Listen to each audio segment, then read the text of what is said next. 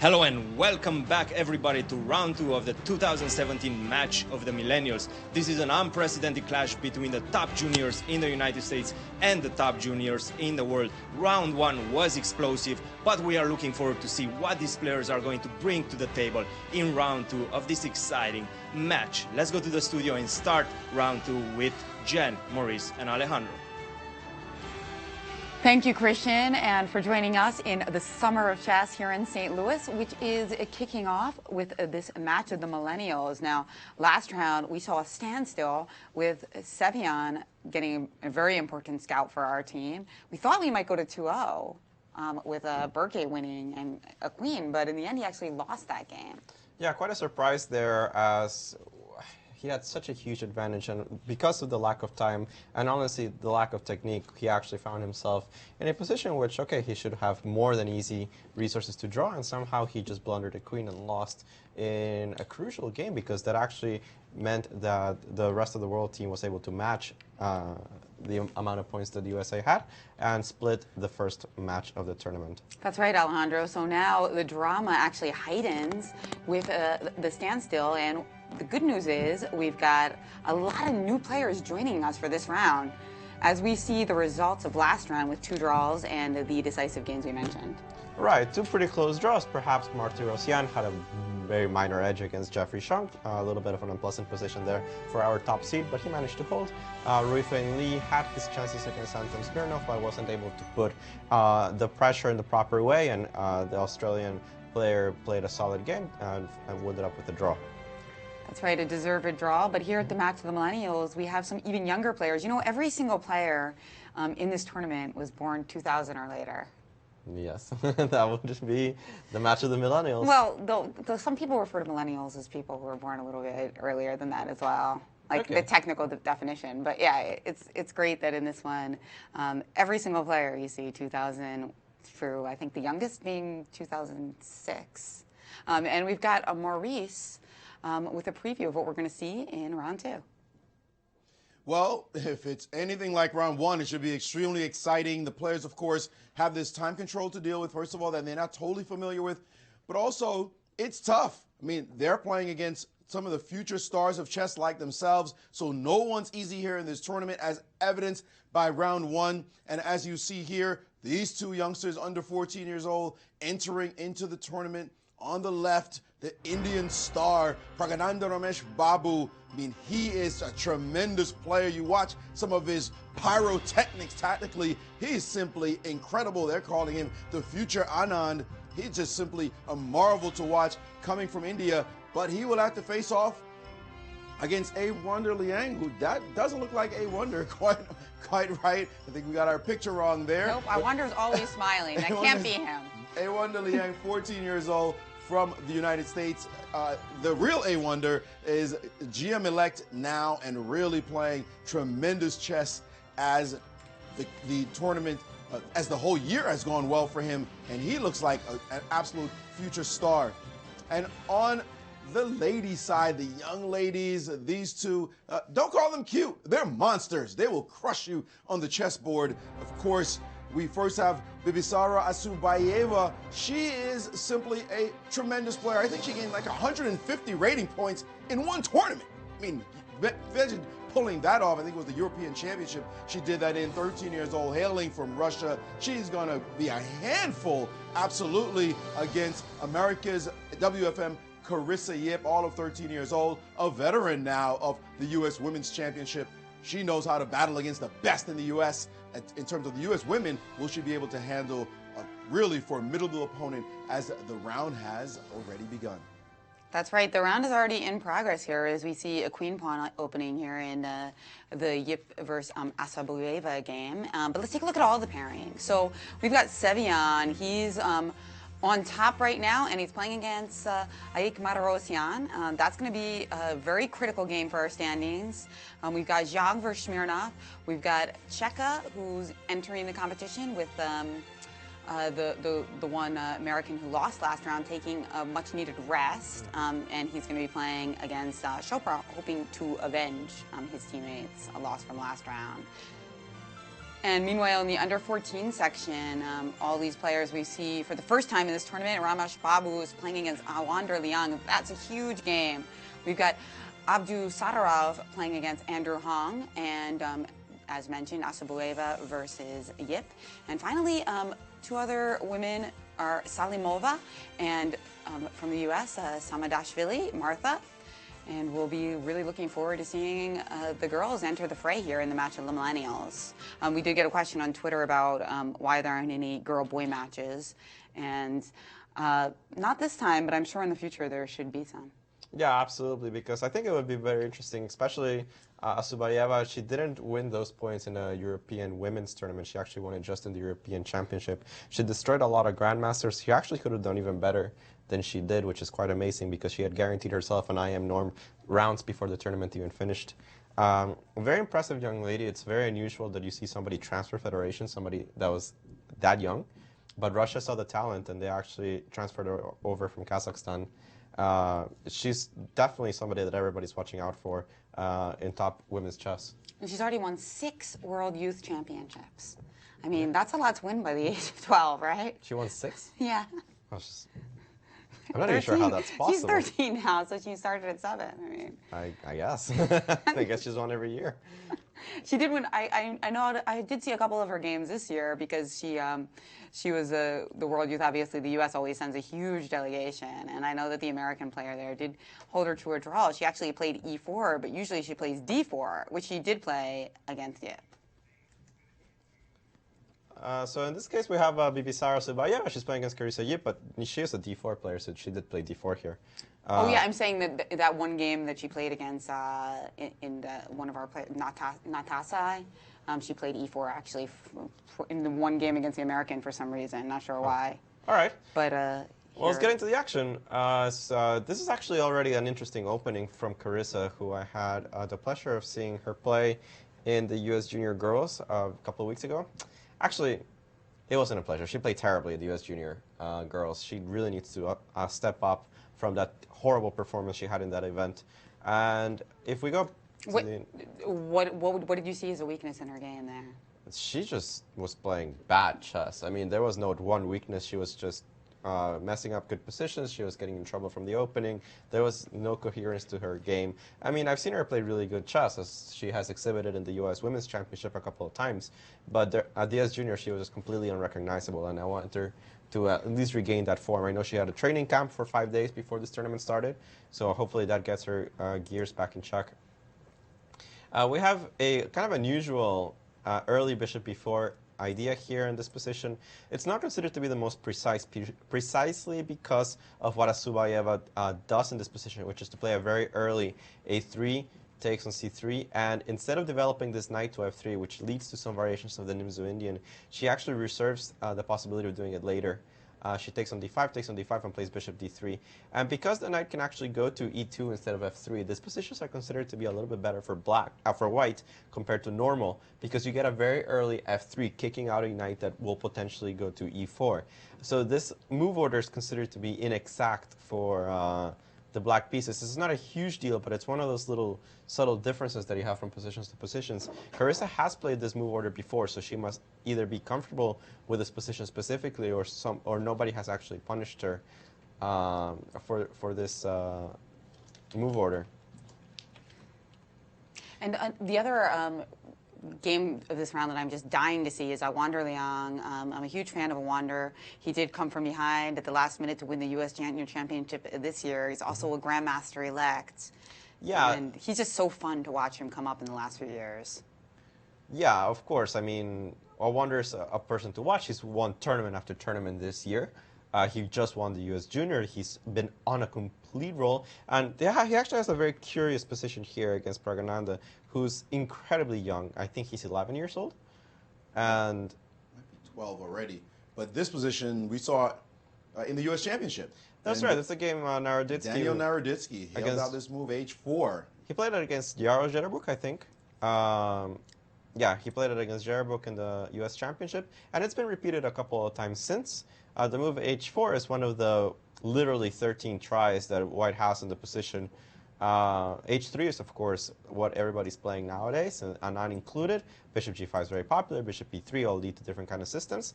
But H4 has been tested recently. The point being that, well, you're just going to shove the pawn up the board. And, well, it's up to black to defend against it.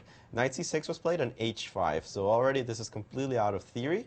Even though I'm sure that the Indian player comes with some sort of preparation, as he just played the move H5 instantly. But as far as I'm concerned, I don't think this has been played before.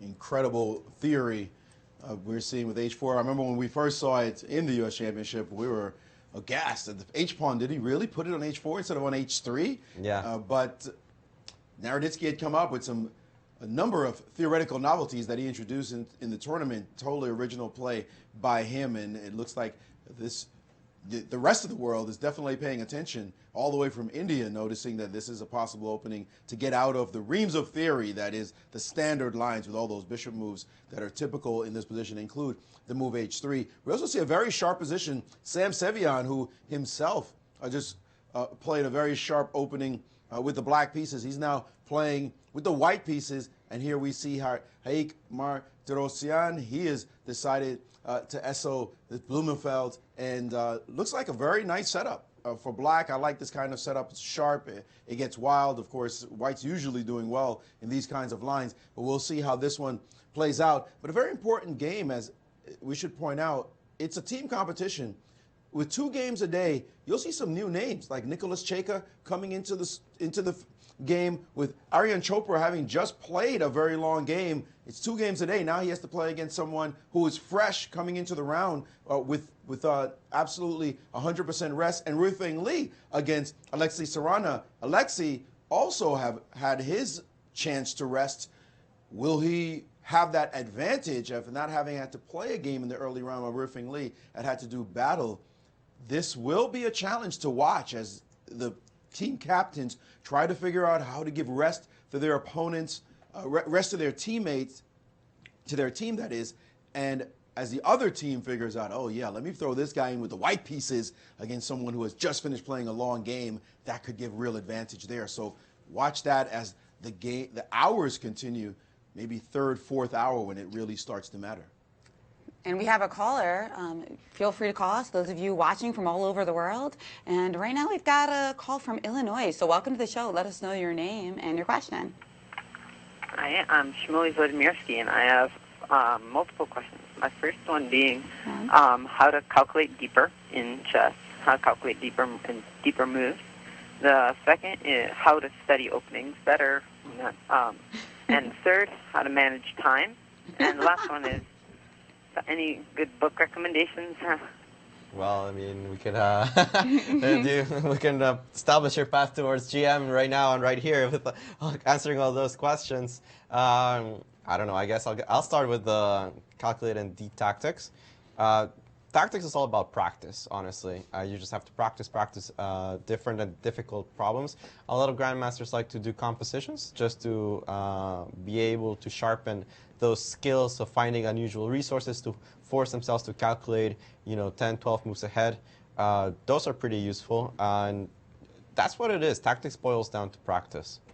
And I'll answer a related question about book recommendations. I think the book Forcing Chess Moves, I'm not sure what your level is, but I think that's a good one that kind of teaches you about how to, it's kind of a modern version of Kotov's book, Think Like a Grandmaster, where it teaches you how to come up with candidate moves a little bit more sharply. So that might help you if you're also looking to work on your calculation skills. Well, I'll take the time management one. Time management is easy. It's all about confidence.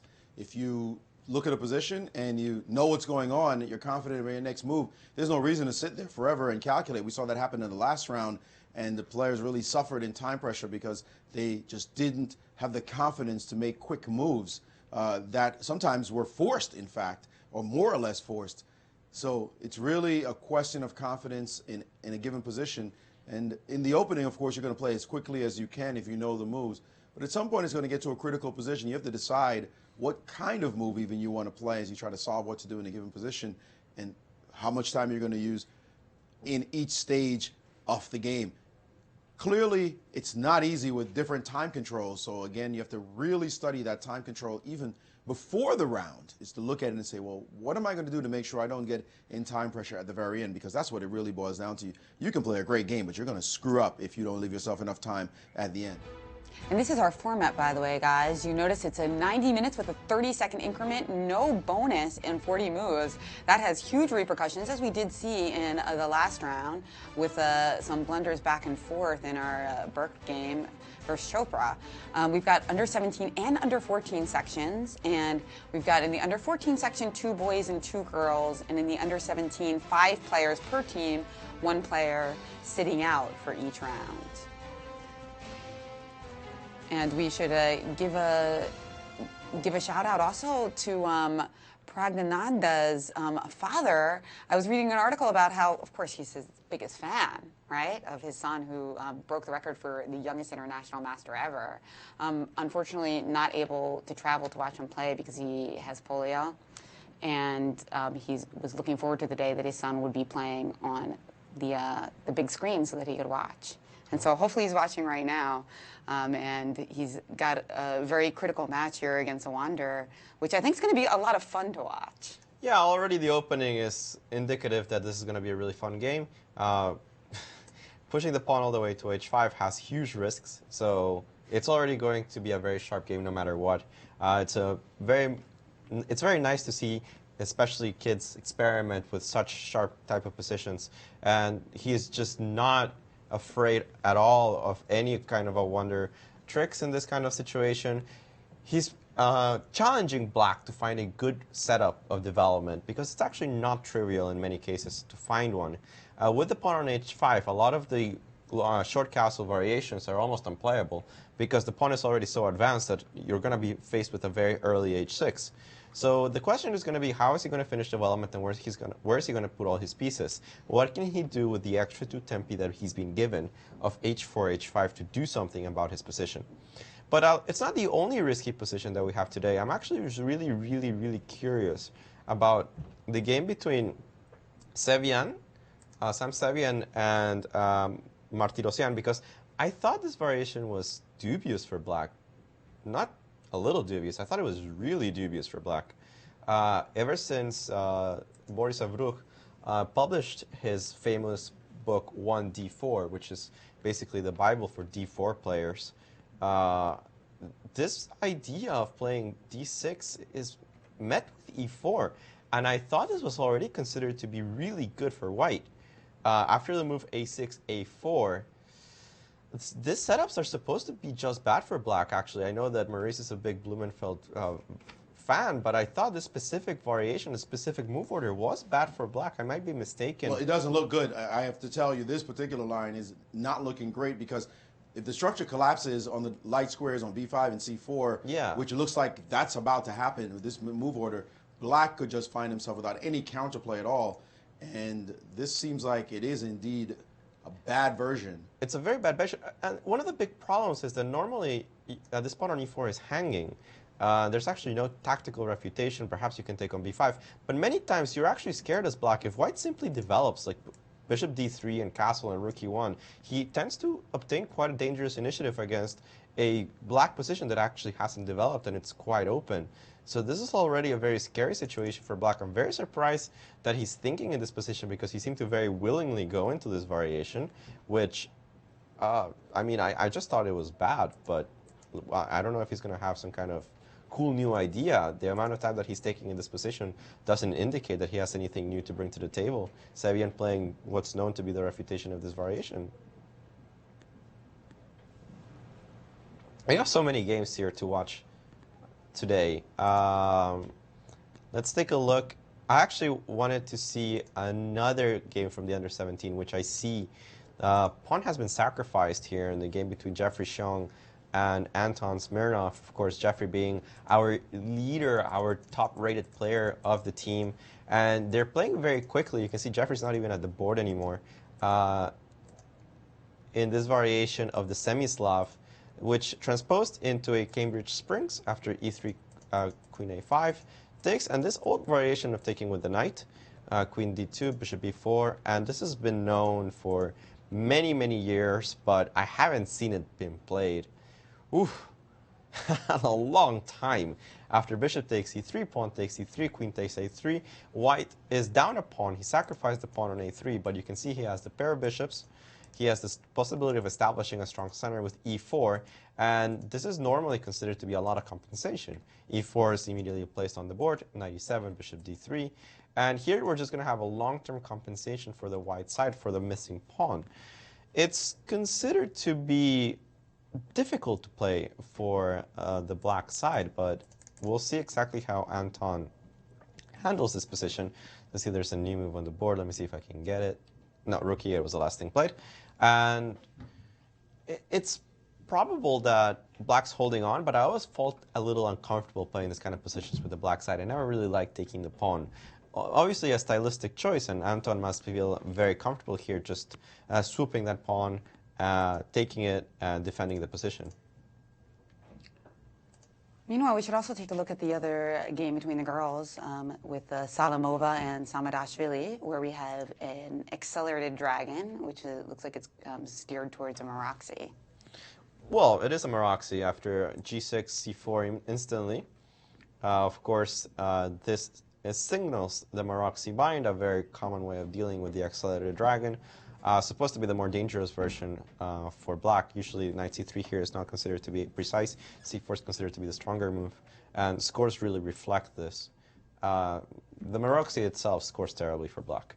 Bishop g7, bishop e3, knight f6, and she's going for this unusual idea of knight g4, which has been seen before. It's an old variation, but valid.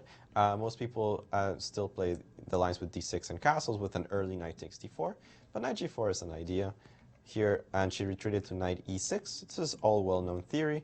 Rook c1 is the main line, b6, bishop e2, and we just get this position, which is quite normal. As far as I was remembering, I thought the idea of queen d2 with an early knight d5 was main line, but I wouldn't be surprised that bishop e2, bishop b7, f3 is also a known possibility. Just because of the nature of the Maroczy, these are usually considered to be unpleasant situations for black, but completely playable. That's right, it's not fun to play.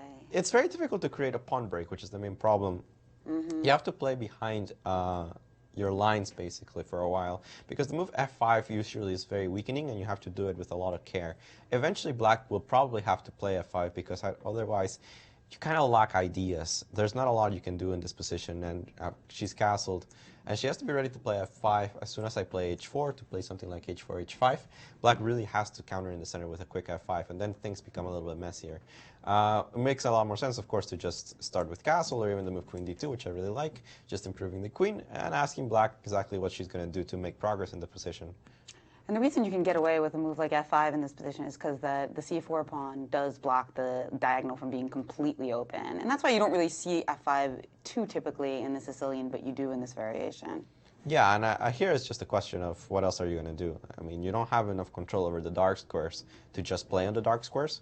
You have to be worried that at some point white covers the e4 pawn and goes f4, f5 also. So she's got to be careful. These positions are supposed to be slightly unpleasant for the black side. Nothing major again. And the other game we haven't looked at is... We have a lot of games we haven't looked at. The new... Yeah, he's got an update in Ramesh Babu's game against Leon.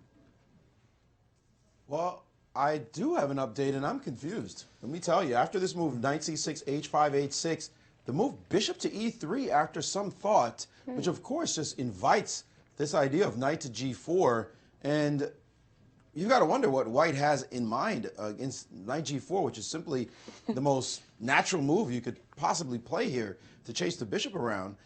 This insertion of h5, h4, h5, and h6 doesn't leave that great an impression in the line if you're going to play the move bishop to e3. So a creative move on the part of this player, but Alejandro, you got to help me out. What's the point of allowing knight g4 here?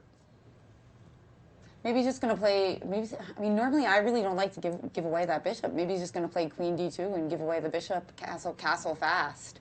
But I mean, that doesn't make too much sense. Yeah, I always like the bishops in these Sicilians. But I have to ask you, Maurice, did you say gotta wonder? Was that like an intentional pun or unintentional? I said that? You said you gotta wonder what he's thinking here. Oh no, I absolutely did not realize I had said that. You know, I'm a poet and I don't know it. And yeah, well, that is. I'm certainly wondering for sure why this line with knight g4 would be allowed. And I'm looking now at the engine saying knight c6 takes and bishop to d2. If this is what you want to sign me up for as black, it's like, okay, I'll sign on the dotted line. Let's play this position. But even, And after even queen if b6? No, queen b6 might be a little bit too much. I mean, you cannot take on b2. That's Yeah, but it's the two bishops. But I was wondering, instead of playing knight takes c6, pawn takes c6, can't I just take on e3? It's usually, unless I'm blundering. You mean instead of taking on c6 right away to take on e3? Right, that line that Maurice is and showing. go straight into this line with takes, and takes. I mean, you have the pair of bishops in an endgame. This is supposed to be completely fine for black. It ought to be. The engine is e5 right now. E5 at the end. Okay, yeah. So if you have e5, that's a problem. So But we'll find out. The because main line with knight c6, b6, bishop d2, that doesn't look that impressive. Not at all. From I mean, my you really perspective. don't want to take on c6 in the Sicilian because it strengthens all these squares. After I take on c6 in this position, d5 is covered. Now e5 is going to be a lot easier, not e4. e5 is going to be a lot easier. I don't have to worry about the d5 square. The opening of the b file is usually beneficial for black. You usually don't want to do this. And Knight g4 is on the board. Yeah, knight g4 is on the board. We're going to have to figure out what Ramesh Could has this been have thinking possibly about. come as a shock to him? Like, No. I mean, knight g4 is such an obvious move. How could it? How could it? No. No, definitely not. But we'll have to see exactly what he's going to plan to do. Knight c6 doesn't feel right, though. well, if it's not a surprise, which it cannot possibly be, he must have seen this before he played bishop e3, you would think. Why is he thinking now? I mean, this is... But I'm trying this to is figure out very what else he concrete. can do. I mean, the idea Jen had of playing queen d2 seems like the most likely at this point, just because logically you don't want to take on c6. But, I mean, just give me the bishop, right? Yeah, for sure. And in e6. e6? Yeah. e6 or even e5 I could consider. And he certainly didn't have to allow knight g4. He could have played bishop e2, for example, in that position. There was more than one choice. I mean, it is a strange decision to go for this because you usually want to keep your bishops. I'm actually a little surprised about bishop b3. A little. I'm more than a little surprised. This is why. strange. And on top of it, to be thinking now, if you're going to make such a consequential move, to then be thinking when knight g4 is placed on the board, which is what every strong player is going to want to play, Yeah. that's just bizarre. And he's a fine player. For him to allow knight g4, I'm shocked. No, I'm I shocked this wonder. early. Yeah, it's not the biggest deal. It's just a little unnatural to allow this. Because, I mean, if we go back to the normal knight, or if, of course, you have this position where bishop b3 is completely playable, and knight g4 is a variation, and after that Now you play bishop is g5. playable. He has taken on c6, by the way. Yeah, I'm not super impressed with what a white has done so far. Because he's going to have to waste a tempo with the bishop. Black should be perfectly fine in this position. I don't think the inclusion of h4, h5, and h6 is such a big deal for black that he should be afraid of something. Not only that, I mean, I would prefer to play black now. I mean, playing the Sicilian, you always love to be able to get that pawn on c6, and in fact, bishop d2 was played, so that variation. So you're saying that after you don't like the move queen b6 because you just think that b2 is a taboo, so you would just play queen f3 here or something? Yeah, well, queen e2 is what I was going to play, but I mean, you're not going to take on you're not going to take on b2. That's suicidal. And now you're ready to like kind of wiggle out of it with f3, bishop e3, and castle queenside. Well, I'm not entirely sure why I would develop my queen before developing my other pieces. Because the queen itself is not doing very much on b6. It's threatening b2, but if you're not going to take it, then why is your queen on b6? Whereas queen e2 was a very natural move, as you're going to play f3 at some point, and you're going to castle long. So, I mean, probably I would prefer the move e5, just to develop my bishop on f8. I put the pawn on e5 to take advantage of the fact that the pawn on c6 is covering d5. This is a very normal construction in the center. And eventually this knight will just remove itself back to f6, and this is a very comfortable Sicilian. Although, to try to understand why he is playing this way, I mean, in this line, he might want to go for something like f3, and then getting g4 in at some point. I don't want to play it right now, of course. No, it seems very because dubious. that would be next to impossible. But I don't want to play bishop c4 right now either because of d5. Yeah, d5 is always in the air. So then queen e2 and queen e2, that would be the rub.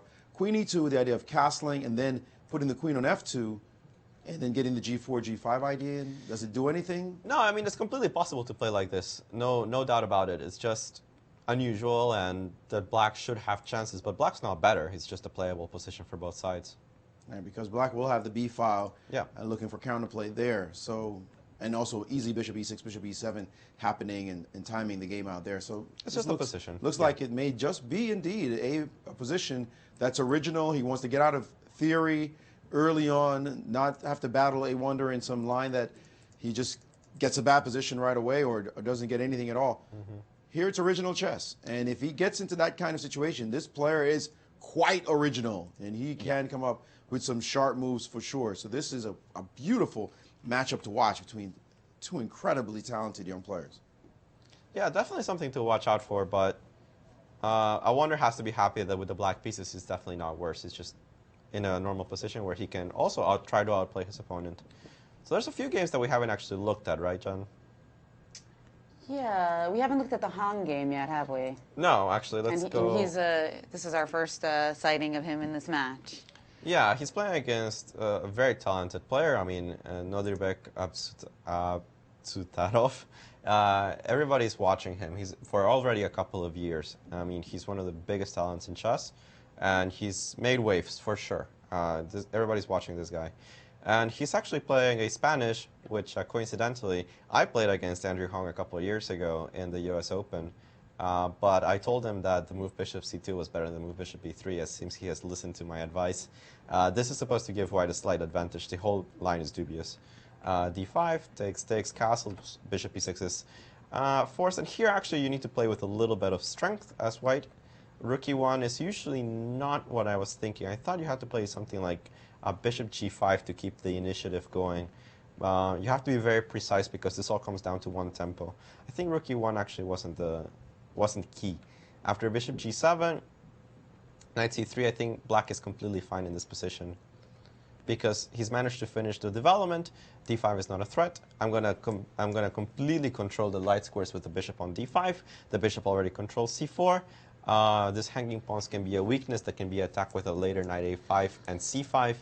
And position's about equal, but white has to be careful not to fall into a strategically worse position if he doesn't play with energy. He needs to play this position with a lot of energy to justify his weaknesses in the center.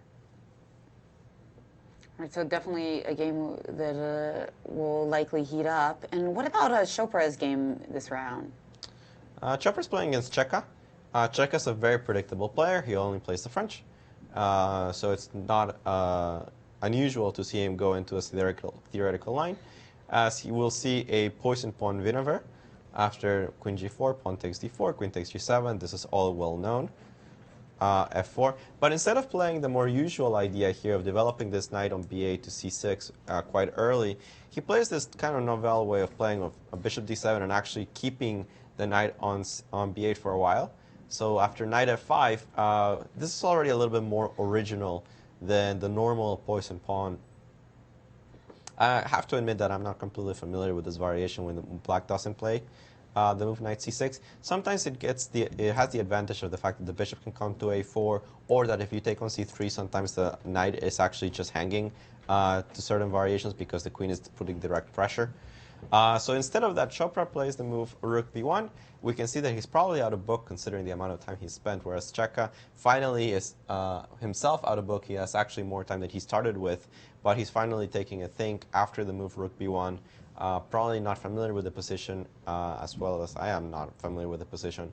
So it's going to be a wild game. Usually, black has compensation here for the pawn that he sacrificed. You might say, well, he hasn't sacrificed a pawn. Pawns are even, but the pawn on c3 is not going to live very long.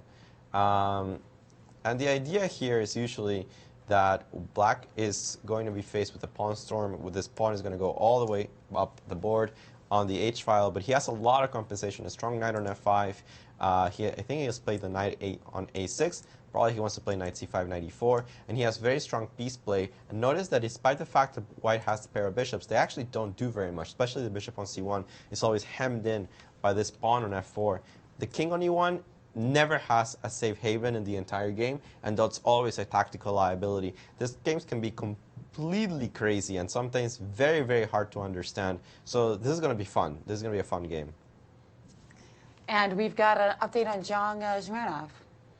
Yes, you talked about the H-pawn, and we've seen the H-pawn already marching down the board of that game with Pragananda versus a Wonder. Well, now this one, we see it as well. Jeffrey against Smirnov going with the move H4. And yet another game, Haig Martirosyan with the black pieces. We were saying that he didn't have a great position here with all these weak light squares. The move Knight F, D2, looking to exploit this C4 square in the long run. And H5 being played this quickly, signaling his intention to be very sharp with the move H4 and challenging White's kingside position. Well, H4, H-pawns are dancing today, going up the board, making sure that there are no H4 demonstrations by Black himself. So these kids are not scared of playing unorthodox pawn moves, rich positions. We're going to see this time and time again in this matchup of the match of the Millennials, as the young players, they're not the most safe, strategic positional players in the world, and you will see it. A lot of tactical talent. Don't put a kingside attack in front of them. Don't put any kind of tactical puzzle in front of them. But some of these positional decisions, you'll say, that's not the old classical masters used to play. And here we have a very, very crazy line already. I can't say that I like Black's position right now, as he doesn't seem like he has a lot of potential, and all he has, it looks like, positional weaknesses. And let's take a call. Let us know your name and where you're calling from. Hi, my name is Aryan, and I'm from Columbus, Ohio. And my question is, how do I get rid of a time pressure problem? Like, I keep getting to time pressure constantly in games. Wow, Yeah. I think we have like a number out there like for Time Pressure Addicts Anonymous, because Yeah. we've been getting so many calls about time pressure today. I think it's the third time we answered this question Yeah, today, and actually. that's not normal actually. Usually we get calls from about so many different types of things, and yeah, I think one thing you might want to do, two things that both Maurice and Alejandro have emphasized is confidence, how important it is to be confident so that you don't reanalyze variations. So you see a variation and you look at it again and you haven't actually tweaked your analysis, well, you've just wasted time then. So you want to be clear that you're looking at fresh ideas if you're grinding time on the clock. You also should really think about why and where you're getting into time pressure. And once you really understand why and what moves are taking you unnecessary time, you can start to perhaps unravel some more of the exact roots for it. And in that respect, I think that actually going old school and taking out some paper and pen and writing about like why you thought a long time for a certain move can be helpful for you psychologically. Yeah, I mean, we've said it plenty of times here already today. Confidence is a big deal. Just work on being able to be decisive in your analysis. To say, I'm going to analyze this, I'm going to analyze this, and I'm going to have to take a decision. And sometimes that's just what it comes down to. It's a very tough choice. Sometimes you have a lot of games in which it seems like you don't have any good choices. But at the end of the day, you have to make one. And getting used to actually confidently making some move, even though it might not be the best, but it was done on time and it leaves you time for critical positions, is very important. And the stronger you get, the more important it is. And we've got Maurice with an update in the Carissa Yip game. Well, something very strange has happened in this game, in fact, because it's a typical maneuver for Black, actually a typical response for Black whenever White carries out this idea. Look at the position. Carissa played the move bishop to g4, and after f3, bishop back to d7. Let me just go right here. The bishop g4, enticing this move, and then playing her bishop back to d7. You might wonder why you would do that. Well, you want to weaken the pawn structure somewhat here in the center, but you need to control the e4 square. And the way to do that is by actually controlling the d4 square. But her opponent did it anyway, and here it's very surprising because White usually needs preparation for this move to not play it immediately, and instantly Carissa played takes on e4, and now White is starting to think about the position, which I'm surprised at because this is a typical restraining order idea by Black. If you take back bishop to g4, and suddenly I talk about the d4 pawn being under attack, this is generally the problem with this maneuver of e4 too early, and now suddenly your pawns are hanging. This pawn is hanging for sure, and it's not easy to defend it. I'll give a move like bishop to b2, and suddenly your entire center comes under attack with rook to e8, and this is the speed of the attack that concerns White. If ever a move like e5, don't forget that this move, queen b6, is also in the position. The threat is not just the bishop on b2, but also a capture on e5, which is why sometimes king h1, or I should say often, king h1 is played in preparation for this potential e4 move. So this position is suddenly a shaky center for white. After d takes e4, after takes e4, bishop to g4. You could also play d5. That looks attractive. But after knight to d4, the biggest thing for white is to be able to play the move e5. If you can't pull it off, your pawn is going to come under attack on e4, and it's going to be backward along this file. A move like bishop g5 doesn't really concern black, as black is able to play this critical move. Queen b6 check, again the king on g1, moving off, and knight takes e4. Suddenly this bishop is hanging after this trade. Black sets up a pawn. What she was thinking when she played e4, I don't know, but it looks as though black is going to be fine, and she is frozen right now. Is white in this game that is well, she just took on e4. Young baby, sorry, did she take yet? Okay, now she has captured. We have it updated. She has captured. But what do you do with bishop to g4? Like what? And she's going to play it instantly. She was just hovering over the bishop.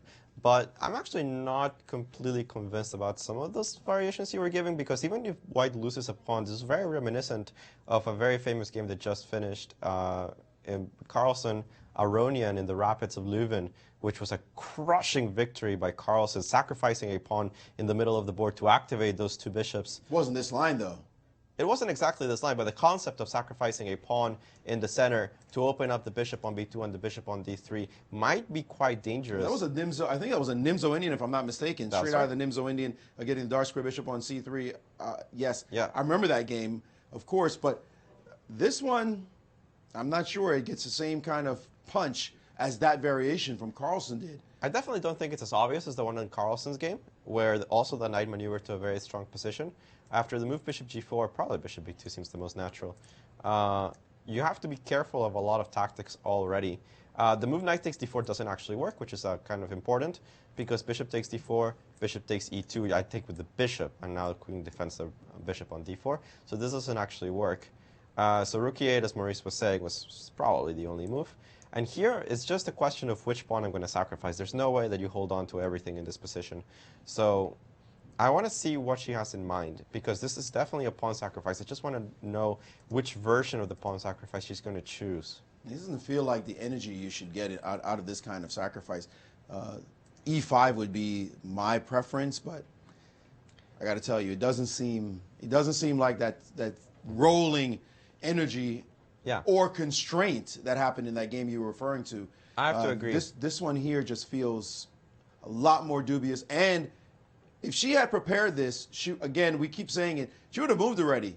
Right now, this is definitely not preparation. Sitting here at the board, having allowed what is a standard maneuver. This is typically why you're not supposed to play e4, is because of this specific maneuver. And now that she's facing off against it, unless she has something prepared, then she's just really running afoul of 60, 70 years of established theory. This is old school stuff right here, Botvinnik style. We're going back into the 50s, so maybe even earlier. So this is not clear to me why it is that she has allowed this particular variation if she has not prepared it. We'll have to see. I mean, I think that she's just trying to play with energy, but we're going to have to find out what she has specifically in this position. Let's take a look at what they're playing for here. Of course, the honor of winning for either the world or for the United States. And there's also a prize fund, $30,000. Winning team receives $20K. And the runner-up team receives $10,000. Also, some really important trophies here, including the overall match of the Millennials winner, the under-17 section winner, and the under-14 section winner. But primarily, this is a team competition. But remember, the games are classical, so it's rated, and there will be an MVP in all the different sections. Yeah, absolutely. And well, we have some enterprising chess today already. As Maurice was mentioning, all these pawn pushes on the H file. I like the way that Carissa is playing very quickly, coming up with the challenge to white center in this position. And it's going to be up to Bibisara to be able to find some kind of compensation for what I assume is going to be a missing pawn very soon. We have definite enterprising play in another game. This one between Jeffrey Zhang and Anton Smirov. A big dog matchup for sure after h4, rook e8, h5. Up a pawn is black, and I don't need it. I'm not putting my knight backwards. I'll thank you if I can get your bishop from you for sure. And this move, bishop takes f4, takes, and queen takes. And now white has gotten the pawn back, but the h-pawn leaves a funny impression, and we've seen this h4 h4, h5, and then pawn on h6 in the other game as well, with A-Wonder Liang having to face that in his game against the young Indian player. And now this position of after knight f6, White has a beautiful central pawn formation for sure, and space, but he has to deal with this weakness. His king's probably going to castle on this side, or it looks like that's what he would want to do here. Does he have a real advantage here? Black having this pass, a pawn going down the board. Very, very sharp chess happening here. This kind of position you love to see at every level, in fact. And these two looking very intent. You see Smirnov there looking like, eh. Well, you can't, if you castle, I can take your pawn on h5, and I'm also threatening knight e4, and the rook is hanging on c1, right? You mean in this variation? Yeah, after knight f6. Yeah, after queen takes f4 and knight f6, right? Like, you can't castle because h5 would be hanging, and knight takes e4 is some kind of threat as well. I'm going to have to disagree with the computer. I hate Black's position. Because you can play e5 here? Well, you can just castle. Oh, you think just jettison the pawn? Yeah, just give up this pawn, play queen h4. I'm going to play e5. Your queen side's a weakness, your king side's a weakness. I'll be very surprised that Black's actually equalizing in this position. Okay, the computers always defend perfectly, but... So knight f6? So after knight f6, e5... I didn't even want to play e5. Okay. I want to play something like knight d2, which is very common in this kind of position, and put a knight on c4, a rook on a1. I have tremendous pressure all over the board. You haven't finished your development. I have the ability to play e5, knight e4. I mean, I understand that computer probably says equal, but I hate Black's position, honestly. Practically speaking, I think White's just much easier to play, much better. Good pawn sacrifice, yeah. Huh. Well, yeah, and castles, I mean, castles, if we can get away with castles, then obviously it's the move to play. That's well, for sure. It's all about the pawn center. It's not so much that you traded pawns. You basically traded an A pawn for an E pawn. And we know, as Maurice was saying, years and years of experience, that central pawns are worth more. And I wouldn't be surprised that the pawn on e4 is worth more than the two lateral pawns that I had to give up for it.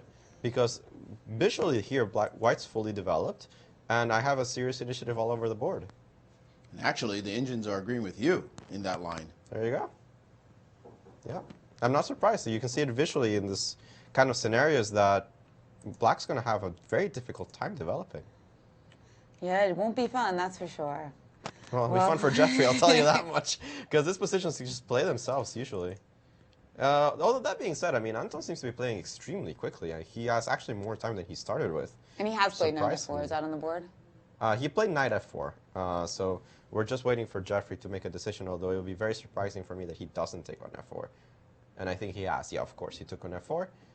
And both short castles in this position and queen takes f4 are the moves that I would consider as the main line. That's true. We could castle right away as well. Yeah. I really like Jeffrey's position, honestly. And he's taking on f4. And yeah, I mean, after knight f6, there's a double attack on e4, as you were mentioning, and h5 kind of, in case the king runs away.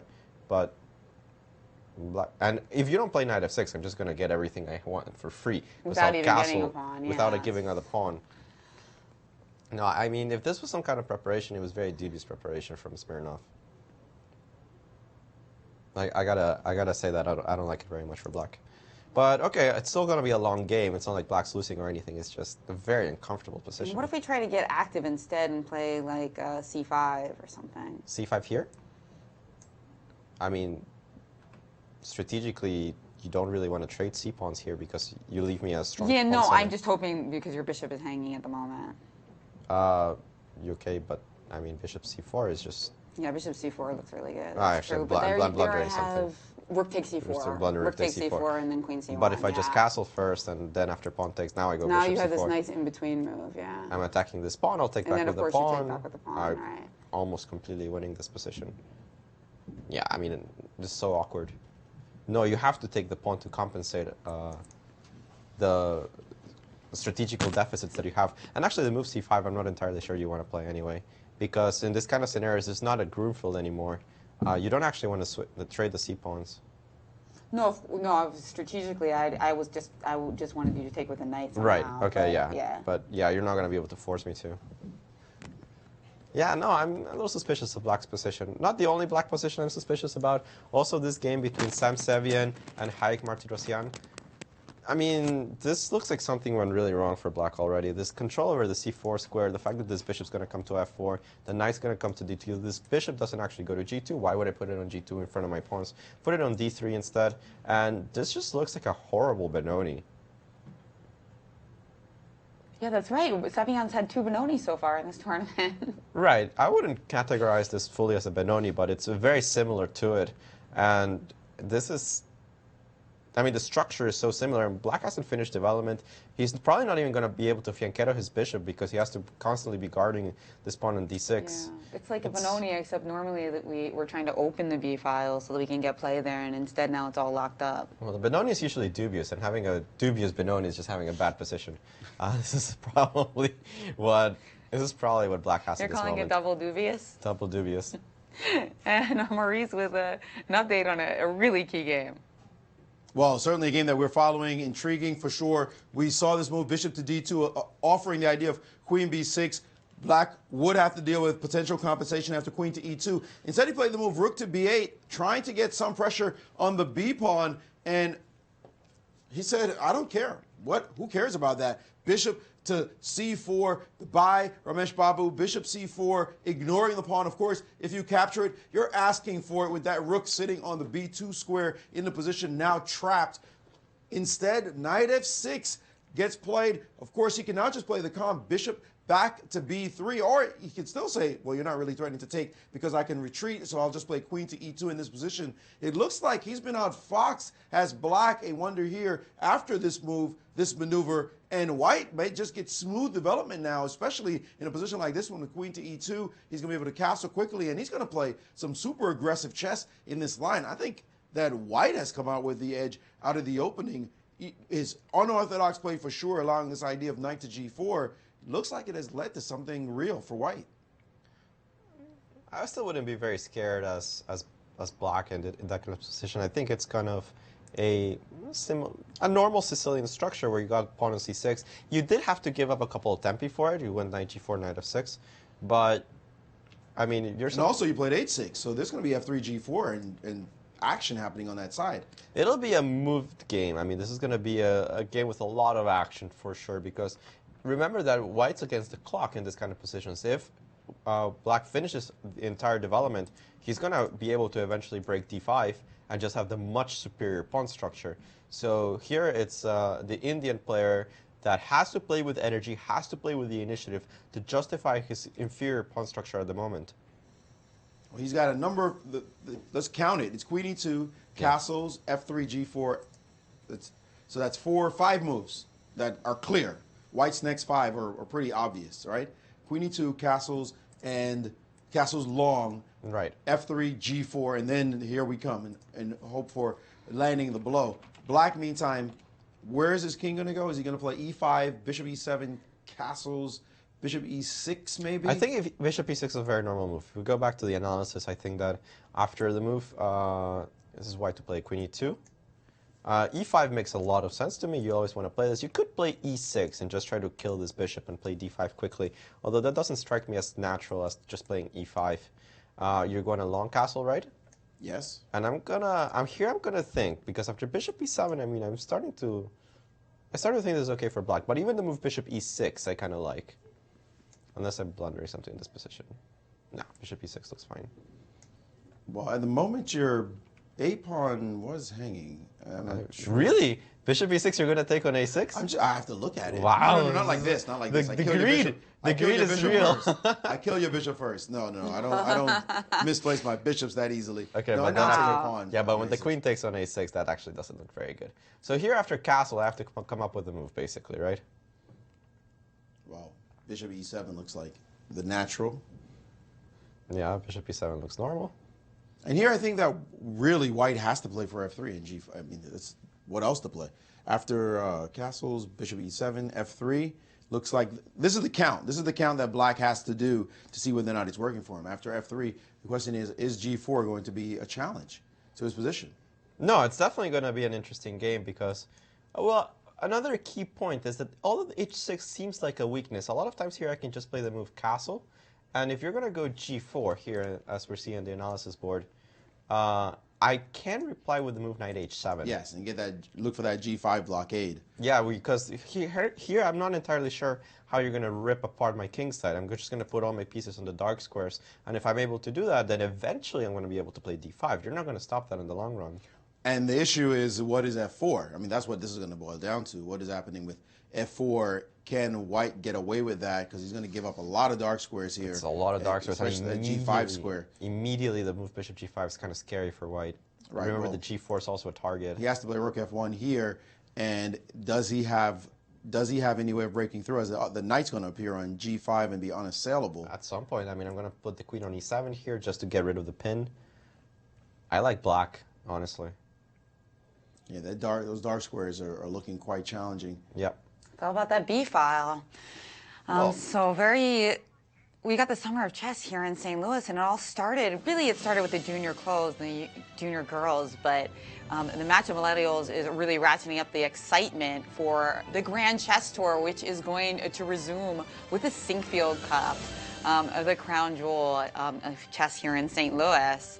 And that's followed by the St. Louis Rapid and Blitz with the grand return of Garry Kasparov. So you couldn't really ask for more. If you are within shooting distance of St. Louis, you're going to want to come on out for one of those events. Come out for a weekend. This is when work and school slows down anyway, so we know you can get out here for a few days. And we are going to take a short break. Don't forget to call us when we come back, or you can send us a tweet at MOT Millennials, St. Louis Chess Club Grand Chess Tour. We'll be here and looking forward to this games heating up.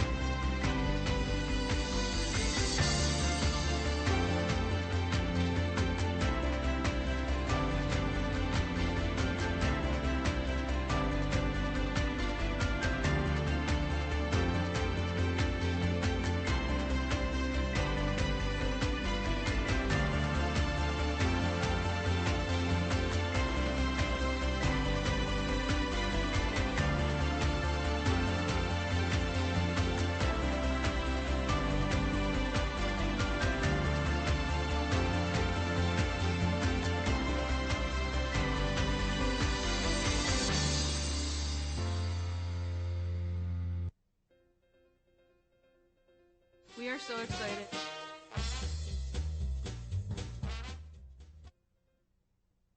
So excited about our new exhibition. It's called POW, Capturing Superhero Chess and Comics. It features 243 comic books that have chess-related artwork on the covers or chess stories inside. We have 17 rare or limited edition chess sets that deal with superheroes. It's really a show for everybody. POW contains a number of chess-related comic books and comic-related chess sets, as well as original artwork for Mad Magazine that's on loan to us from a member of the Chess Club and Scholastic Center of St. Louis. We had an amazing exhibition opening on March 23rd. We knew these shows, those two shows that we opened, would be popular, but we had no idea. We had over 400 people just at the opening alone. Our attendance numbers are going off the charts with this show. Come on down to the World Chess Hall of Fame in the Central West End and see our new exhibition. We're open 7 days a week, so if you've got kids in school, come in on the weekends. It's going to be great.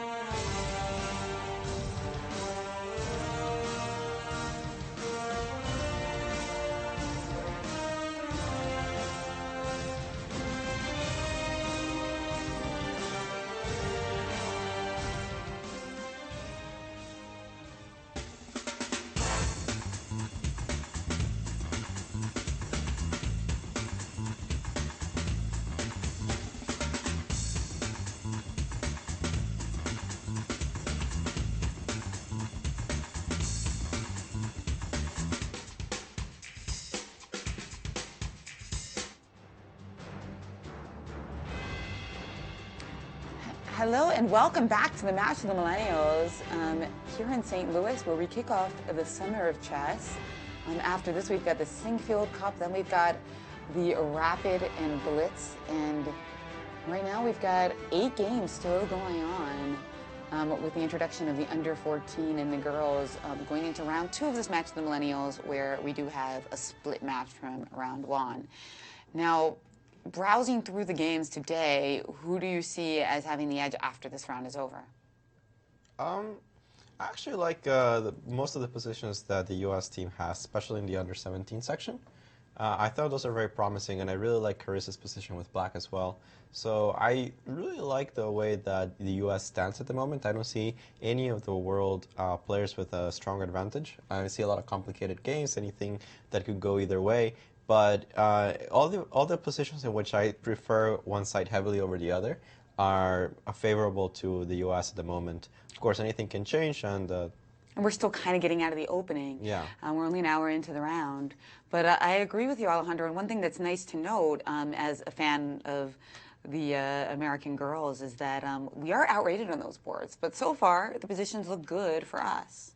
Well, it's been like an hour of play, so it would be kind of bad if they were that bad. But I do like Carissa's position a lot. Martha's doing also fine. I think this is the game that we have on the live screen. Martha Samadashvili against Salimova, and it's a very typical Maroczy kind of position in which black has achieved a very early break f5. We were talking about that earlier. But it doesn't solve black's problems. After pawn takes f5, pawn takes f5, queen d2, which isn't played in the position. This knight will eventually jump to d5. White can consider even playing the move f4 to stifle the advance of the pawn, and that's why black plays herself f4. But after the move bishop f2, this bishop, which is usually a big problem for white in the Maroczy because it's hemmed in by its own pawns, actually finds itself with a ton of activity in this position. I'm going to be able to play bishop d3 and exploit the opening of this diagonal. So I think white's doing okay. It's going to be a complex position. Most of the time, black tries to put pressure on the king side, taking advantage of the fact that this bishop is raining down fire on the diagonal. You can even think of putting a rook on g8 and trying to exploit some kind of advantage on the king side. And it's a double-edged kind of position, but playable for both sides. I would say, however, that objectively white should be a little bit better. This pawn on f4 can become a little bit of a target, and I do like the possibilities down the b1 h7 diagonal. That's right. We have this position on the board after bishop f2. Maurice, do you have an update for us in another game? Yeah, hyper-rich endgame. I got to tell you, this one is very impressive position. It looks like for white, whenever you get into these win-over positions, black is looking for a dynamic play. White is basically winning the endgame, generally speaking. But black has to get dynamic play or else, because after all, white does have the 2 bishops and this pass h-pawn and the majority on this side, and black's counterplay has to come fast and furious. This exchange on c3 earlier in the game, creating this position on the board with no queens after bishop to a4. Now the challenge for black is what to do if white just simply plays the move g4, ignoring this pawn for the moment. Well, knight h4 is typically the recipe, but now knight d4, guarding both c2 and f3, clearly an overworked piece.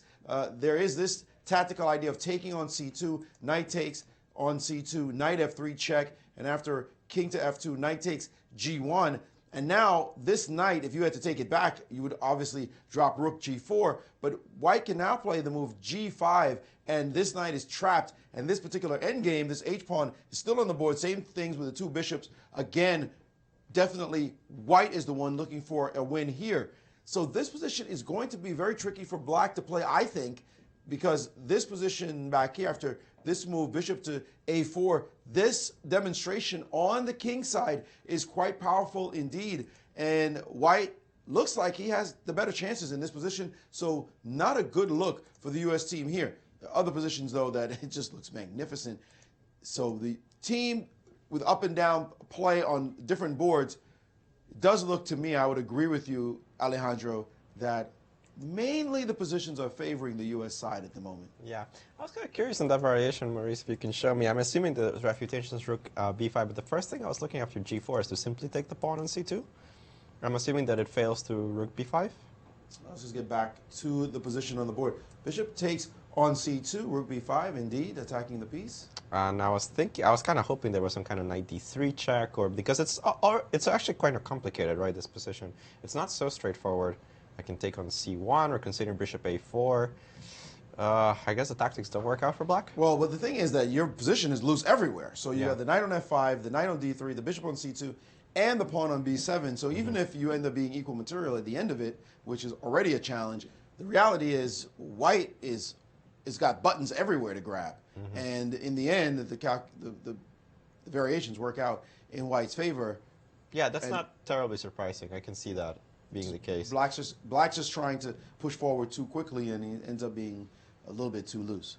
Yeah, I'm actually surprised as well as you are that he allowed the trade of queens. Usually I thought that you wanted to retain the queens in these kind of positions. But I guess he kind of felt confident in this very quick bishop a4, trying to create counterplay. The move g4 does seem to be quite precise. The move knight d4, for example, is not playable because of the knight on f5.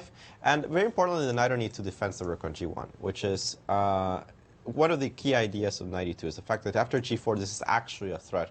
Many times in this kind of maneuver, the move g4 actually comes with no threat at all. I can just leave my knight on f5. But with the knight on e2, this important maneuver, the rook on g1 is actually defended, so g4 becomes a very strong idea. Yeah, he's going to have to be very concrete because I really start to like white after the move g4, knight d4. It is an extra pawn. And an update in the Young's game. Yes, and this game also has some dynamic possibilities as Awonder has played this move, bishop g4, and he's being contentious. Is the h-pawn, in fact, hanging on h5? Well, queen d3 is playable here, and the point being that after bishop takes on h5, looking to win a pawn, well, here comes a resounding sacrifice. Rook takes on h5, knight takes, and still queen f3 looking like a fork on the knight and on f7. Not quite, knight f6, but this is the move to worry about. The move e5 suddenly can be played, and if you take on e5, queen takes on c6 with check, queen to d7, and now queen takes a6 with the threat of bishop b5, and black has no development at all on this side of the board, and that presents a real challenge to white in this position, to black in this position, and he can't develop, and bishop b5 is coming, and all right, well, obviously it's good for white here, all these connected pass pawns as well. So a sharp line is possible, although when he played queen f3, he must have noticed this move, bishop to g4. We keep saying that. He must have noticed something can go on g4, right? Knight g4 happened earlier. Now bishop g4 happened. And instead of playing this move, queen to d3, he played queen to e3 instead. Still, bishop h5 is met the same way, but the queen on e3 is an interesting impression. Of course, f3 and g4 still to come. The h5 pawn hanging. I got to tell you, this young Indian genius, he is playing some unusual chess this round. It's the first time I've gotten to see him play chess live, and he's playing some quirky moves, as best I can say at the moment, but still in this game so far. We'll see how this game proceeds. Well, there's a couple of interesting variations already. If I can take a look at this move d5 immediately for Awonder. So obviously the first thing you think of, even though it looks very risky, to play the move d5 here, attacking, of course, the bishop on c4. After the move d5, it seems that a lot of white's pieces are hanging because, of course, I am going to be threatening to push my pawn to d4 very soon here.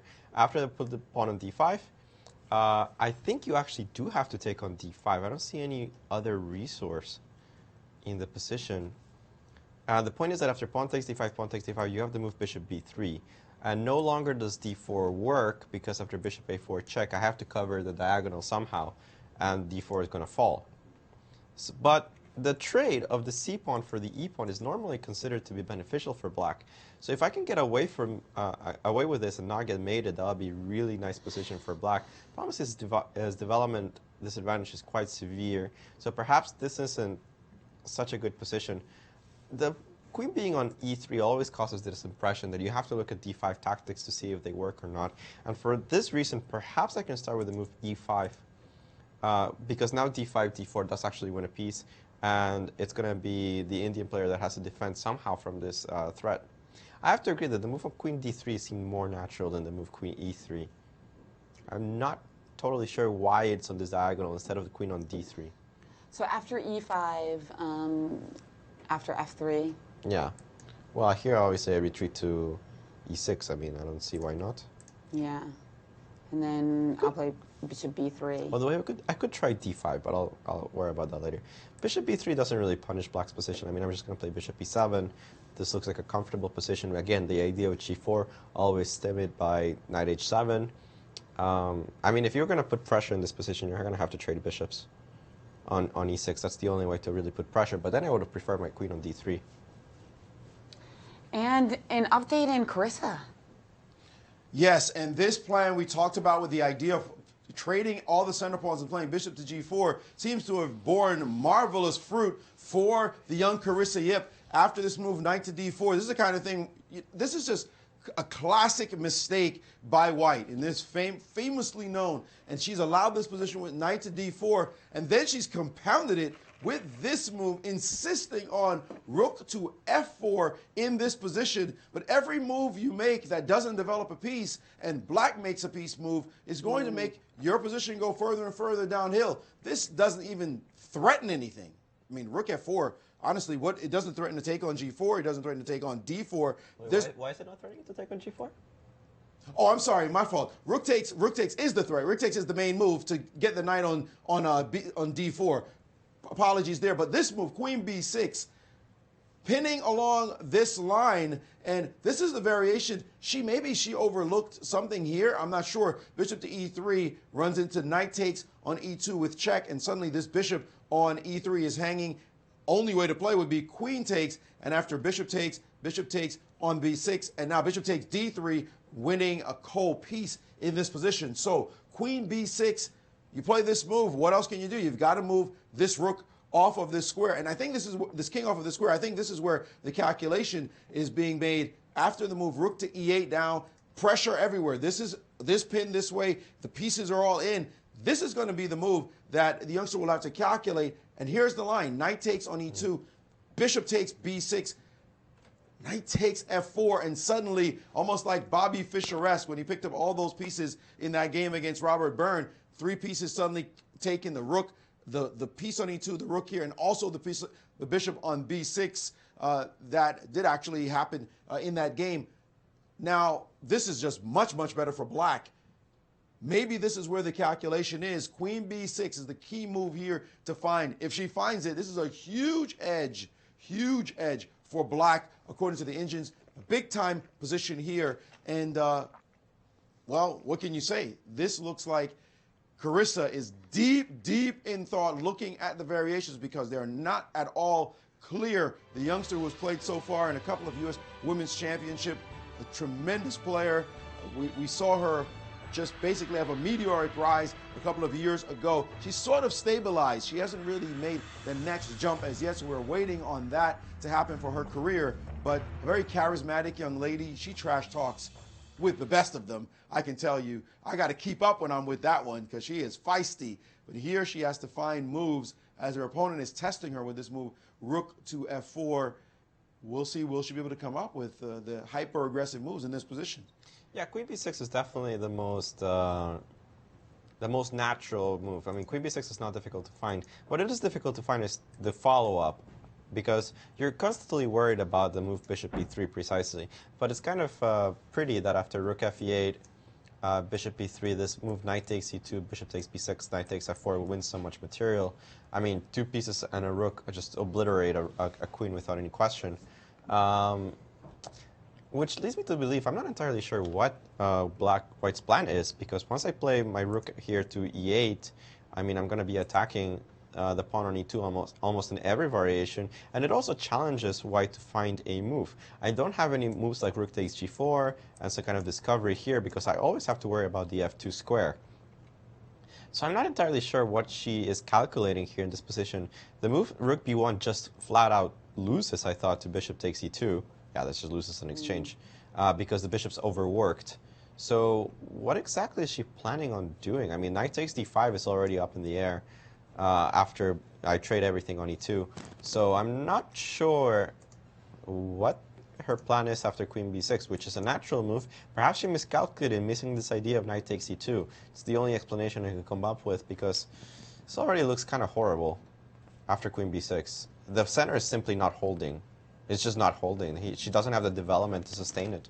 And by the way, it is true that rook g4 is not a real threat in this position because the position collapses. Let's say we just randomly threw in the move rook to c8. Rook g4 actually doesn't do anything after this. Looks like you're winning material. It's important to show that this is not a threat because after queen to h4, suddenly with queen f2 on tap and queen h2 in the position, if you just drop back, then suddenly this move check and queen back to c5, and we see the knight f2 point you just made, Alejandro, pretty much unstoppable, this idea of knight f2 and taking something with discovered attack. So this position means if rook f4 doesn't do anything, black just has a choice of different moves, queen b6 being the most incisive in this position.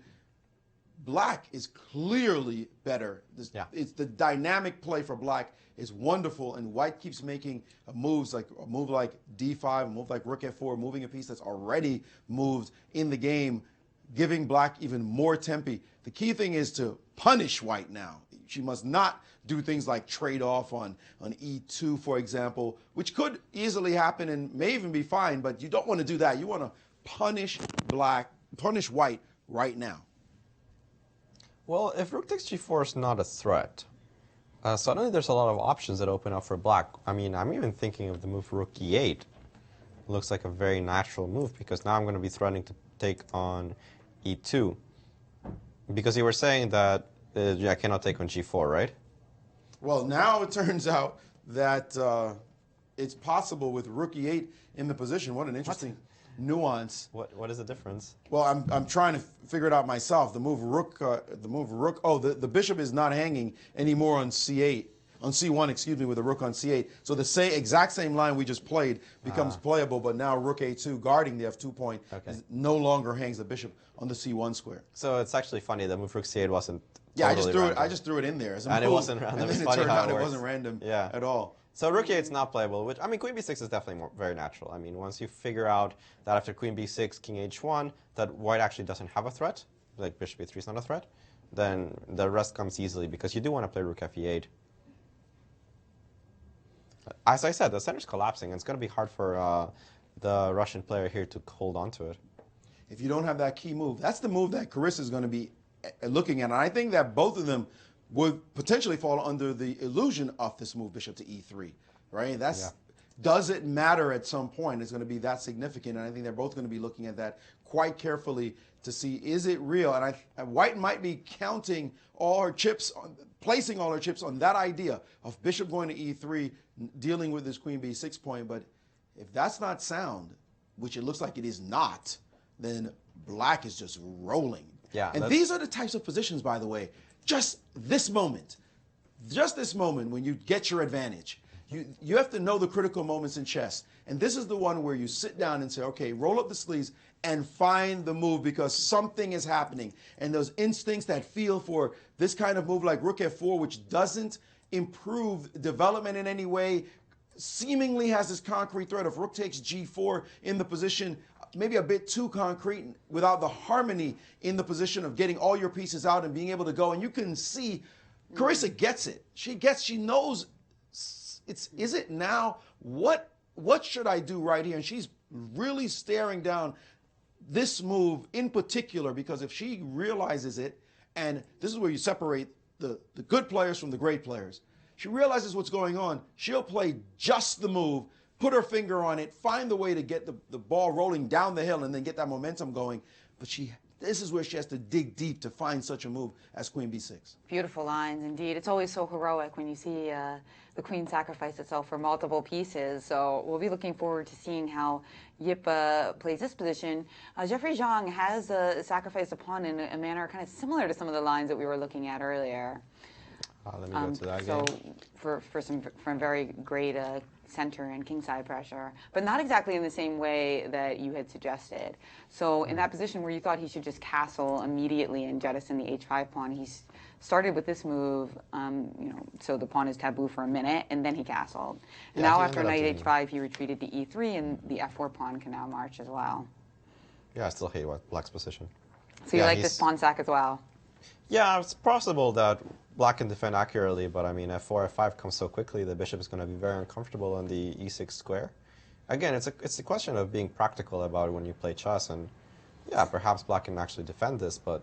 Maybe I should play knight f6 so that after f4 I can play knight g4 and at least trade something. f4, knight g4? Just try to trade off some pieces. Is my bishop gonna? No, I mean, after knight takes, bishop takes f5, this looks crushing. I mean, Yeah. f6 is a threat, this bishop's out of play. It's actually getting trapped in many variations. You don't want to play h5 because that allows queen g5. No, this is pretty bad. not playable. So how does black try to defend here after f4? Well, there's this concept that you should play with the pieces that are active already. I think knight f6 doesn't make a lot of sense because the knight is not being attacked right now. And a lot of times when I play f4, I have to be worried that if the queen moves, knight g3 might come into the position. It's not like f4 is crushing anything right now. So I would just play a5, honestly. I would play a5 and start pushing this pawn and create counterplay as soon as possible. You need to distract white's pieces from the king side. You can't let him set up completely. You need to play a5, a4, and move the queen somewhere, a3, a2, as soon as you can. And he has to do it now. I really didn't like the move knight f6 that he played. Because he did play knight f6. He played knight f6 and instantly f4 on the board. I really think he needs to march to the a-pawn, and he's wasting time not doing so. Yeah, because then you can also get your bishop like on b3 and where it's protected. Because what I'm really worried about is if that bishop gets shot from that diagonal, then we're going to stick the bishop back on c4, and that's going to be super ugly. Agreed. And Maurice, update on Han. Yes, indeed. In this position, chess is so often just about timing and also being stubborn. You have to be stubborn in positions. You cannot just give your opponent what they want, and you have to look deeper and deeper, dig deeper and deeper to find the move that justifies your ideas. And in this game, with Andrew Hung and Nadirbek Abdusattorov, this position, white has a little bit of space to be sure. The center pawns are talking here, so black decided to play the move a5 with the idea of a4, pushing that bishop back off the b3 square. And here white played the very contentious d5, chasing this knight away from the middle, at least trying to. In a position like this, it's one of those, if you say A, you've got to say B. You want to play the move a4. Of course, your knight's under attack, but do the tactics work in your favor if you get your idea going? And critically here, a4 is indeed a playable move because after takes on c6, queen takes, and now bishop takes in order to guard this pawn on c3, takes on b3, takes. Now, of course, he's down a pawn is black, but he can play the move rook takes, takes, and then this move b4. And he has the two bishops. White certainly can go for a line like this one, and it still looks, he must have been calculating this far, this capture, all the way down, bishop c3, rook c3, and he must have gotten to this position and said, this, I'm just down a pawn, and I don't want to play here. And maybe he might be worse. But however, after the move rook to b8, there's a lot of pressure in the position. A rook potentially going here, a bishop going to the e4 square. Most critically, this king coming to the center really, really fast. Black also, I mean, of course, a knight can go to d4, and that will be a challenge. But black will be able to get his bishop at worst to d5, a king to d6. This is a long-term sacrifice to have to see to justify this type of move. This, however, this move, knight a7, is one of those concessions that you feel like, I don't want to play this position at all. If I have to play knight a7, I don't like my position. I don't want to be here. This move now, move like a4, very strong move, just a natural move to take advantage of the disruption on this side. But the Indians actually found an even better move, knight to e5. And this one is based on tactical trickery. Bishop takes on e5, rook takes, and now the move f6 simply fails to d6, discover check, king over, rook to e7, and now you see the pressure here. If you grab the pawn, which looks like it's forced, queen takes, pawn takes, and now bishop h6, and suddenly bishop d5 is coming, threats to this rook, bishop g7, mate is a threat, and white is crushing black in this position. So now it is indeed white with the huge edge. Black ceding ground with this move, knight a7. The moment, even if I had to pick my knight up and put it on a7, I'd just be biting my lip as my knight left the center of the board. And this is really a huge position now for white. Looks like the young American can pull together a huge move, knight e5. Let's see if he finds it and begins to roll. Yeah, I mean, there's a lot of variations all around the games that I really like the U.S. position. We come back to this game between Sam Sevian and Haik Martirosyan, and the more moves they play, the worse Black's position gets. It's almost unrecognizable here as a game of chess, as he's literally played two developing moves, Bishop e7 and Knight f6. His king's already stuck in the center after King f8. White has just castled, and you can see that he has domination all over the board. The move Knight c4 is going to come at some point. e5 is going to be a big threat. Black has no plan to speak of, and he's just riddled with weaknesses. Just surviving here is not easy. Wow. He needs to be a little creative to not lose in a few moves. That's a tough description, Alejandro. Wow. Unrecognizable as a game of chess. Do you sometimes say that to your students? Well, if they deserve it? My students are grandmasters, so they can take the... they can take it at this point, but if I saw them play like this, they would definitely get an earful. Well, Black is a grandmaster too, grandmaster-elect. Yeah, and he will get an earful from the coach of probably from Belyavsky for playing like this. I mean, can you imagine Belyavsky getting in this position? No way. This is just horrible. I mean, d6 a huge weakness. e5 is going to have to be dealt with. I would be very surprised if Sam doesn't start 2-0 in this tournament. Continuing his absolute dominant spring/summer. Yeah. And Maurice, has Carissa found the right path? She did not. She did not. She did play that natural move, rook t8, and now it is possible to take on g4 and then take on d4. This variation, however, is not bad in terms of she's not losing. Queen f6 is playable, and here because of this nice pin along this diagonal, Ninja gets bishop to c2 and gives a draw by repetition of moves with queen f2 and queen back to f6, forcing the move king to g1, and then this draw that would certainly prove equality for Black, but she had so much more in this position if she had found queen to b6. Seems as though she's let her opponent off the hook. We'll see whether or not this is the line that White goes for. She's not doing great, that's for sure. White hasn't done anything in this position, and I think she knows it herself, and she's going to start calculating this line. And even though that line I just showed you has that repetition, you know you got to be scared that they make some funny tactics show up, just creep into the position somewhere. You say, maybe Black has something sneaky. The computer might say, oh, no, there's nothing. I've already looked at millions of positions. Don't worry about it. But as a human player in that position, when you saw that knight appear on g4, queen on f6, and queen f2, you're thinking, is there something I'm missing? Because any one small mistake, and suddenly you're completely losing the game. So we'll see whether or not she boldly goes for this rook takes g4 idea, which clearly doesn't win. That's the most important factor. It doesn't win her anything because of this queen f6 move. So she would have to be asking basically for a draw in that line. And by the way, now this move, rook e8, it does crank up the energy if you don't find rook g4, because the e2 threat is on. It's not like Black is just sitting still with this move. Rook e8 is pressuring e2 to trade off and then win a pawn on d5 because of that pin on the e file. Let's see if I can find a variation to show you guys that. Something rook e8. Let's play maybe bishop to b2. Well, bishop to b2 is bad because it's hanging on this diagonal, the bishop on this square. So I need another move that's bad but not so bad. Rook e8. Let's try rook a2, for example. That one's bad too because of queen to b6 with a lot of pressure. But I'm going to just show this line, rook a2, knight takes on e2, bishop takes on e2. And my point that I was trying to make was queen takes runs into the move knight takes on d5 because of this pin on this line. But it turns out that White could just play rook takes e2. So, Alejandro, I can't find a true bad move that makes sense.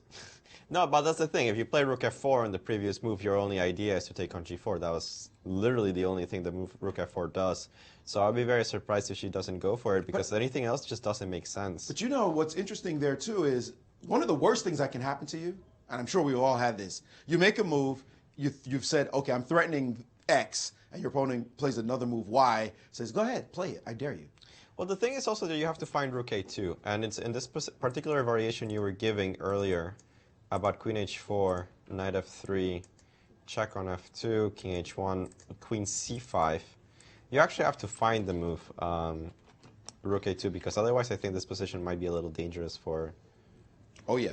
And by a little dangerous, I mean it's just lost. Like lost. If you don't have Rook A2, you yeah, just exactly. lose. Rook A2 So is sometimes you losing. actually have to find it. And if you look at the lines and you forget about Rook A2, you just don't go for this and you lose. Yes, and then you lose as well. So Rook E8, easy to see Rook A2, Rook And I A2 being overlooked. I wouldn't be surprised if Carissa went for this, assuming the Rook G4 wasn't playable. Because she missed Rook A2 as well. Yeah, Right. it's a deep line going far ahead, of course, and she's probably pretty confident in her calculation. So black for choice, absolutely. The lines at worst show black is fine. Yeah, at worst. So now the question is, will white make a slip that causes black to just run roughshod all over? Yeah, she has to find Rook G4, but she has to be sure that she's not losing. And you were mentioning a lot of scary lines. This Queen F6 with the pin down the F6, A1 diagonal. The king's always in checking threats. There's always the knight coming to G4 and bothering, and the diagonal, the queen, forking. I mean, it is, from a human perspective, very dangerous to play these kind of positions. Look at the development. Yeah, that's exactly it. I mean, with the king so exposed, you're kind of hesitant to allow the knight to come to G4, the queen to come to H4. You kind of feel like there's something. The machines apparently don't find anything, and that's great for us because we don't have to calculate it. But if you start looking at a position with rook takes G4 in this kind of positions, you get scared. Yes, absolutely. Absolutely. And you can talk all you want. You're going to be sitting there wondering, is there some kind of queen move that suddenly drops the knight on F2 and blows me up? And this is definitely in the favor, and you're going to see the clock represent that too, in favor of black, as white's going to think deeper and deeper and deeper, trying to make sure that she's not dead lost, and how is it that she makes any progress in this game when the natural moves are dropping material. Oh, she cannot be happy about how the game has made progress here in this position. Now, I wanted to go back to a very weird game between Nicholas Cheka with the black pieces and Aryan Chopra, because we were looking at this line. We left it off after bishop a4, in which we looked at the line g4, the knight moves away, and then knight d4. And it looks like Chopra didn't find it. He decided instead to play rook b2, a very natural move to defend opponent c2. And after this move, Nicolas said, I really want you to go for this. And he played d4. And I'm kind of curious about what the point of this move is. It's a very traditional move in the poison pawn. You're threatening d3, you have a lot of ideas, but you are inciting him to play g4 in this position. And after g4, I mean, where's the compensation? He has going to be very quick. He has to be very quick. After knight h4, already I wasn't entirely sure that you have to take the pawn. I thought even the move rook g3 looked really annoying, because now you stop the d3 ideas, d4 is actually hanging, knight on h4 is on the rim, it's not great. I thought this was dangerous, but also knight takes d4, I wasn't sure. I mean, if you castle, and I play, which happened in the game, and I simply play c3, you're currently down 2 pawns. Where's the compensation? So yeah, because unfortunately rook d4 and knight f3, my knight on c5 is under attack. Even if it wasn't under attack, you're just simplifying into a losing endgame. You're just trading an exchange for an exchange. And even if you get my pawn on g4, like for example, say this knight, let's pretend the knight's on d7, not on c5, which is already, of course, a tempo. But even in this endgames where something like this happens, I'm going to play rook g2 and I'm just winning. I have a passed h pawn that is not contested. So that doesn't really make a lot of sense. You never want to take on d4, even if the tactics worked out for black. So he's got to play very forcefully in this couple next moves, but it's White's in the driver's seat. For me, it's hard to believe that you have compensation for 2 pawns. For one, yes, but for 2? White's in the driver's seat here. Yeah. Big time. Big time. And escaping with a victory last round, Chopra, he's like the hero of the world team right now. Right. And those are the kind of wins we all know. You could lose the first round and then your tournament sucks. Or you win a game like that and you come up roses from that moment on. Your chest is suddenly a bit larger. You're walking with swag. You can't believe you survived that game. And then all of a sudden, you are the man for the team. And if he wins yet another game, he could go 2-0 right now. He's looking very promising to go 2-0 for his squad. And he'll be anchoring this team with the victory. If he does so again, he'll be very tough to handle throughout the rest of the competition. I wanted to look at the game between Andrew Hong and Nadirbek Tusatorov. he just played the move rook e7, which I felt incredibly rushed. I think it really lacked patience. I liked the move knight e5, which Maurice was giving. a4 also looked very strong. After rook e7, queen d6, I want to see what he has in mind specifically. Because now there are ideas of just playing f6 in certain variations, cutting the communication of the bishop to the rook, which of course is dangerous because there's rook g7 and bishop h6, there's other tricks. But you have to be very mindful of this. Even the move h6 just to distract the bishop is also something he has to be very careful of. So maybe knight d4 so that if f6, I have knight f5 and rook e6. Knight d4 in this position? Yeah, but after knight d4, I'm not certain that you're going to be able to hold everything. Like, for example, if I play the move b4, I wasn't sure about this position. Because, yeah, you can take on f5, I'll take on f5, but suddenly the pawn on c3 spinned, h6 always a threat, knight's going to come to b5. Yeah, my structure on the king side is very dubious, but that's about the only thing I see wrong with my position. I feel rook e7 was a little bit rushed. I don't know if the computer sees something that I don't, but after rook e7, queen d6, you probably already have to play rook a e1, which is fine. The rooks look fine on the e file. I just thought there was a good chance to do something more productive with your position than to double up on the e file, because there's no follow-up threat that I can really see. Yeah, there's bishop f4, but it's not the hardest move to parry. And rook g4 did happen in that game. Rook g4 after some thought. This is the cursing game. The youngster Asayubayeva, she has played this move, rook takes on g4, and we're seeing the line knight takes and knight takes on d4. She decided that this line does indeed work for her. A bold decision, and it seems correct decision, as a matter of fact, as her position was collapsing quite quickly. The move rook e8, she has put her finger on why this is not the most accurate move, and she can get out of this one with a draw. She'll be just fine. Queen f6 is the move here for black, the most telling move, as knight f3 is coming in. She has had to also found that after queen h4, knight f3, queen check on f2 doesn't work, as after king moves, queen c5, this key move, rook a2, shutting all the action down on the f2 square, is simply good for white with those three pieces and this pawn, these pawns, particularly the past one, against the rook. The rooks. Thank God that pawn's on a3. Yeah. And we see so many transformations today on the chessboard, but we see another type of transformation as well. Let's take a look at what happened to Alejandro on the break. Wow, so which one do you guys like? Let us know at our hashtag match of the millennials. Let's see how this happened. Oh my God.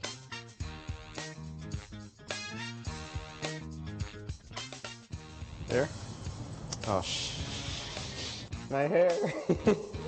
Whatever I have done to you guys, forgiveness. I mean, just the fact that I end the day with hair will be a good thing. Oh my God. Sometimes I wonder what bad decisions I've made in my life. I mean, I left it in the hands of our wonderful producer, Jen Hummer. I hope her humor comes through and she forgives me for whatever I've done to her. And I'm just wondering how this is going to turn out. I'm really nervous. I actually don't know what's happening. So you lost a bet. I did.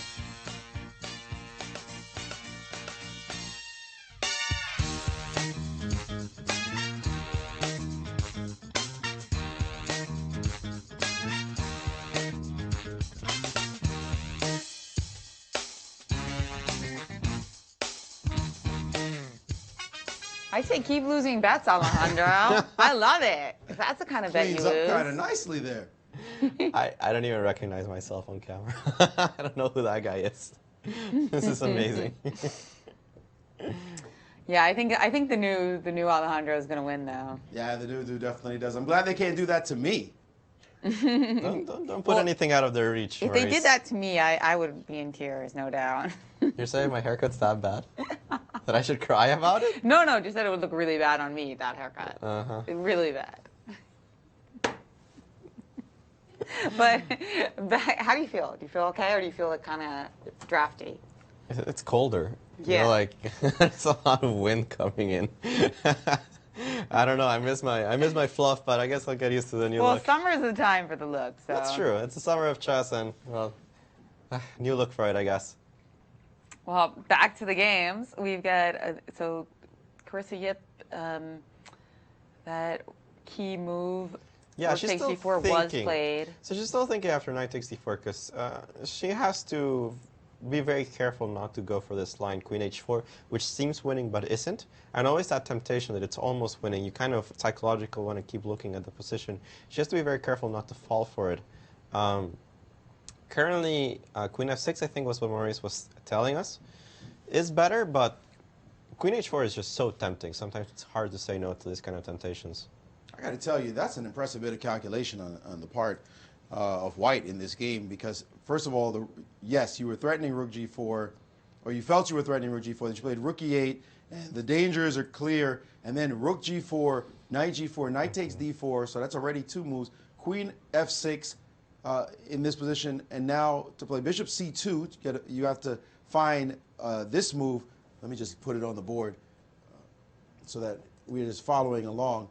In this position, so now queen 2f6, bishop to c2 as one line with queen check here and king here. And you go down to this position, you say, nothing's wrong here, that's one line. So that's 4 moves in, but even better, even deeper is this one, right? So now you're going 3 moves in, 4 moves in here, and now to find this move and say, nothing's going on. The queen could have dropped back to any square. Nothing's going on. I see it all. I'm clear. You can't just stop here in your analysis. You have to make sure that there's no next move that might knock you out, like a rook c8, something like that. That's a confident girl playing this line, saying, yeah, I think I could take on g4 and nothing's going to happen to me.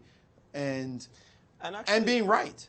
And one of the most impressive things at the end of that variation that you have on the board is actually the evaluation of a final position, which is a very key difference between some strong players and not so strong, is that they can see the line until the end but not evaluate it correctly. Because again, after this all happens, queen h4, knight f3 is forced, check here, queen moves, rook a2, knight f2. A lot of people would prefer the rooks. They say rook c8 is coming, and perhaps I have some open files. Queen on f2 is quite annoying. But she correctly evaluates that all of this is nothing, and actually the bishops will overwhelm the rooks eventually, even though materially black should be okay right now. In this specific position, the rooks just don't coordinate well. The minors are tremendous. Yeah, the minors are tremendous. But sometimes, seeing this from way back here where she had to analyze the position. Yes, that's what's impressive. Yeah, back in the position that I have on the board, that you evaluate from this position that actually the rooks are garbage compared to your minor pieces at the end of a 5-move variation. That's actually what makes a player much stronger than others, because it's not always so easy to evaluate positions at the end of a tactical complication. With a couple of main lines to worry about. Bishop queen f6 was one, and queen h4 was the other. And to look at both of them and be very clear on the fact that things are going to be okay. She went into the calculation. Look at her posture right there. She's still rechecking her variation right now. And she went into the calculation. She went deep, and she just trusted herself and said, this is going to be okay. And did she see queen f6? Queen h4 she might have looked at and might not have really even examined queen f6 too deeply, because queen h4 is the most dangerous of the moves in this position. But, again, trusting herself, she's gone into the line. And Carissa, now realizing that something's up, as Carissa has hesitated playing any queen move for already twice, I've seen that she's reached for the queen and then backed off and now seems uncertain. And will she play the inferior queen h4 or play the drawing queen f6? We're going to find out in just a second, as she seems ready to play her move, and it's a critical moment for her in this game. I mean, it's always the temptation, right, of playing something that wins, or at least trying to calculate something that wins, because you see that white's position is quite loose, the king is weak. If I can just somehow coordinate my pieces for one move, it's all I need is to attack him just in the right angles to win, but it just doesn't exist in this position. The third time now, it looks like she's reached for that queen and has not played the move, doubting herself. You see there, she's hovering, but uncertain. Meanwhile, in a game that we expected to really get hot fast between Awandar Liang and Ramesh Babu, it's still in move 14, and a lot of the time that's been sucked up is actually by Awandar, even though I still like his position. Yeah, we'll take a look at that and see if Carissa graces us with a move. She's keeping us. Teasing us there. Yeah, exactly. We know the queen's going to move, but where is it going to go? F6 or H4? And this is, to me, this is not confidence at all. This is uncertainty. And it's just getting closer and closer, like gravity is pulling her hand down to the queen. But she's just uncertain which move to play. I would tell my students, listen, don't go anywhere near your piece until you know exactly what you're going to do. Sometimes you look at a move like Queen H4 and you're wondering, why is this not just winning? If she hasn't found the move Rook A2, she's not confident of what's going on because you think Queen H4 just wins. What am I missing? And that's where you see this kind of hesitation sometimes. Maybe maybe she sees it now, yeah. But her hand shouldn't be anywhere near the queen. Then she can put her hand back down. She should be thinking. I mean, look at that. How many ways this queen is like. And then she shot her opponent a look. Is she trying to psych her opponent out with this, I'm about to drop the queen on you? Well, I think her opponent long ago saw that this queen could move to a dangerous square. So why have your hand in readiness at all? I think she's simply unaware. And which piece is she looking for? It's getting closer, guys. And finally, she has played the mistake. That's exactly what I was saying. She doesn't see Rook A2. She missed Rook A2, and she thinks she's winning. She's not. She feels she shouldn't be, because her opponent's really strong. No way she goes into this and just loses. But she can't find the refutation, so she goes for the variation. And it seems like Asubayeva has simply calculated better than her opponent. This was actually a big problem with Carissa in the U.S. Junior Girls Championship. She had a ton of variations where she just failed to see at the end this one move to change the evaluation of the position. It happened to her in her game against Gordy, where she thought she had this brilliant line and actually just lost because of this cool idea at the end of a 5-move combination. It's the exact same thing that's happening right now, where she's not able to calculate all the way to the end. And that is going to cost her, I think it's going to cost her the game, because I have no doubts that Asubayeva is going to find the forced moves from now on, and I think White's advantage is tremendous. I mean, really the bishop, the minor pieces should overwhelm the rooks. The rooks, absolutely, and make this point. Asubayeva, she sat in the position 2 moves ago when she sacrificed on G4 and saw Rook A2, we're assuming. Assuming, yes. If she plays this line, she's double-checking her variation now. If she plays this line, we would have seen how deeply she analyzed. Carissa had that opportunity right now, after everything had happened with the rook sack and the knight capture on D4. That's a shorter, much shorter variation to have to calculate. And all you have to see was whether or not knight F3, queen F2 check, king moves, queen C5, and now decide, is this just winning? If she's not seeing the line, that a 4-move line versus what was basically a 6-move line for her opponent, then she's simply being outclassed by this player. And she's going to have her hands full to try to deal with her opponent as this match goes on, because that's showing a difference in class right there. And we'll see what happens next. And she's gotten up now, leaving the board. What does White actually see? All we can do is guess as commentators, and we're assuming she sees this move, Rook A2. Does she or doesn't she? We're going to find out, as she will play pretty much quickly here if she sees it. Well, the nice thing about White's position is that she doesn't have a lot of options. I mean, if you don't play knight F3 in this position, I'm pretty sure you just resign. Or you're dead. I mean, you're giving up H2 otherwise, and that's just completely lost. So, yeah, knight F3 is completely forced, and it's a series of forced moves from now on. I mean, it should be easy for her to play. And then Carissa's going to realize, oh my God, my position's actually really bad. Good point. Levon Aronian made this point to me when we were in Leuven. We were at breakfast in Belgium, and he said, you know, it's easy for strong players to find forced moves. That's not the distinction.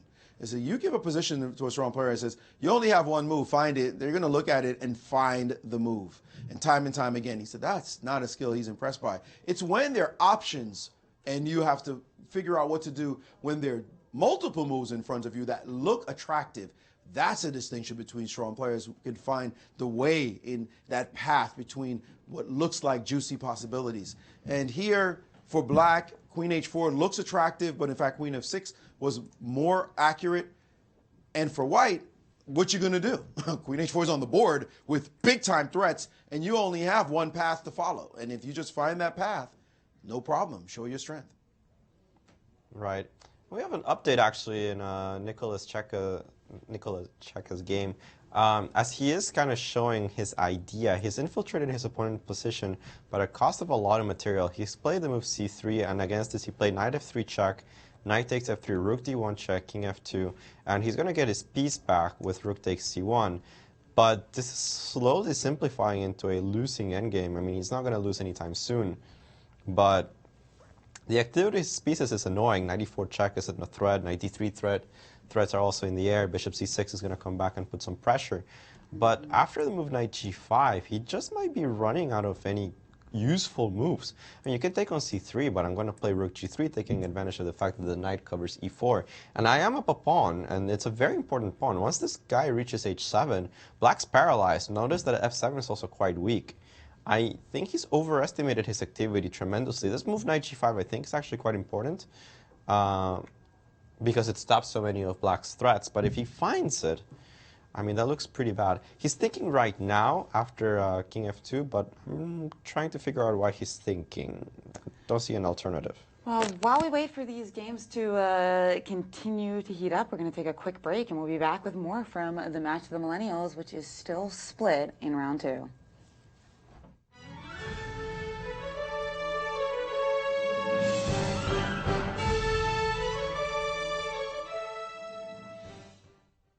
Be surprised, be intrigued, be delighted. The World Chess Hall of Fame in St. Louis is nothing you'd expect and everything you love. 3 galleries highlight the history, culture, and creativity behind the game. Explore chess in ways you never imagined. It's a one-of-a-kind cultural institution where rare artifacts and world-class art play together. The World Chess Hall of Fame. Mind, art, experience. I'm Mike Matheny, manager of the Cardinals and Chess Fanatic. At the world-renowned Chess Club and Scholastic Center of St. Louis, across from the World Chess Hall of Fame, St. Louis' status as the chess capital of the nation is on full display. With a welcoming environment and scholastic outreach program that works with over 100 schools, our goal is to teach, play, and promote the sport. So whether you've played for years or never before, we invite you to experience all chess has to offer.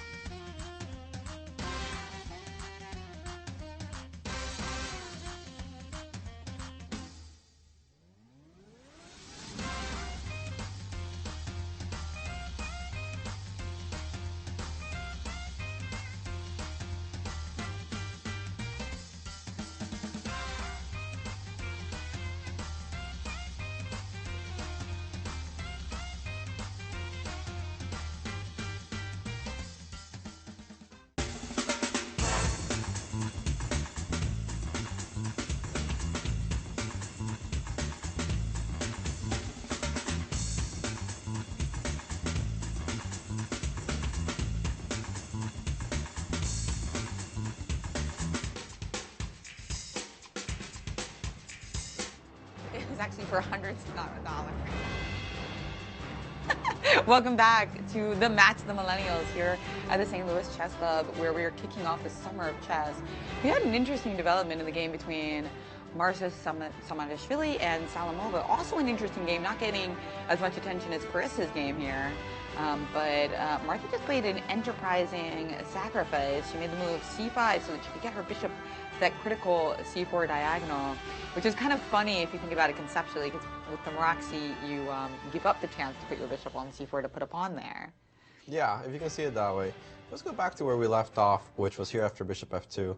And black did transfer some pieces to the king side with queen e8, rook fd1, d6. And after knight d5, queen f7, this really cool move was plunked on the board, c5. Very creative. Yeah, I don't even care if this move's good or not. It's so cool that I'm going to give my admiration, because there's 3 ways of taking a free pawn here for black. You can take with the knight or either one of the pawns, and it's probably just fine. But the point is that she's clearing the space here for the bishop to c4. And conceptually, this is actually a very good move.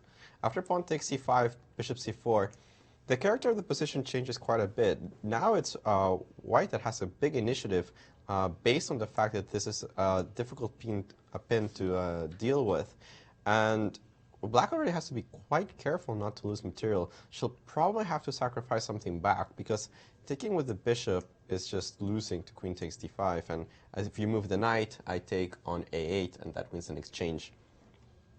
So she has to probably even jettison a pawn and just play b5 or something along these lines just to survive, because knight c7 is a very serious threat. I like the move c5. It opens up the position for the bishops and takes advantage of the weakened position of the king on g8.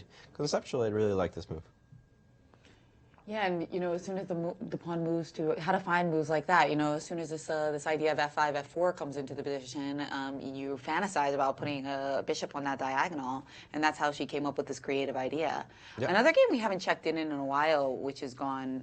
If I may interrupt in this one though, one funky pawn move deserves another, and b5 is possible now, right? In this position, and that does change everything when the rook goes onto that line. So this is certainly a sharp line.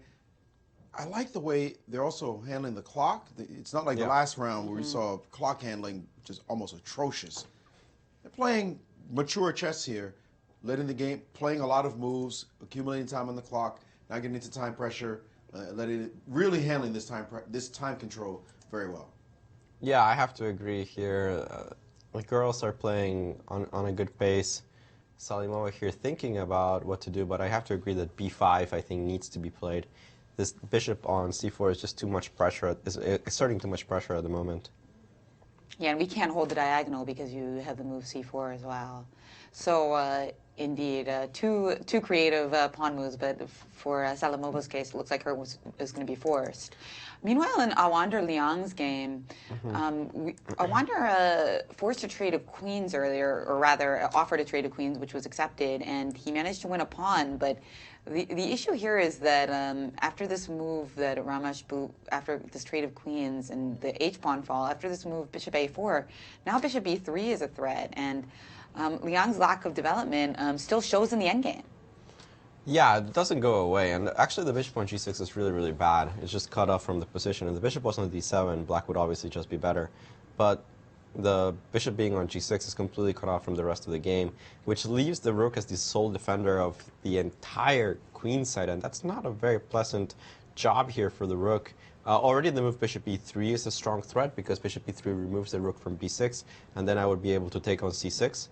I'm having a little bit of trouble finding a move. I mean, the move king d7 defends the pawn, but that move looks so weird, and I'm always scared of e5 actually working, that I'll be a little hesitant to play it. That's a deep sacrifice that white made. Yeah. No, I mean, I really like white's position already. This looks like some serious problems for black, because if I am able to recover material and just retain my development advantage, I mean, I'm just going to be much better. So black has to be greedy, and he has to hold on to his material somehow. But king d7 might be a little bit too much, although if you don't play king d7, I'm not sure what you play. What do you actually play if you don't play king d7?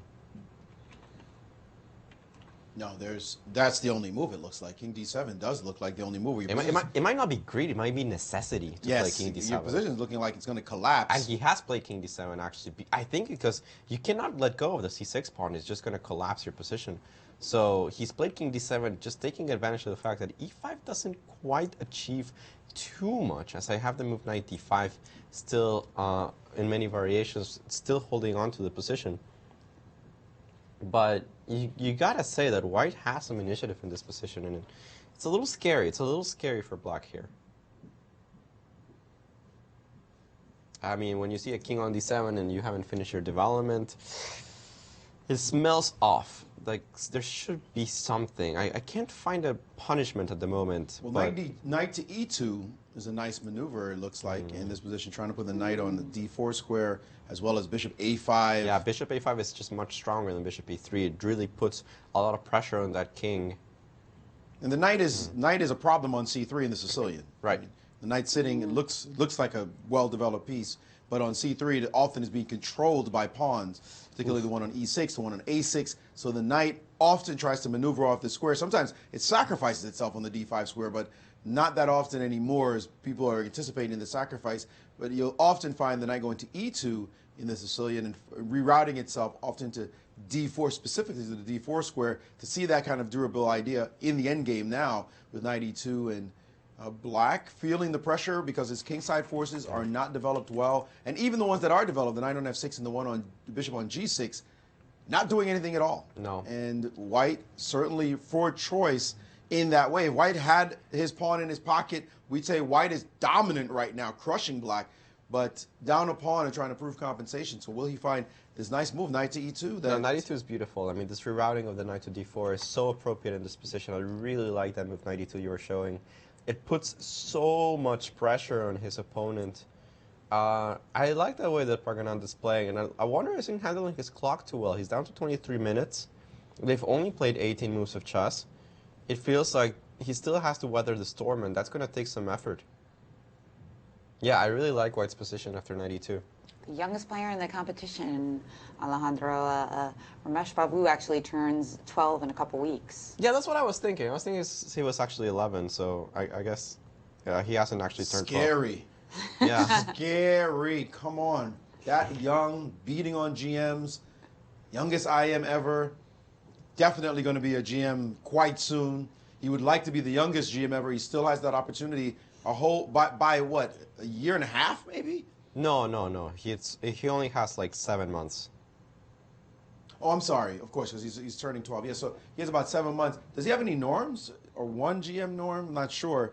I actually don't know. He would just need the invitations to start proving himself, and he's just not a kid you want to sit across the board from 11 years old and playing chess. He looks 11 in this shot. Like I mean, this. if you don't look at the position, he definitely looks 11 here. Just kind of like rocking back and forth. Yeah, wow. He's not playing like an 11-year-old. I see 12 years old on screen now, hailing from India. Yeah. Everyone. I think they might have just used like the birth year or something, and that's why they came up with 12, but yeah. And there's a picture of him and, of course, the great 5-time world champion Vishwanathan Anand, with Anand smiling, them having a handshake, and it's the past and the present, but also the future of chess in India. And they know this kid, watch out, in about 5 years' time, we'll be seeing him on the Indian Olympic team, as he is such a powerful player. And if he keeps rising the way he is, at least, because India is a powerhouse right now. I believe they came in 4th, was it, in the Olympiad? 4th or 5th in Baku? Yeah. Played very, very well to India. And they got 3rd in Tromsø, so that was two good results in a row. And this is without Anand, by the way. Anand. Without Anand. So if they start adding players as they really take chess very, very seriously, we have the rise of India, the rise of China, of course, and this one here, a clear sign of a future genius, future champion in the game. And it's interesting because actually his sister is incredibly talented as well.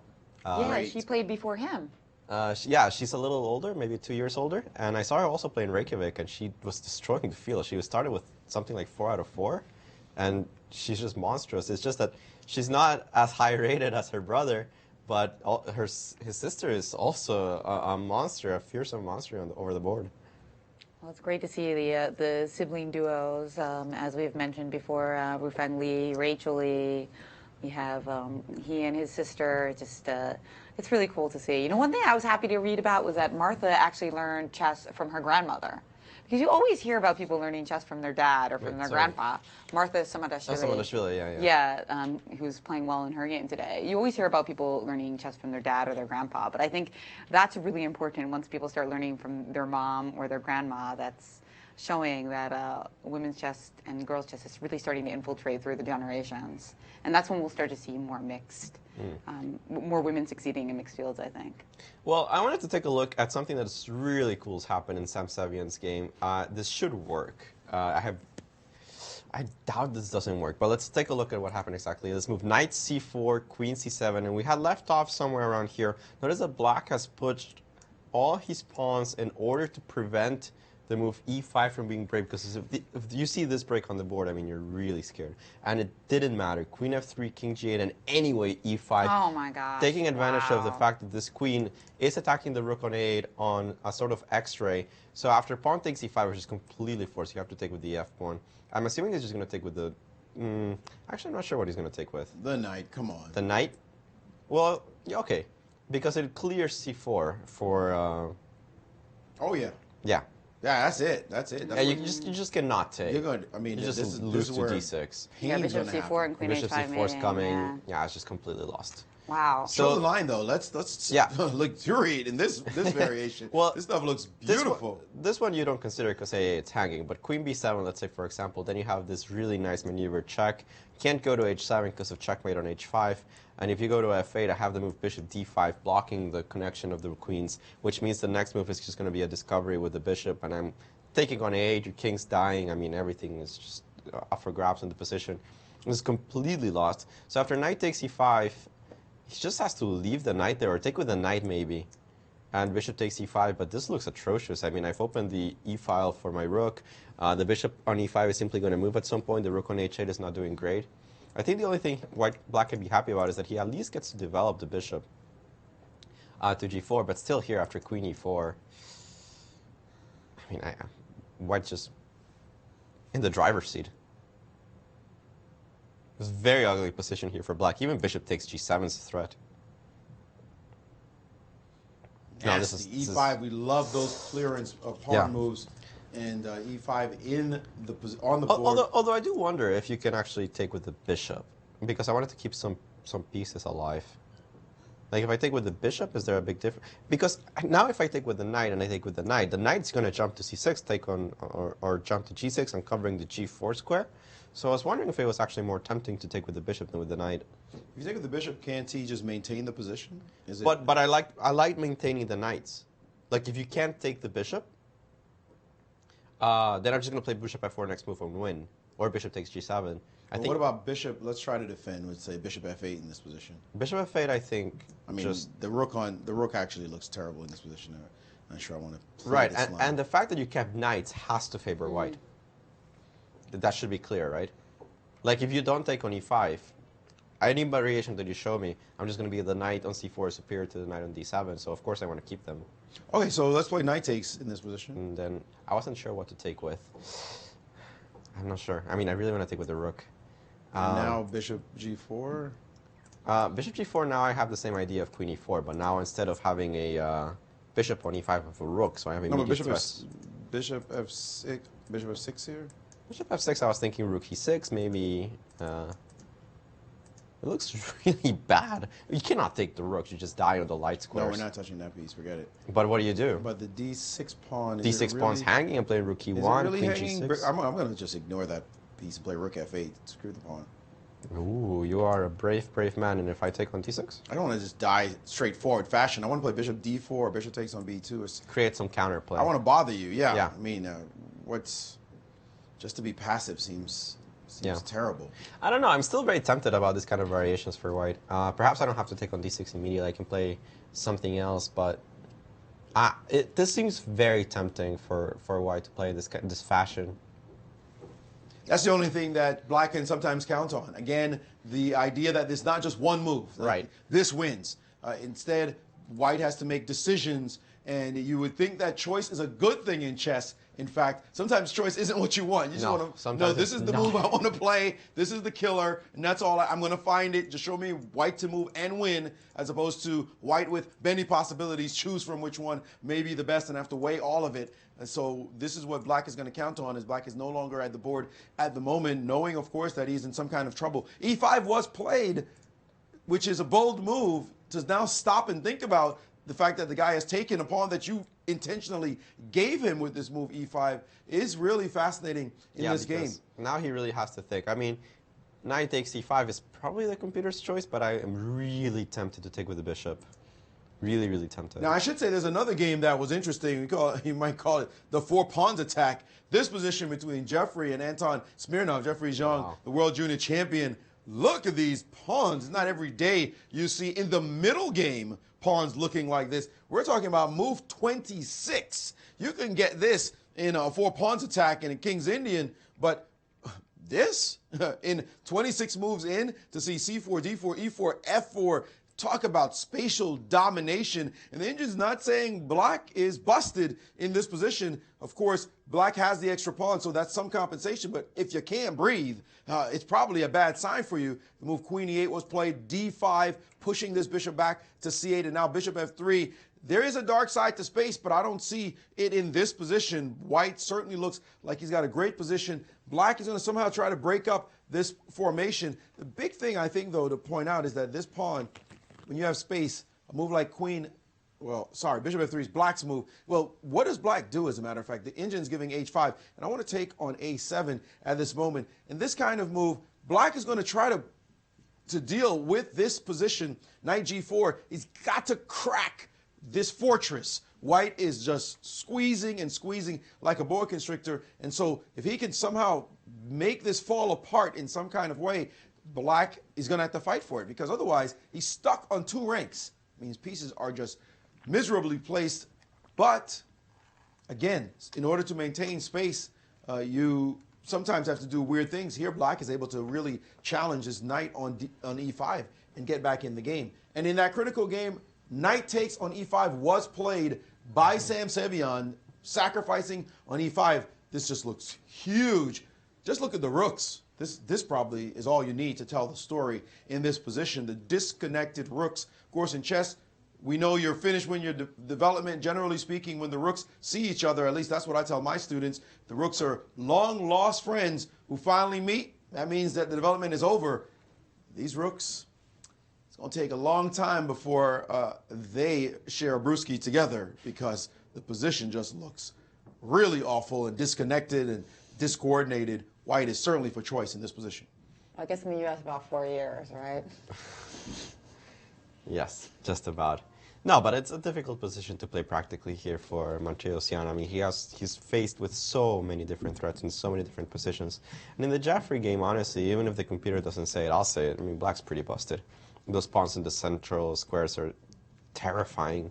And especially after he's taking on D5, I feel that even the queenside pawns in this position are extremely weak in this game between Jeffrey and Anton.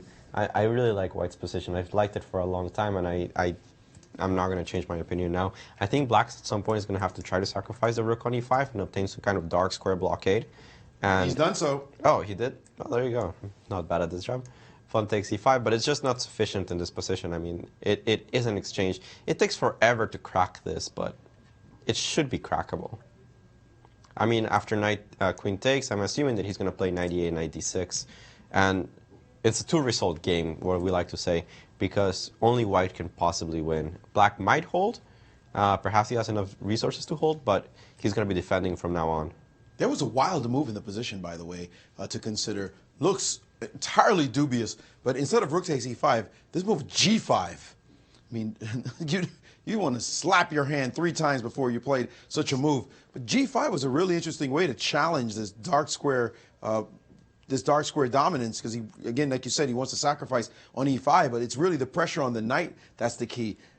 I can't say I like the move at all. It looks like it breaks ridiculous. All natural principles. This looks completely ridiculous as a move, but the engines did give it as an option here. But instead, he did sacrifice more human-like on this square, and queen takes e5.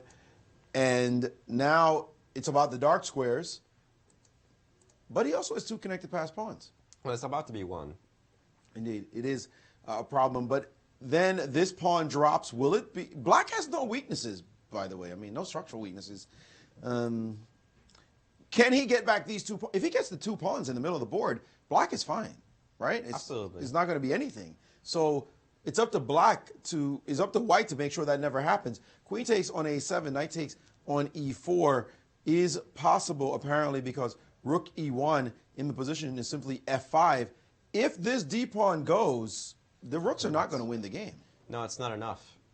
Yeah, you're right about that. So it's actually not as easy as I thought. I thought that, and there goes Queen takes A7. And I liked my idea of blockading with Knight E8, D6, but if I can be greedy and just take on E4, then perhaps this is actually okay for Black. I didn't realize that you can actually take that pawn. It almost looks poisoned.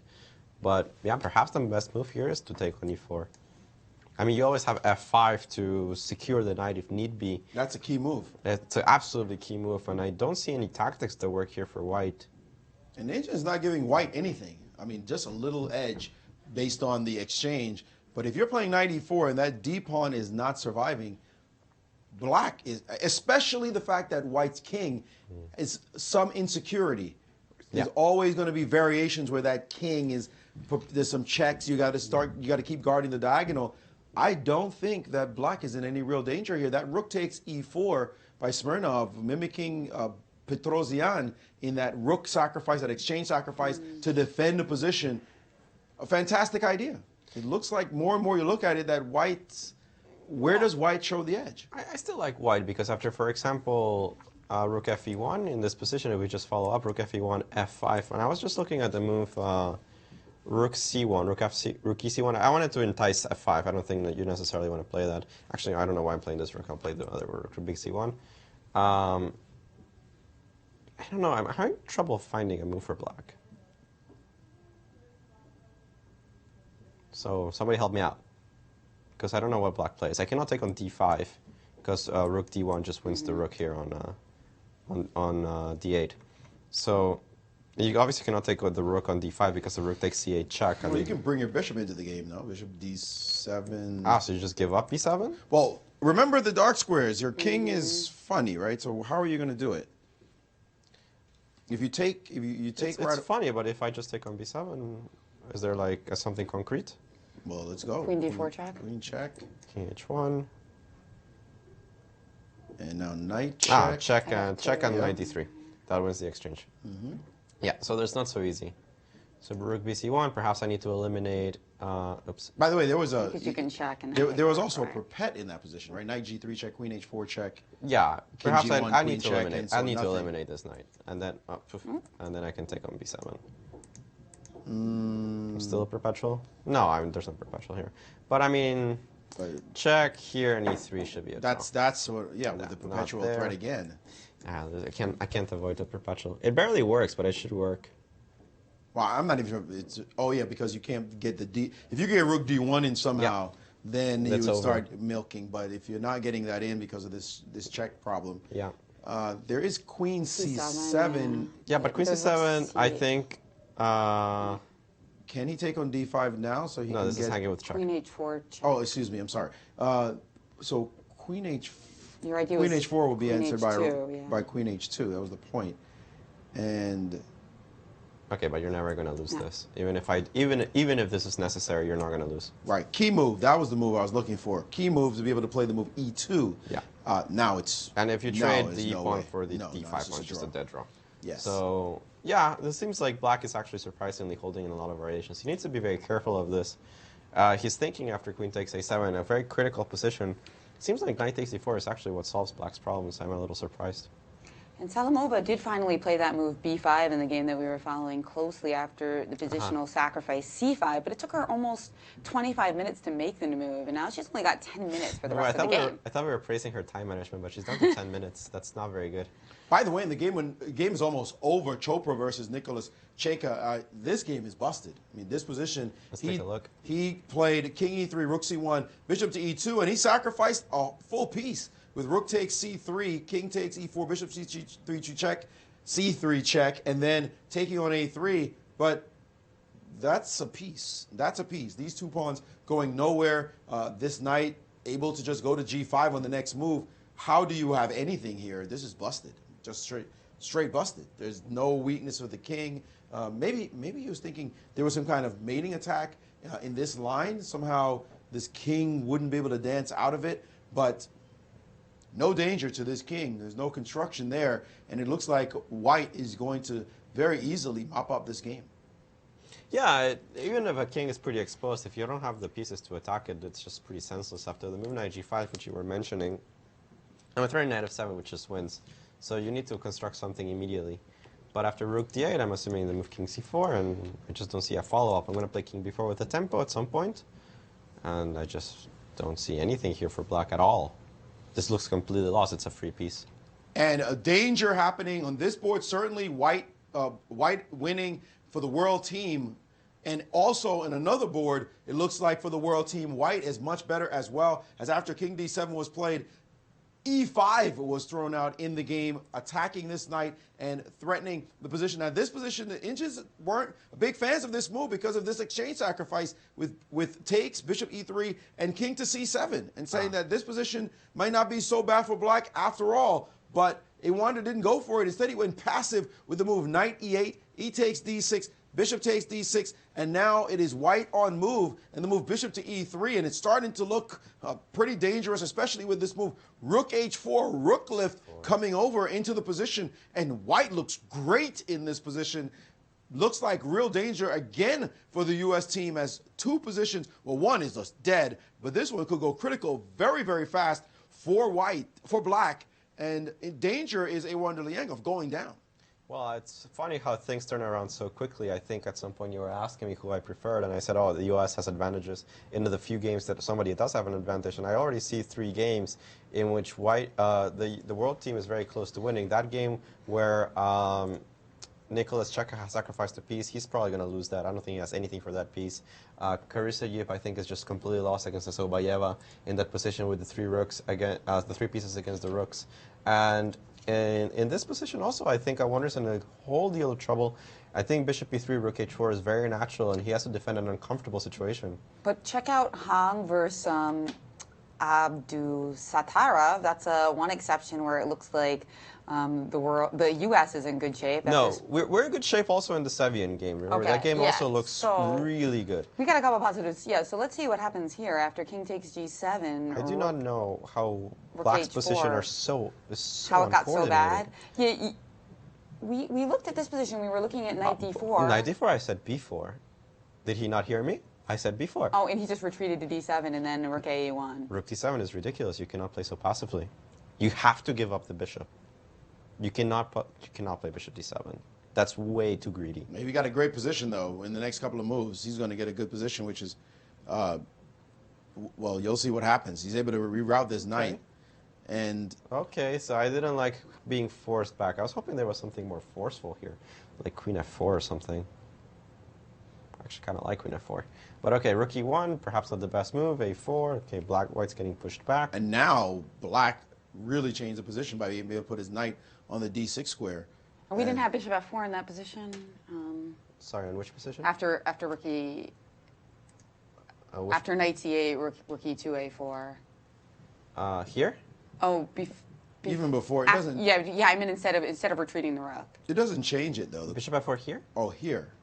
Well, the 2 rooks... Yeah, it's an interesting material imbalance. No. That's... Well, queen takes on e7. No, this looks really bad for no, this looks terrible for white. The 2 rooks are going to dominate the queen. Plus yeah, the d pawn is dropping. Safe. That's true. Yeah. I mean, the d pawn is. I think it's more of a weakness than an asset. The problem is that the d pawn is dropping there, yeah, because rook takes, knight takes, and your bishop is. Well, you'd probably have to try something like d6 or bishop takes c7. Yeah, but d6 just the rooks flow really nicely. I mean, d6 just loses to takes on b3, right? No, I meant d6 instead of bishop takes c7. No, but okay, you're just on material for no reason. No, I mean, what he did is probably better than bishop f4. But okay, black's... The move rook a6 is so weird. That's the start of it, rook a6. Okay, that's a strange move. Rook e4. And now the blunder. This is where the blunder occurred, this move. Just simply overlooking, after bishop g7, that knight e4 runs into bishop f8, hitting your queen. No, Just that simple. well, that loses a piece, right? Just that simple. Yeah, we're just up a piece after knight d2, And- bishop takes c5. Wow, you cannot take on g7. You just go rook h4 well- and just get annihilated. Well, this is the position after bishop takes g7. Well, he's just lost. We're, It's over. we're live in the position, No, and he's just Andrew completely Hung lost. has He only overlooked his 5 move. minutes, but it's enough. It doesn't matter if he has 20 seconds. I mean, he's going to win. He's up a piece. Wow, what a blunder, actually, from somebody this strong and so promising. So We're how's seeing this? that. So after king g7, rook h4, this is just unstoppable. Queen completely h6. lost. So let's try h5. No, but h5, I can just take it. It's forced mate if you take on Yeah, h5. exactly. Let's I don't show- even, let's I don't show even need that. my rook on e1. This is just actually forced mate. Let's just show the checkmate. Pawn takes, check. Only move is king h8, and I just check here, and I checkmate on h7. Pretty simple. Crushing. Yeah, so... So yeah, what he missed was definitely the line. Yeah, with he bishop takes obviously f8. missed that. I think he's played Yeah. king hg7, but when you play rook h4 in an instant, it's the only move that makes any That's sense. why to you me. got to always look at all those forcing moves. As we recommended a book earlier to somebody asking about calculating abilities. It's very, even for these amazing players, it's very easy to miss just to start calculating a variation and miss an in-between move, as in this case. Funny miss, by the way, in the game with Ramesh Babu against Wonder Liang. This position, it just seems so evident to put the rook. You need this rook, right? And you get this rook up and over either d4 or c4. Tremendous flexibility. That's just simply crushing. I mean, this position is overwhelming as black's pieces are completely miscoordinated. The knight on e8 would love to be on d5 right now. Well, maybe not because I can take twice on d5. But trying to plug up the position with connected rooks. Here, rook h4 was just so strong. He played rook d4, which a little bit less harmonizing because this rook can only go to d1 and this rook to c4 instead of having the other option of this rook being able to dance. Not nearly as flexible. Yeah, just a slight inflexibility, and you would have thought he would have just played rook h4. But rook d4 takes away some of his advantage, but it still leaves the position cleanly in white's hands as white is pressuring the position step by step. Yeah, still a strong advantage here for Pragananda against a Wonder. Yeah, rook d4 perhaps not the most precise move, but still good enough to keep an edge. Yes, you are down a pawn, but tremendous pressure all over the board. And if c6 falls, there goes the game.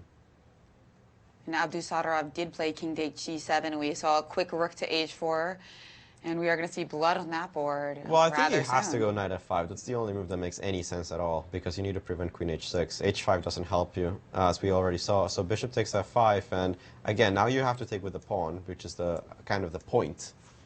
And now I think knight e6 might be winning. I don't calculate if that actually, what I'm saying is true. Knight e6. Maybe there's a less fancy. It's actually necessary. There's probably a lot of wins that don't involve sacrificing material, but sometimes you just feel like it. I mean, rook e3 is probably just completely crushing, but knight e6, let's see.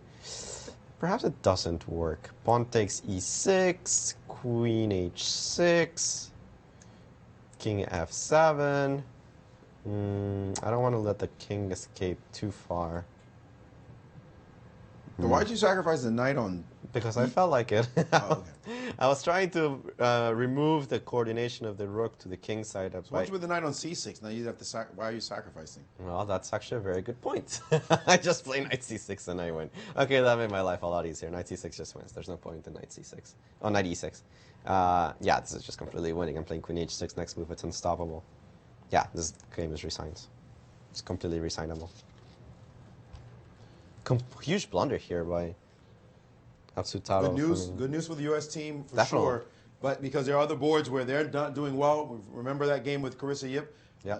That one, she's trying to make some hay with her queen. Her queen has been moving around quite a bit. If you notice, the rooks haven't moved in a while. This queen went from d8, no? It went from d8 here, yeah, queen h4, then queen f2 check, then queen b6, and then after this knight move, queen takes f2, then queen to a2, queen d2 offering a trade of queens, queen a1. His queen has just been moving around and around and around. She goes, but it looks like where she stops, we're going to know. Queen b2 can be played right now and force the trade of queens in this position, and that will be all she wrote because it's just these minors are tremendous, and this d-pawn will not leave the board for sure. those rooks looking for entry points, they will not find any because these pieces just guarding everything, and it's going to be white for choice after this queen trade. No, I mean, the minor pieces just overwhelm the rooks easily. I mean, especially without the queen on the board to coordinate with the rooks. You have no diagonal ways to occupy diagonals. No, it should be easily winning after queen b2. Salimova did play b5. I think you guys mentioned that. Yeah, Salimova played b5, and of course white took. Surprisingly, though, after bishop takes b5, she's taking her sweet time, which she doesn't have. She has 4 minutes on the clock. So Salimova has to actually play something. It doesn't matter at this point what she plays. She has to play something, because 4 minutes against 28 is quite a difference. The position is highly complex. Black now has a lot of structural weaknesses. You can see c5 is a problem, e7 is going to be a problem, f4 is going to be a problem. So she needs to immediately create some kind of energy in the position in order to compensate for the weaknesses. You mentioning, Maurice, the pin of the knight on d5. Of course, this forces the move bishop c4. Now I don't have knight c7 because this is hanging on d2. But again, it's the long-term weaknesses that scare me more than anything for black. So she needs to continue playing with some kind of power. I think she needs to move king h8 just to move out of the diagonal. I cannot imagine living for too long with the king on g8 and the bishop on c4. So I think this king needs to go away. And then at some point play like knight d4 or rook g8 or try to create some kind of counterplay. And as you've been talking, she's dipped to almost just 3 minutes. Okay, but this is unacceptable. She needs to play. And this is the greatest rating mismatch of the entire tournament, right? There's actually over 300 points in between these two players. But right now, Martha's the one who's crushing on the clock, and her position's not bad either. Martha's 2,000? That's actually kind of surprising because I know she's at least a national master. Yeah, this is FIDE rating, right? Yeah, for some reason I've noticed that, especially in the girls section, some of the FIDE ratings didn't actually match up with strength. Yeah, they're deflated a little bit. That's probably because they gained some of their U.S. rating points in some rapid events and... or at least not FIDE-rated events, yeah. Yeah, exactly. Yeah, that might explain what's going on. She finally did play the move rook a8, and I don't see a lot of choice. I think you just have to play bishop c4, right? By the way, yeah, yes, and also just the point about the ratings, that's why you don't look at ratings when you play chess. You sit at the board and you play the game because you don't know what, especially kids, you don't know what their rating is. You don't want to get comfortable thinking you are a low-rated player and they're really 300, 400 rating points stronger than the number you're looking at. By the way, this did happen in the game with Jeffrey Zhang and Anton Smirnov, queen e3, f5 on the board, and more you look at it, the more and more it looks as though black is fine. Black is back in the game, really nothing to worry about. And this one, Jeffrey will be looking for his first win because he hasn't been able to win. He wasn't able to win in the first game, and now with this one, it looks like he's not going to win either. So certainly trying to lead the team, but he's got ballers that he's playing against. These guys are not easy to take down, and kudos to Anton Smirnov for understanding. Rook takes e5.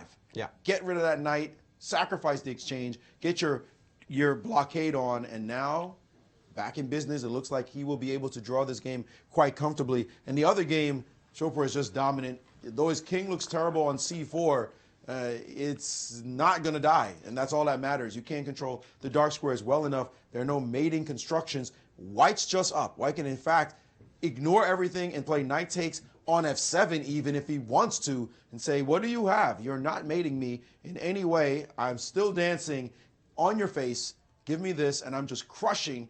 And black, desperate right now, trying to look for something, some kind of unusual construction that we don't see, and looking very bad for black in this game. I cannot even imagine really building one. You're one move away. You want to play a5 and b5 at the same time, but I mean, it's way too slow.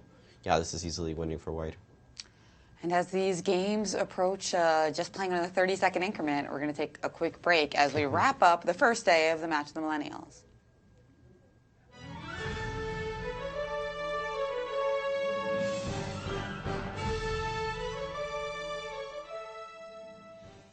There's a weekend vacation, a one-tank trip in a nearby city you won't want to skip. St. Louis is the stop for non-stop fun. So much fun for your family, infinity plus a ton. There's museums full of art and super fun slides. Upside-down concretes, twisty, turny rides. Houses full of magic, some with butterflies. Gardens growing flowers, parks with giant eyes. St. Louis is the stop for non-stop fun. So much fun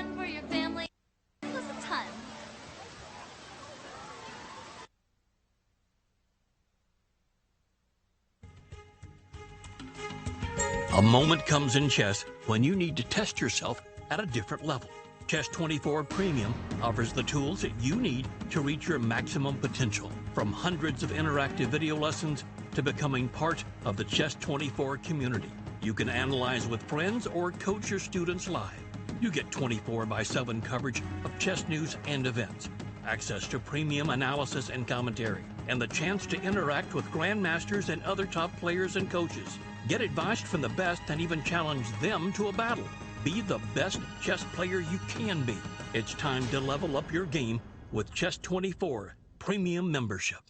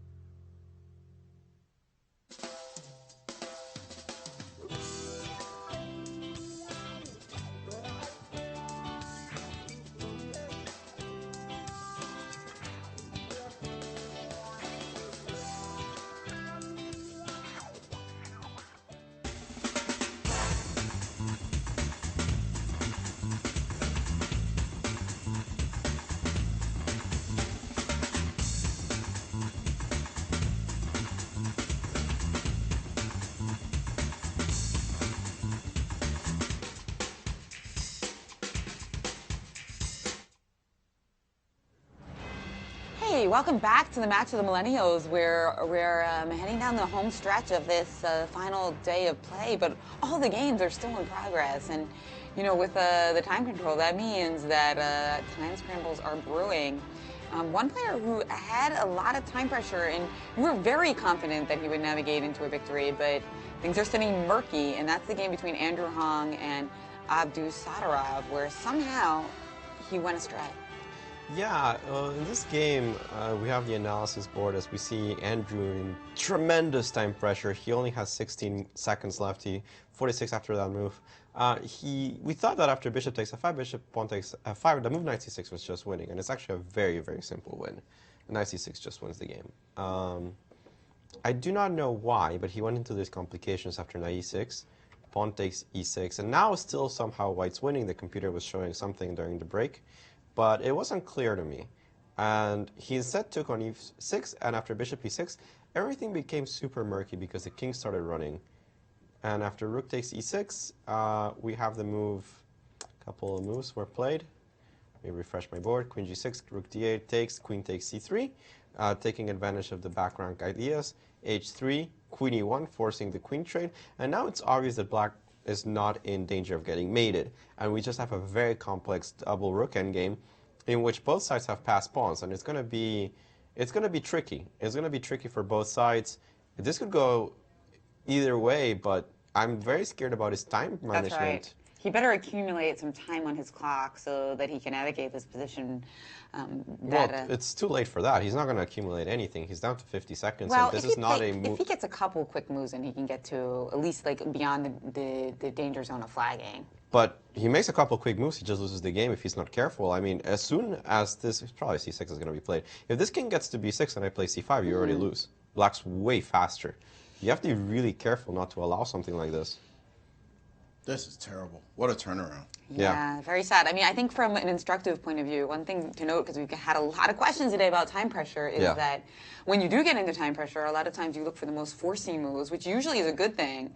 But unfortunately, when you're in time pressure, oftentimes that's all you have a chance to look at. So even if it's not a good forcing move, it just gets played. And that's what we saw here in knight e6 check. Was the first move when his candidate moves because it was so forcing. It was a check, but not the best move.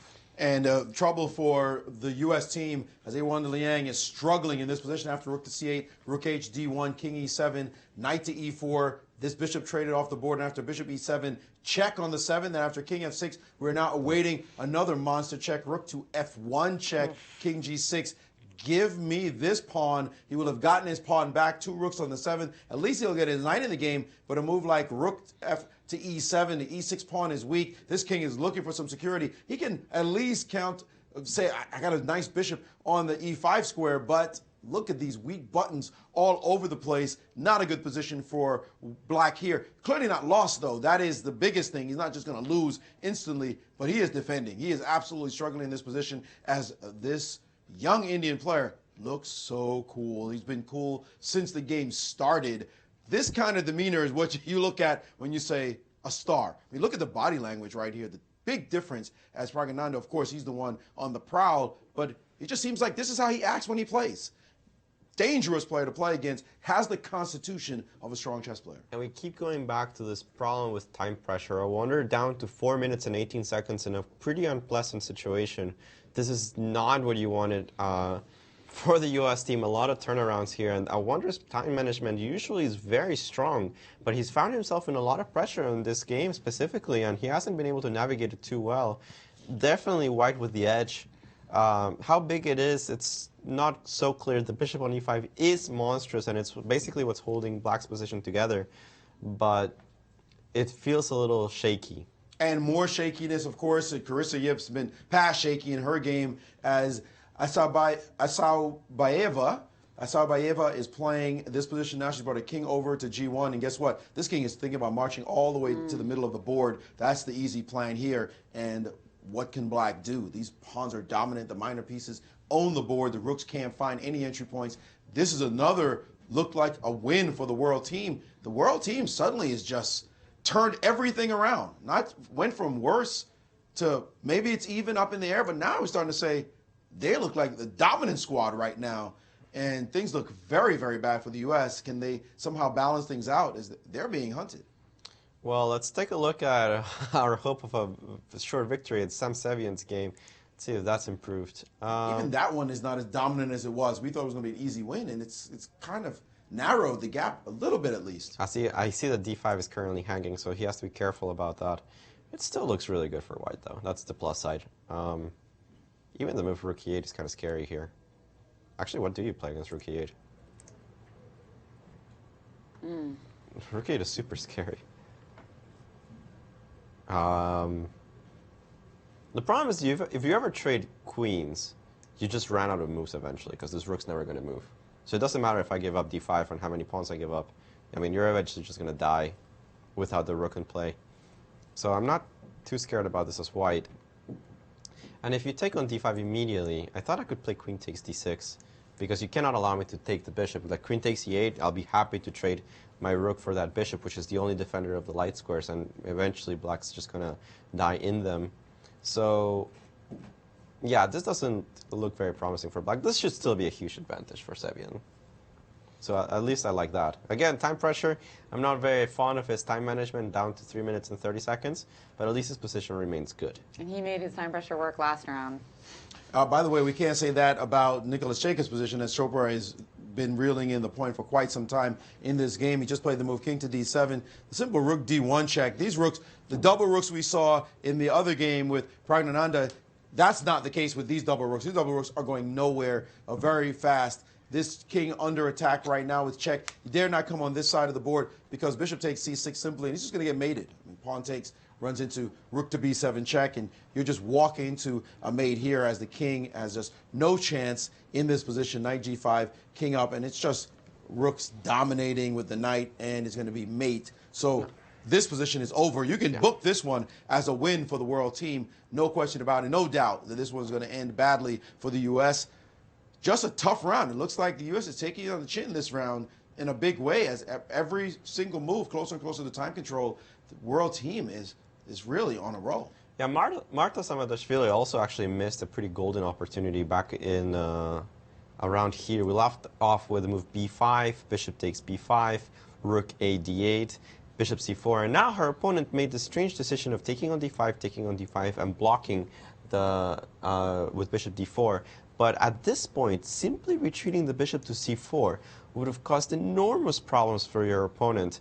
I don't know if she was worried about something like bishop e3 maybe, that's a discovery, but there's nothing to worry about. For example, bishop e3, queen e2 is just completely winning, as you cannot actually take on c1 because bishop takes c6 wins the queen. So after bishop c4, I'm pretty sure that black's just dead. I mean, this diagonal is going to cost, on the good day, at least a pawn and probably more.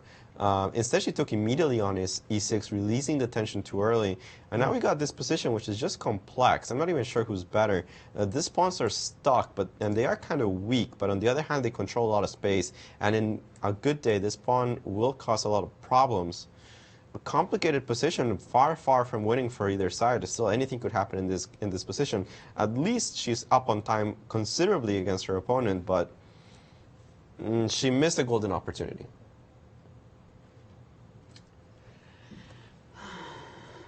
I'm looking at these numbers. Let's see if we can work this out. This game that you're looking at there, that one, let's call it even. Let's call that a push.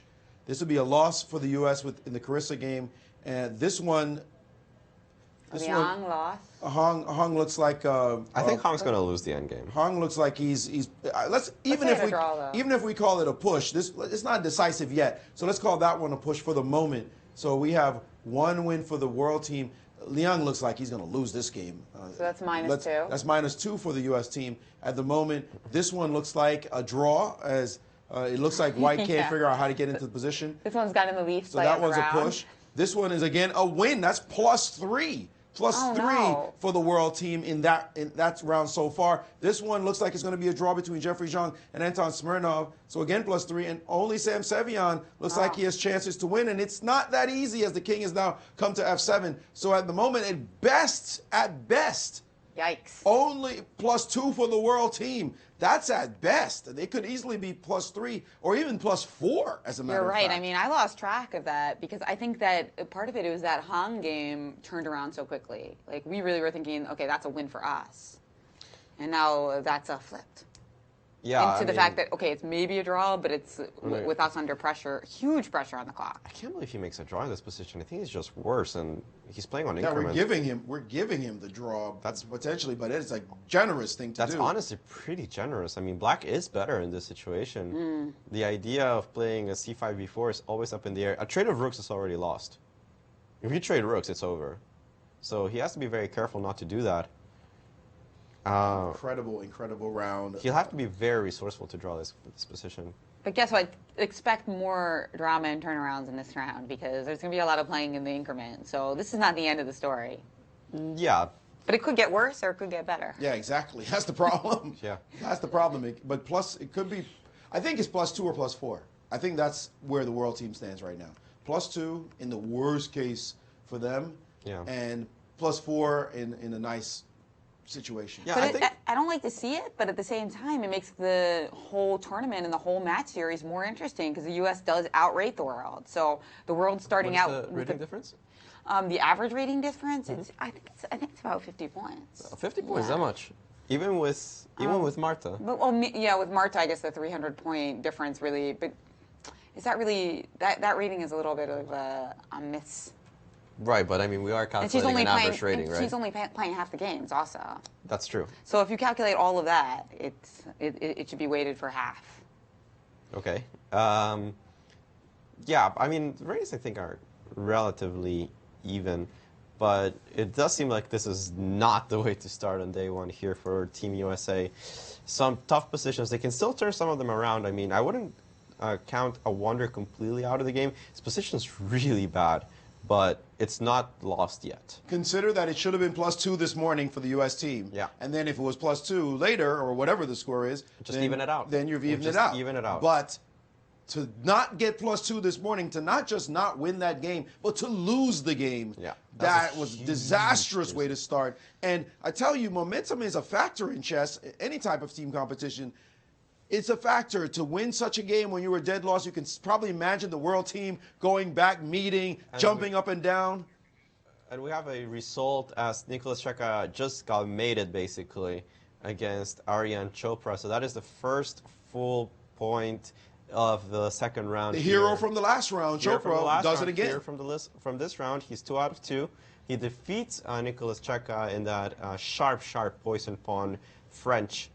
Quite a nice result here for the Indian player who, well, he's shown a lot of resourcefulness in the morning, a little bit of luck also, as he just finishes off the game here after rook d1. King c7, I think Maurice was mentioning the move king e7, but king c7 runs into knight d8. Now I have threats on knight e6. I think Nicholas overlooked this, and after knight e6, you're just getting mated on the next move since king c6, rook d6 mate, and if you go to the back rank, just you get mated anyway. So, yeah, this is the first result we have of the day, and it's a victory for the world team. That's right. So that brings them up 1 point, considering that the last round was all draw. Yeah, and I wanted to see this game between Savian because I really didn't like the queen trade. I'm trying to figure out what his plan is. Like, how am I going to make progress from this position on? He's just played the move rook f1, which is more... I guess he wants to play f3 and kick out the bishop. And actually, I didn't need to play rook f1 to do that. I'm actually wondering what on earth the point of rook f1 is. Much of his advantage is certainly... slipped away. Certainly slipped away in this game. Yeah. And the U.S. might have thought this was a point in the bag, but no such thing anymore. No such thing. Well, and that happened already 3 times today. Of Savian's game now, we thought it was a point in the back. Andrew Hong's game was a point in the back. And, of course, in the morning, John Michael Berg's game was definitely a point in the bag. And they've forgiven too many positions. I mean, some serious soul-searching after this day. The captains are going to have to get the team right again after the way they have played and just frittered away some wins. You got to win some positions. You just got to finish them off. And they haven't been able to do so. Let's see. Pragananda is definitely better against the Wonder, but I'm not losing hope here on a Wonder because the position is still materials even. Yes, it's ugly, but not the end of the world, I think.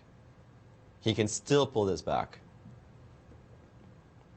And as Sevian takes on e3 with the pawn, justifying, I guess, the rook f1. I wasn't sure why black took on e3. I don't know if that was necessary.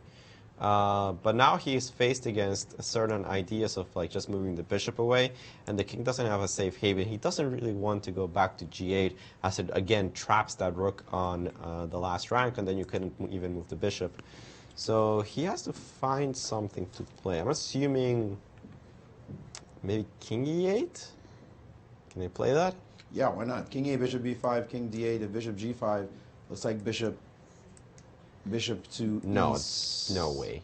No way you allow me to play this. No. I wasn't going to play that move. I was going to play bishop. Oh, bishop e7 you play. Yeah, bishop e7 I play, I think, just rook f7. And it's also very dangerous because the rook's going to swing here and take this one. Right. This looks very dangerous. I think you actually have to rely on bishop b5, on bishop d7 to block the check. But this might be okay. Might be sufficient, actually, to equalize. Yeah, this is not so easy. I think Sevian's really lost a lot of his advantage in this position. And as for those rating discrepancies between the world and the U.S. team, I mean, it is somewhat balanced, but almost all of the advantage for the world team is on that final ladies board with a 300-point difference from Carissa. So I mean, not Carissa, from Martha. Mm-hmm. So that's basically where everything else evens out. So if Martha's able to play well and make some draws on that board, then the world has a big disadvantage on the other boards. Well, I think Subayeva also has like 150 points on Carissa, I think. About 100, I think, yeah. 120, yeah. And then right? Abdu, 120, yeah, 2260 to 2380, yeah. Carissa's still 2260? In FIDE, well, in the invitational list, yeah. Ah, okay. I thought she dropped a little bit. Maybe from the U.S. junior girls. Huh? She dropped a lot there. She lost like 40 or 50 points. And we have Maurice with a guest, the first winner of the day. And we're with Aryan Chopra, the hero of the day so far for the world team from India. Nice. This morning was a miracle almost. Yeah. How did you feel after this victory when it just looked like you were dead busted? Yeah, in the ending where he had a rook and I had two pieces there, I thought only I could win. But suddenly in time pressure I made a blunder, after which he was completely winning. But then he played the rook b5 check, after which he could make a queen. But that ending is not so easy in my opinion, because I have a kind of fort. And afterwards, in the final position, I was optimistic about my position that he has to be precise to equalize, because I wanted to go for king e4 and king f4 and take the g4 pawn. But he blundered, and that was immediately winning for me. What was the feeling for the world team when you won that game? Did you guys celebrate afterwards? Was there a good feeling that maybe this was a good omen for the rest of the competition? We didn't actually have time to celebrate because I had some rest before the second round and I had to prepare, so yeah, but you're happy, yes. Now, this game just looked like a dominant one from start to finish. What were your thoughts seeing this opening? Yeah, I didn't know the opening. I knew some moves, but then he prepared something new, and then I started to think, and in the ending was unclear. He had compensation for a pawn. I was a pawn up, so. But in that position, I managed to play g4, rook g1 and g4. After which, okay, I was 2 pawns up. He sacrificed a piece, so I was a complete piece up afterwards. But my king was in some danger. Danced a little bit up the board and then back. Yeah. So the king was on d4, and yeah, he tried to create some mating nets, but I gave 1 pawn. So I was still a piece up for just 1 pawn, and after that it was not so hard. You started 2-0. That's to be a great start. Welcome to America. What's the feeling being in St. Louis where you must have watched some of these great tournaments take place. Can you believe that you're here now actually playing? Yes, I watched many tournaments.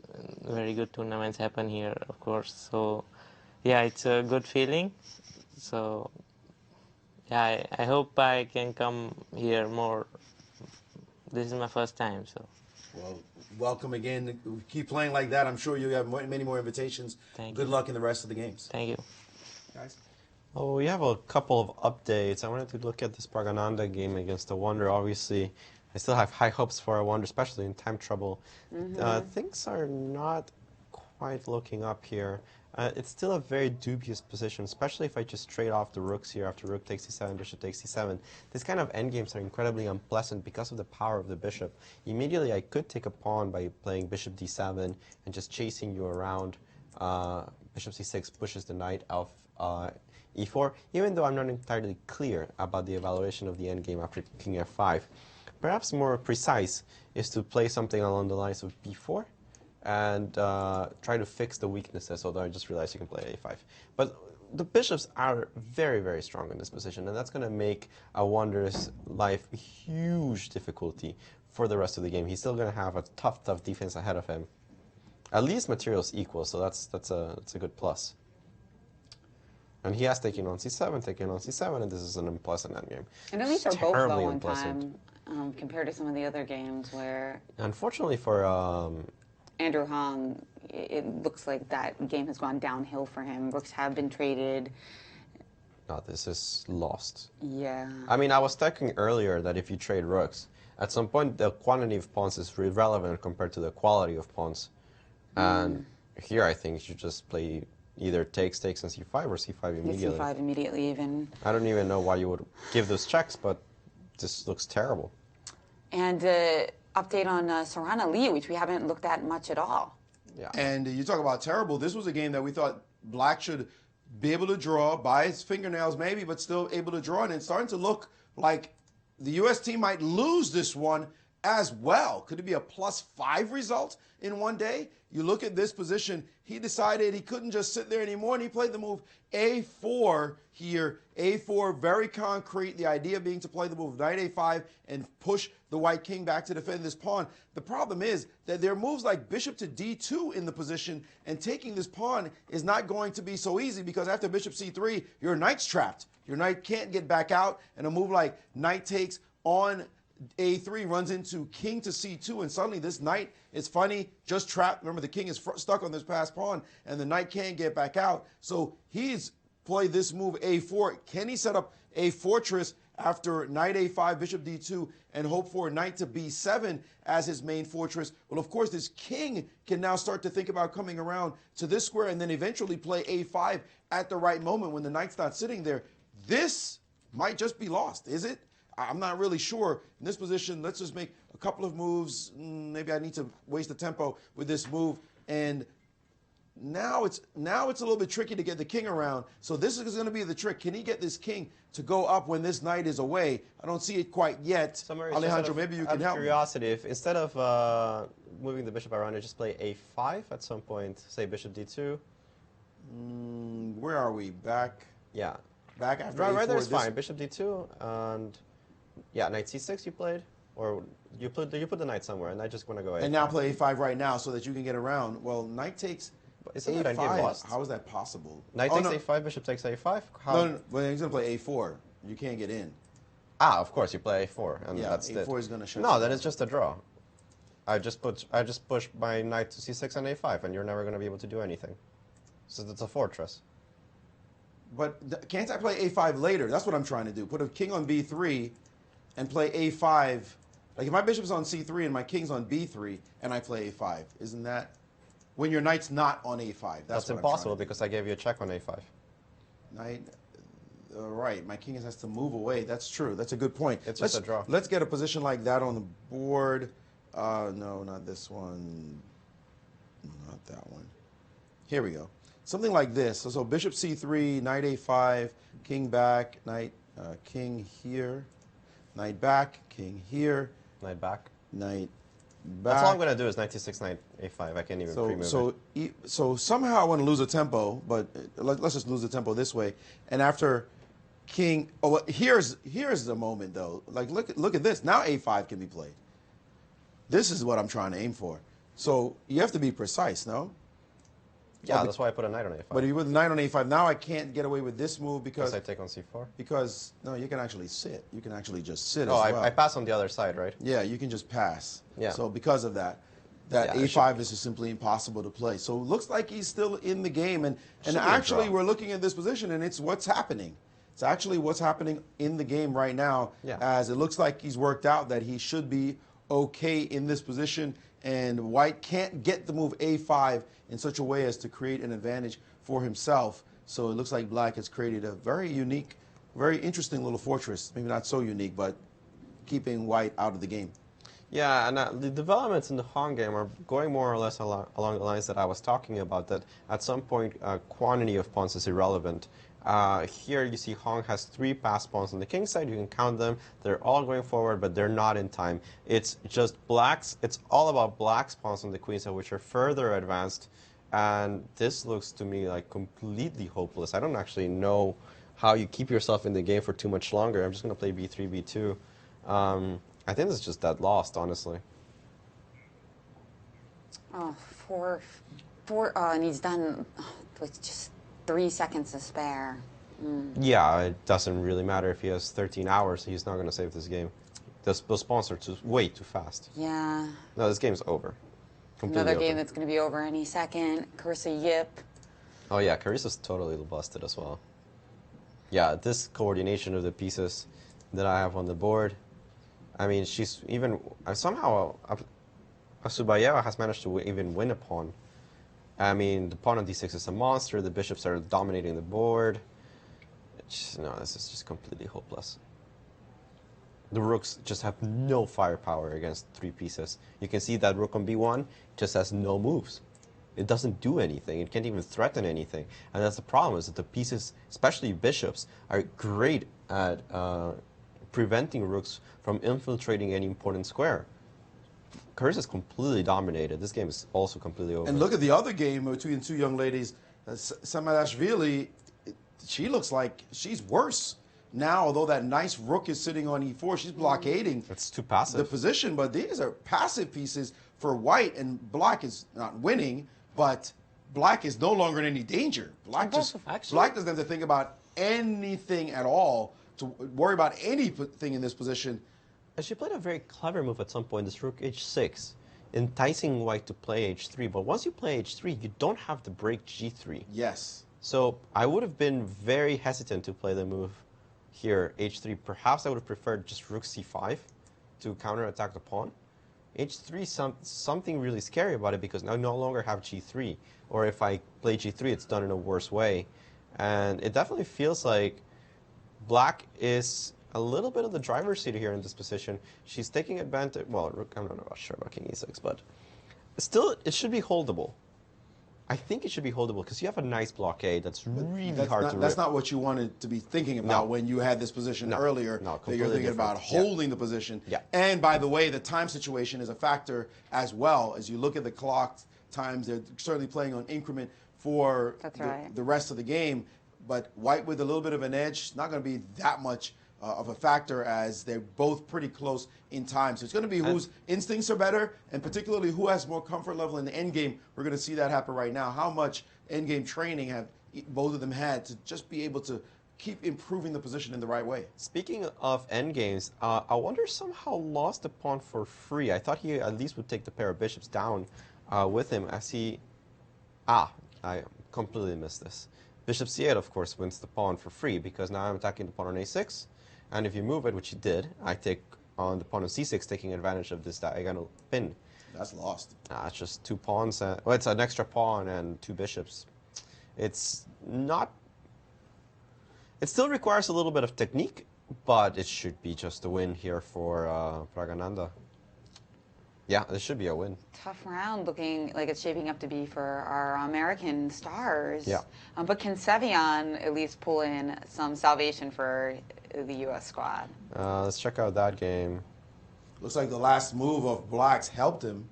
Yeah, something went wrong here, because even though Black's managed to win a pawn, it's very clear that this was not a pawn you wanted to take, as this king is really dangerously going to be pushed away by the pawn on d6 that's just pushing forward down the board. We left it off king e8. E4 was clever, the idea of playing e5. Okay, this keeps some initiative. Bishop e7 had to be played. e5 takes. Great move. Bishop f6, huh? Okay, so if I take, I'm just going to say that this endgame is not really dangerous for me. I guess the king is really weak. All right, so instead, nice move from Sevian. He played bishop c7, targeting the a5 pawn and also allowing the d6 push. Takes on b2, bishop b5 check. That taking on b2 was... that taking on b2 was little optimistic. Those were slightly dubious is what I was going to say. But wow, just letting the white pieces just run all over you now, and that king on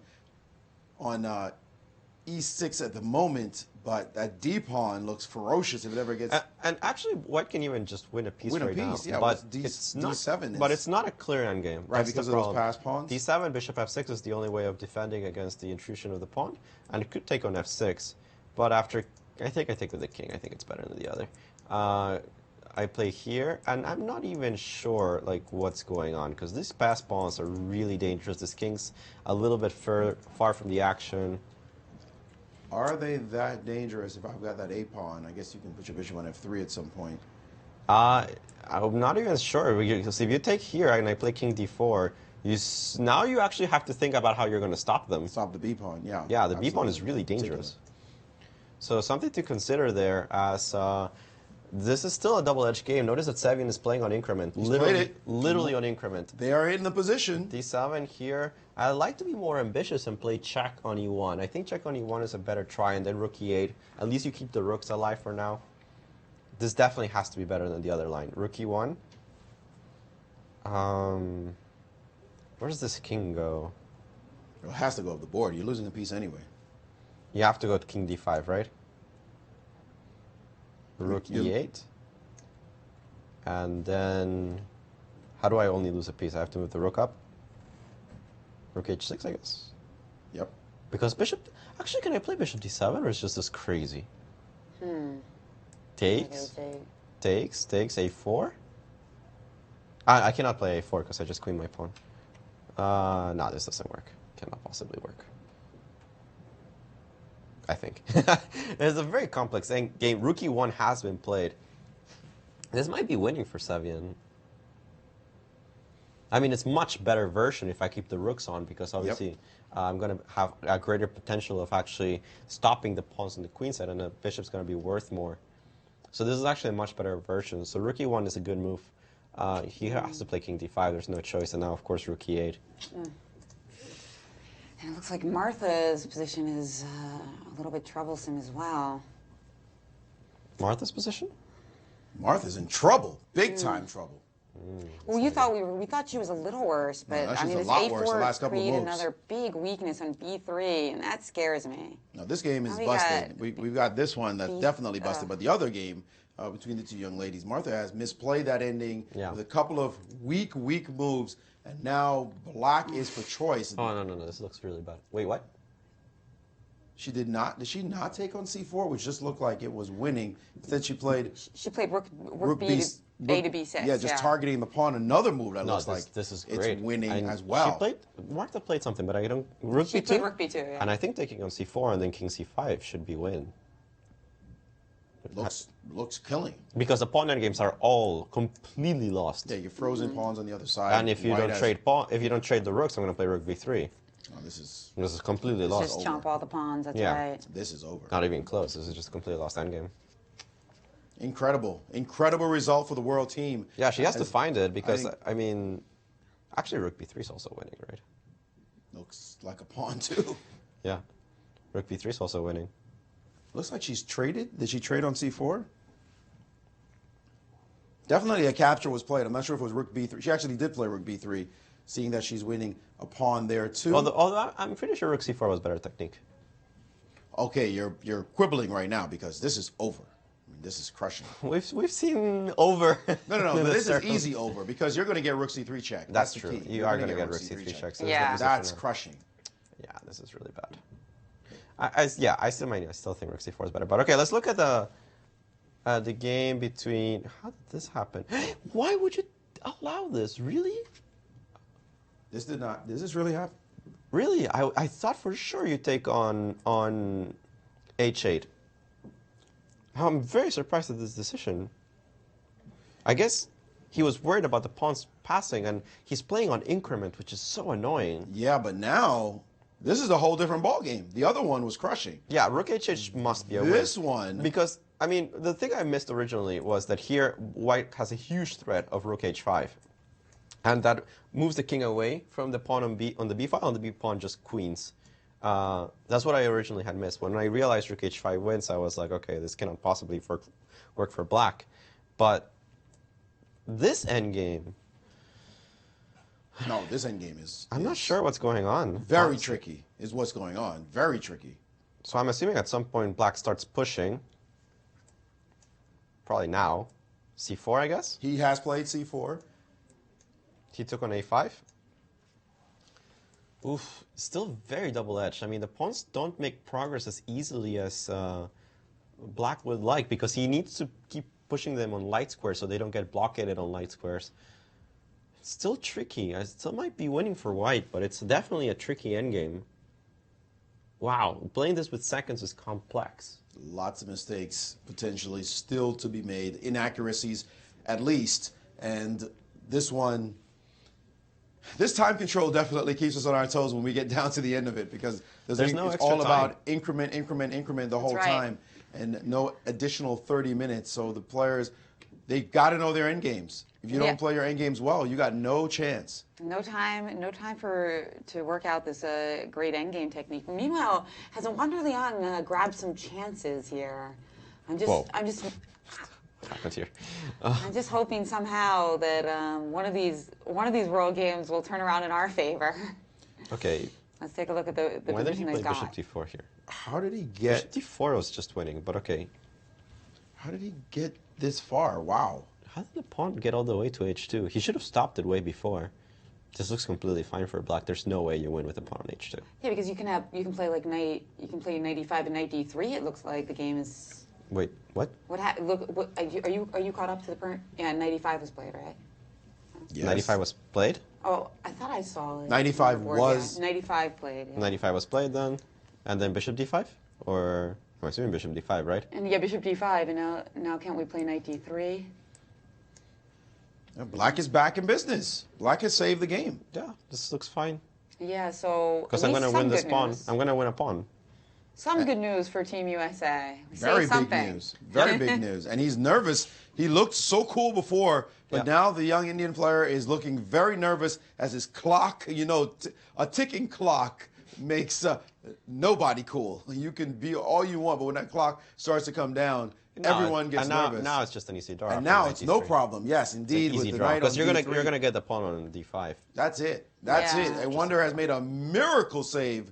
Nice save. Nice save from Absolutely. Indeed. Somehow coming back in this game and at least mitigating the damage. Yes, exactly. Mitigating the damage. And he looks happy for the first time in a while. Yeah, and it's going to have to compensate for something, because Andrew Hong is down a queen against Abdsutarov.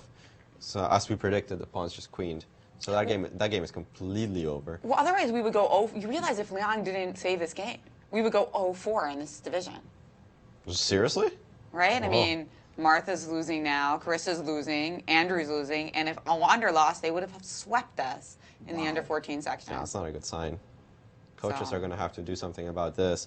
Well, at least the Wander saved it, because this game is completely over. After king h1, I can just take on d5, and that's what he's going to do almost instantly. You have to take, and there you go, and then king e4 just wins all of the remaining white pawns.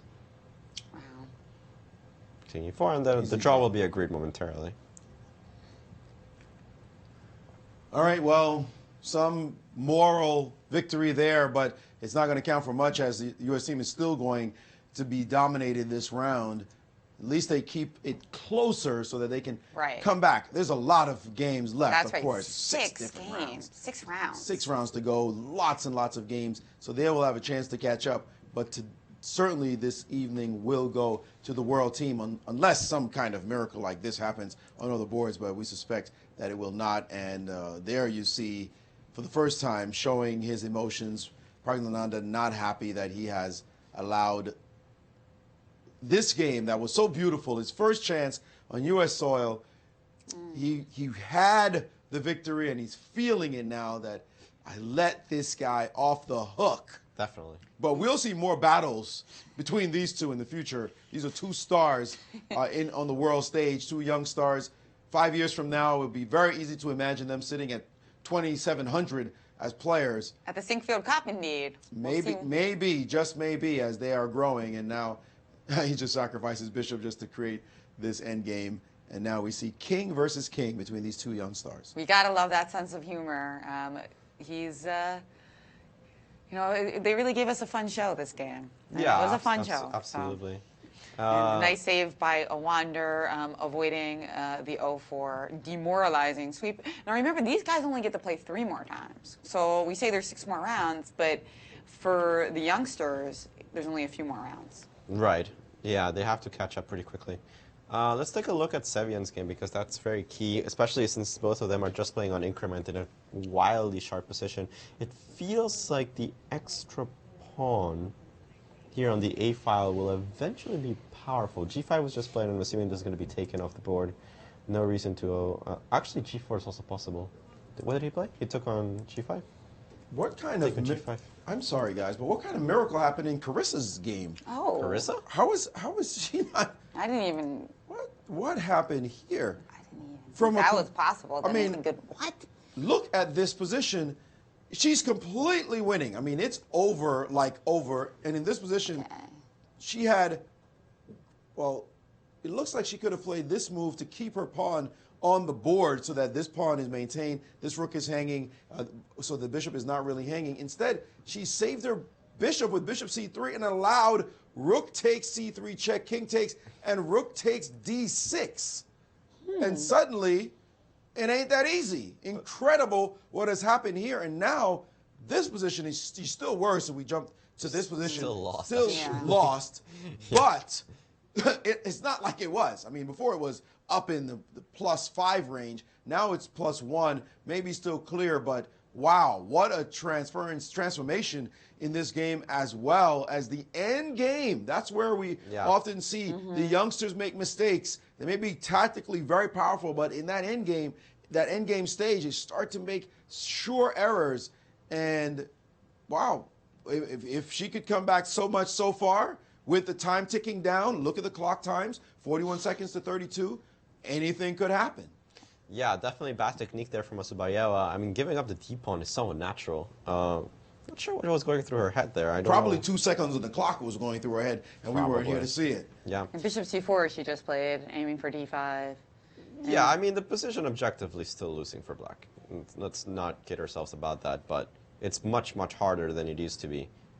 Yeah, she needs to have great technique now to convert her easily. If she missteps a couple more times, then Carissa might have real chances of drawing the game. I mean, we saw the game earlier today where it was a crushing position, and not only did black come back from not only just draw the game, but win the game. That is Chopra's game against Burke.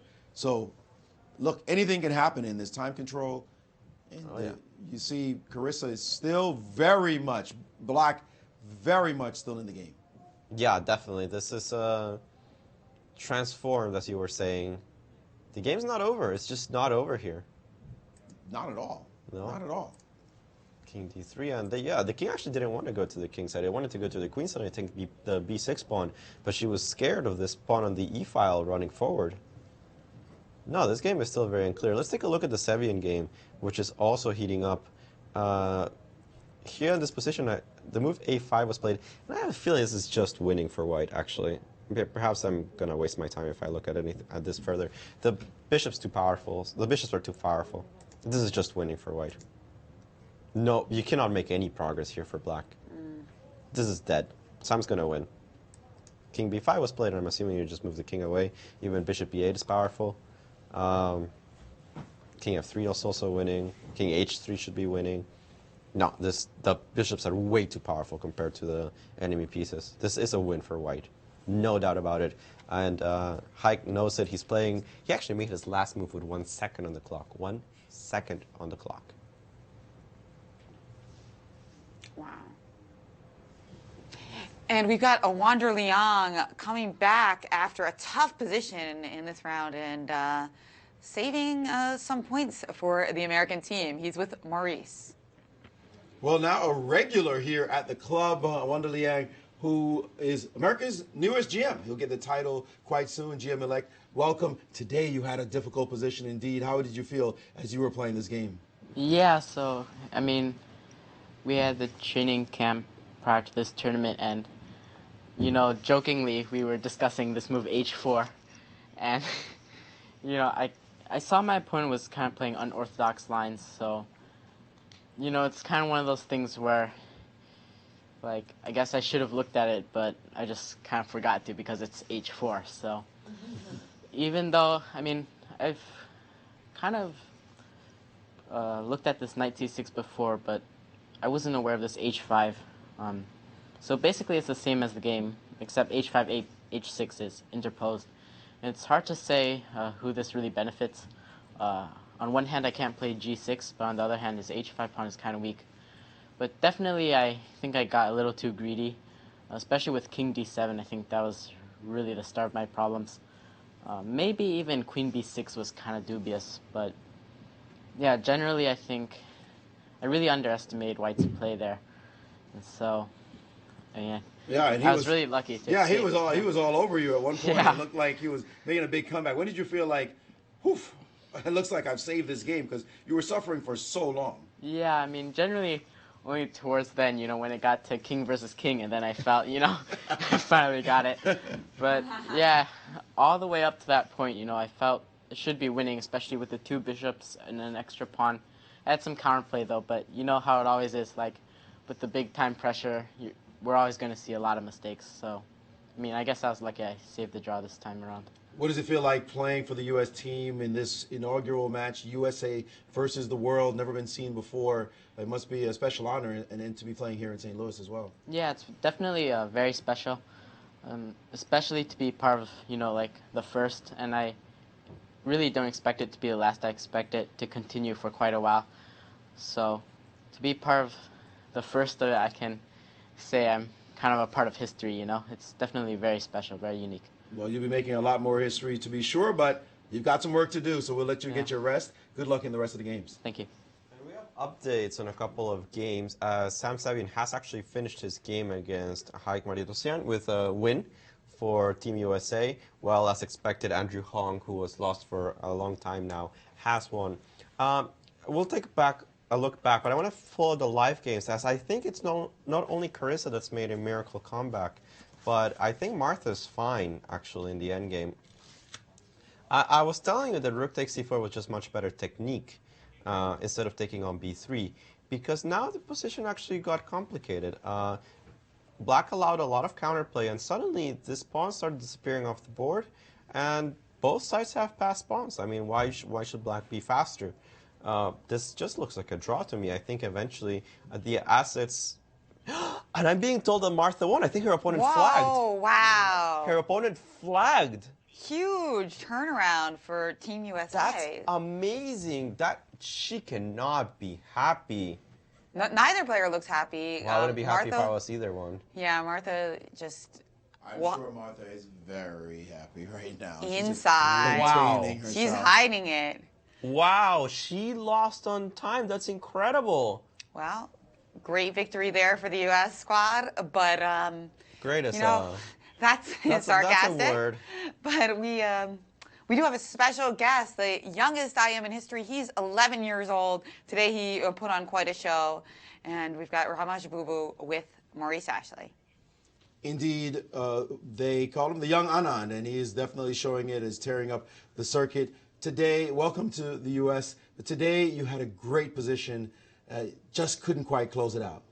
Yeah, it was a great position, but in time double I misplaced some. Do you feel the time, do you feel the pressure of being here, playing in this event? It's obviously a very big event, and imagine your first time in the United States. What's it like playing in this kind of historical tournament? Yeah, it's good, but it's not feeling pressure or something. I'm just playing my game, and enjoying it. How connected are you to the world team right now? Feeling like you guys are a team fighting against, fighting together, trying to win this competition. Okay, we are a team, so we have to talk and sometimes we have to play. So it's, I don't know, it's very normal for us. You are here also with a fellow Indian player, Aryan Chopra. Are you guys friends? You guys talk quite a bit? No, I don't. Actually, in this tournament, I met him for the first time. Did you? So what was that like? So, okay. We played some games in this yesterday in this just one game. Okay, I think so he won today. Yes, he did. He won 2 games. Yeah. Finally, what is the vision for this tournament in terms of your winning with the world team? What would it mean if the world team won this competition? Okay, I'm in that team. It is very happy to be in world team in this big event. So if world team wins, I'm very happy. Actually, I have one other question for you. Do you feel pressure being considered in the likes of Vishwanathan Anand? Is he a hero to you? And people describing you as maybe a future Anand? Yeah, he's a hero of India, of course. Okay, I'm not feeling any pressure, but okay, I'm doing my best. Cool player indeed. Well, best of luck in the rest of your games. We look forward to seeing you in the rest of the competition. Thank you. Guys, he's pretty smooth. He's under the lights here. He's like, I'm all right. It's good. I'm not feeling any pressure. I like that. He said that twice in that interview, and that's great to hear because at least twice. You feel better when you're playing for the love of the game and for fun. So can't wait to see more games from this young man. And I think we have 3 games left. Carissa is really close to saving her game, I feel. Her king's super active. You can see it all the way on d4. It's going to be extremely hard for white to make any kind of progress as they're switching score sheets, having reached the 60 move mark. I think the refrain game's still going on, but I haven't seen any progress in the last 30 moves. And then Martha's game's still going. Oh no, sorry. Yeah, I want to see how that happened.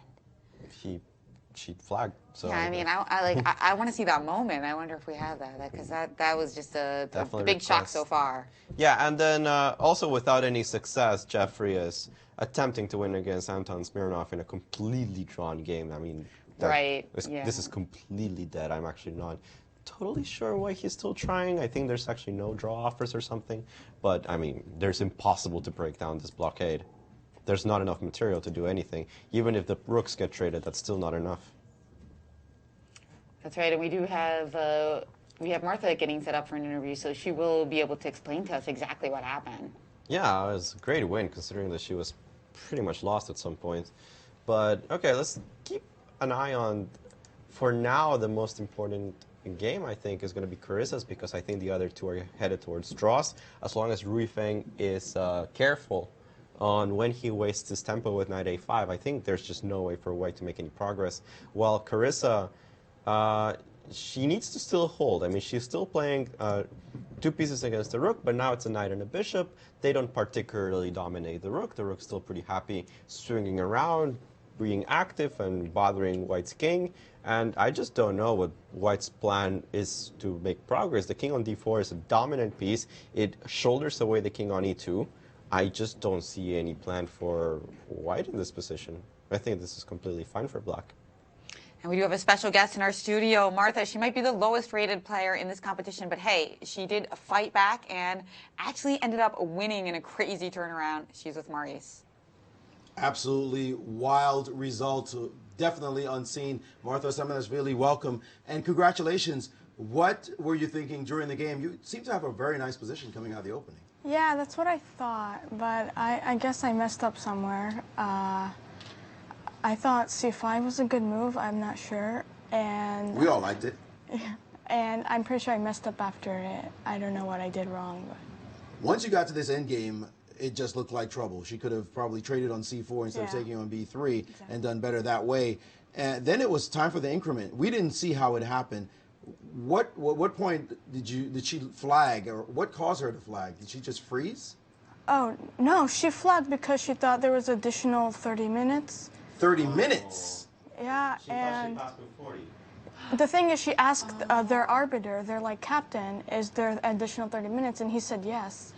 Oh, so, no. Yeah. Wow. Wait, so she didn't lose because of her fault? She lost because of the captain's fault? I guess so. But I think she should know that there's not additional time. Was she just completely shocked when she said time? What was her reaction? Yeah, she was like shocked because like 5 seconds ago she asked him and he said yeah, and then it just showed triple zeros and she was like, what just happened? Wow. Okay, well, a gift win for sure, a point. The U.S. team, how's it like being on the U.S. team? What is your feeling, the camaraderie of the team? Do you feel connected to the team as you guys are fighting against the rest of the world? Yeah, I do. It's a great experience because I probably haven't been in such a strong tournament before, and it's great experience collaborating with my teammates, and I'm having so much fun here. Awesome. Well, we hope you keep having fun and keep winning. Congratulations and best of luck in the rest of the games. Wow, that's great to hear. Having so much fun. That's important because... I mean, as a player, I would just be furious. Absolutely furious. If I asked my captain and he specifically told me the wrong information when as a player I'm relying on him for information, furious about something like that happening. Yeah. I don't know about you, Maurice, but I would be... Oof. I would definitely be upset that your captain told you something and then you find out that it simply was not true. That's horrible. That one, they're going to have to recover from, absolutely. And I cannot believe the turnaround. That just shows you how chess is and time pressure. I can't believe the turnaround that happened for the U.S. team in this round. We were counting possibly +4, minimum +2 for the world team. Yeah, and what are we at right now? Because Sam won, Andrew Hong lost, Cheka lost. We're on -1, I think, right? Wait, but Martha won. Oh, so it's equal. Right now, right? We're at 50% at the moment for today. And it looks like it might stay that way. I don't see Carissa losing the endgame. It's still possible, though. White's still pressuring. That game could be won by the world team, but I think Rui Feng is holding, and I don't see... I mean, Jeffrey's not going to win, and he's not going to lose either. The game should have been a draw like an hour ago. How could you go from a potential -4 to 50% in the space of about an hour? Seems like we put a reverse jinx on this round. I mean, chess works, right? It's amazing turnaround, but go Team USA because they really pulled awful games out of the trash. Well, you know, it just goes to show it's important to know the rules, right? Yeah, but I mean, I can't even fault her. I mean, no, you can't fault her. Well, then again, you should know the time control before you enter the tournament. Okay, but especially because we mentioned it and it was on so many graphics. If she watched at all any part of the games this morning, because she's playing with the under 14, so she might have watched her teammates earlier. I mean, I don't think she was tuning into the broadcast that she can't understand, but. Oh, you've been watching the games. Okay, yeah. That's a bad... And what... Did she actually ask, is there an extra 30 minutes? Maybe he thought she said, is there an extra 30 seconds? Could that have been it? Because maybe.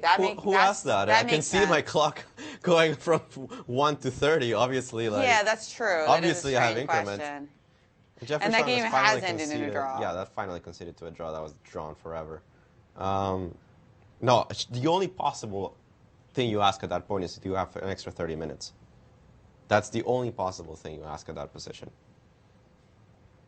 It's ridiculous, really. But perhaps that was a miscommunication. That does make sense. I mean, at least that's a plausible explanation because it is on every website. It's on the Chess24 website. Of course, it's on the Match the Millennials website. I think it was mentioned at the ceremony yesterday. But yeah, it just goes to show you always have to double check those things. Looks like a look of fatigue there on White's part in this game as she realizes, or long realized, that this is not as easy as it used to be. Yeah, this is the current position. I mean, still some chances for White, especially because the h5 pawn can be taken as it is on a light square, but still a lot to work to do even after that, because taking on h5 might mean in many cases losing the a4 pawn. So you got to be very careful and time it well. I actually didn't like the move king d2 too much, but still chances here for white, certainly. She's played the move knight g1, which I find a little baffling. I thought the knight was going to go to f4 for sure and start attacking the pawn on h5. But she can actually just go around and around and around. It's not like black can do anything. Still some chances here for white side. She's going to be pushing for a while. But I don't know how realistic they are. Let's take a look at the other game, which I think that eventually white sacrificed his pawn after literally like 30 moves of not doing anything. He eventually pushed his other pawn, and that's why he only has one a pawn left. But I don't think this actually helped his position. This just looks like a draw. Nothing has changed. I can still just play king g7, king h7, and pass. This should be an easy draw. This game has been a draw for a very long time. So honestly, the only game that we have still going on is the Carissa game. By the way, we should point out this. Imagine the psychology of having to play on increment for so long, right? They've been at under a minute and under a minute and under a minute, and you almost at 6 seconds, 5 seconds, and now you're at 30 seconds, and then you're under again. Just every single move that starts to wear on the psyche. You do that 10, 15, 20, 30 moves, still doing that. You're never relaxed. We don't normally play chess like that. You get some time to stop and think. But in this kind of time control, you are never relaxed once you get to a certain point in the game, and you can't build up but so fast because you don't get to just repeat moves that easily. So there's no easy build up. Let's play a couple of quick moves, not in positions like this one. So you see how nervous she is right now is white. Carissa actually has kept her nerves, at least inside, much better. You see she's been pretty calm looking at the situation, but not her opponent. And that could possibly signal a mistake coming, or maybe just at least inaccuracies again. But we have to pay attention to that, because something big, we saw something really big happen this morning when Burke gave away a whole queen. Yeah, no, although the position is so simplified, it's not a lot of difficulty here to play for white. And it is actually pretty hard to play for Carissa, because now she has to be careful of that h5 pawn at all times. I'm trying to figure out how to attack the pawn directly. I could also just pass and play something like king f3. Trying to come up with a plan here for white. I could actually attack it with the king also. King c3. I'm wondering if I can just go and attack it with my king g2, and so forth. That actually, I don't know what you would do. I actually don't know what you do if I just go king h4 and I take your h5 pawn. Might just win, actually. I have no idea how you defend against that. Looks winning. Right? Yeah. Looks winning, because there's no counterplay on the other side. There's zero counterplay on the other side. I mean, she's found the plan. She's playing king g2. I think she's going to rectify what she's done in the past many moves, but I think that this should still be winning for the white side. Yeah, because I can't ever go to f2 because of knight d3 check. And if I go to f3, you can always just kick me out. Well, even if you go to f2, I'm not sure what the point is. Yeah, because you can just always take on h5 with the knight. Yeah. Right. It makes no difference. Okay, so she plays something a little bit clever, which is rook g5. And after king h3, at least there is no point. Like king h4 is not a threat because of rook g4 check. But I have to be worried now about bishop e8. So also at the moment, king h4 is a threat because the king is on c3. So for example, if I play a silly move like king d4, just instantly loses to, well, 96 was still winning. But my point was that it also allows this check on e2. So this wouldn't be a good square for the king, even if it didn't lose to 96 immediately. She needs to move the king out of this 4-king range. Although it's white to move, but king h3 is by far the most natural move.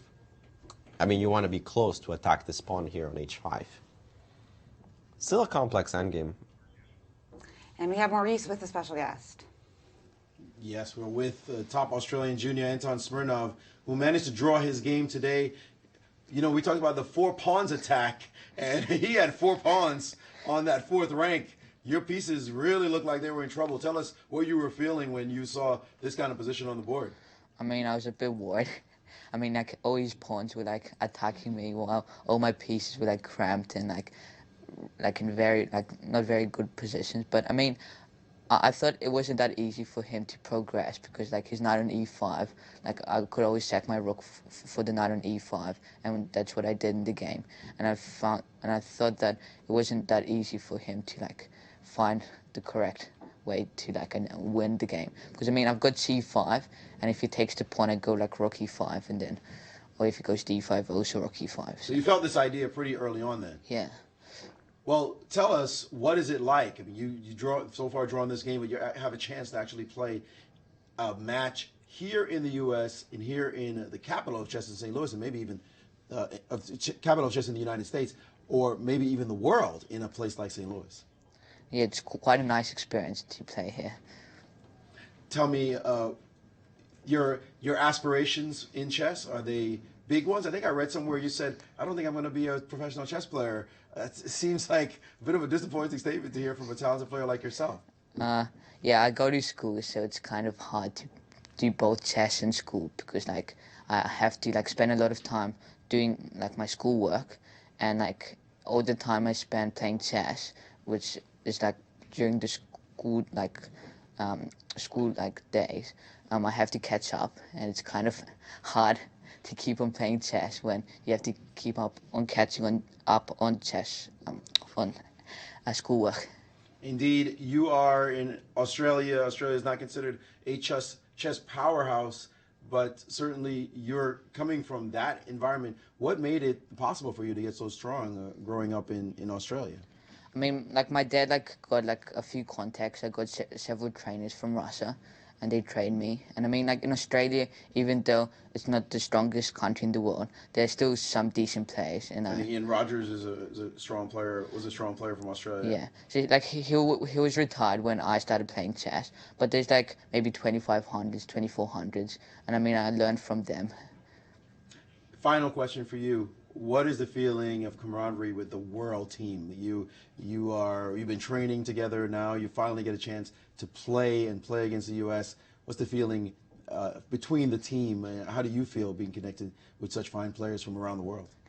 Yeah, it's kind of funny that I'm the translator for the team because I speak both English and Russian, and like we've got like 2 Russians, 1 Armenian and 1 Indian, and like I have to like translate, and everyone's like asking, "Oh, Anton, can you please translate this for us?" So you're the glue. Yeah. All the way down from down under. Well, congratulations on your draw today, and good luck in the rest of the game. Yeah, thank you very much. Well, we keep looking here at this game between Kurysagip and Sabayeva. Well, the other game that's still going on hasn't actually had anything happen, which I'm not surprised about, as Alexei Sarana is trying to somehow trick his opponent Rui Feiling, but I don't see that happening. And we have the position between Kurysagip, which is really the only interesting thing going on, as Sabayeva is still trying to somehow win this position, but she hasn't figured out a configuration that's going to allow her to do so. She just played, we just had a couple of moves there. Yeah, and it doesn't seem like she's getting anywhere. She played knight d3, I mean, with the idea of playing knight f4 in a good day. She can't really play knight f4 right now because of the move h4, and still after this move, you can't really do it. She's played king h3, which makes a lot of sense. And at some point, she still wants to play this idea of king h4, takes on h5, but it's not so easy to execute. And she doesn't want to drop the a-pawn. As soon as you drop the a-pawn, you give too much counterplay to your opponent with the b-pawn. I'm not entirely sure what the configuration is to win the h5 pawn for free. Because that's the only way she wins, and she does win if she gets the pawn for free. I just don't know how you do it. Rook g4 was played with the idea that if knight f4, I'm simply going to play rook g5. Still should hold. For now, I'm assuming knight f4 will be played, and rook g5 looks like we've had the position before.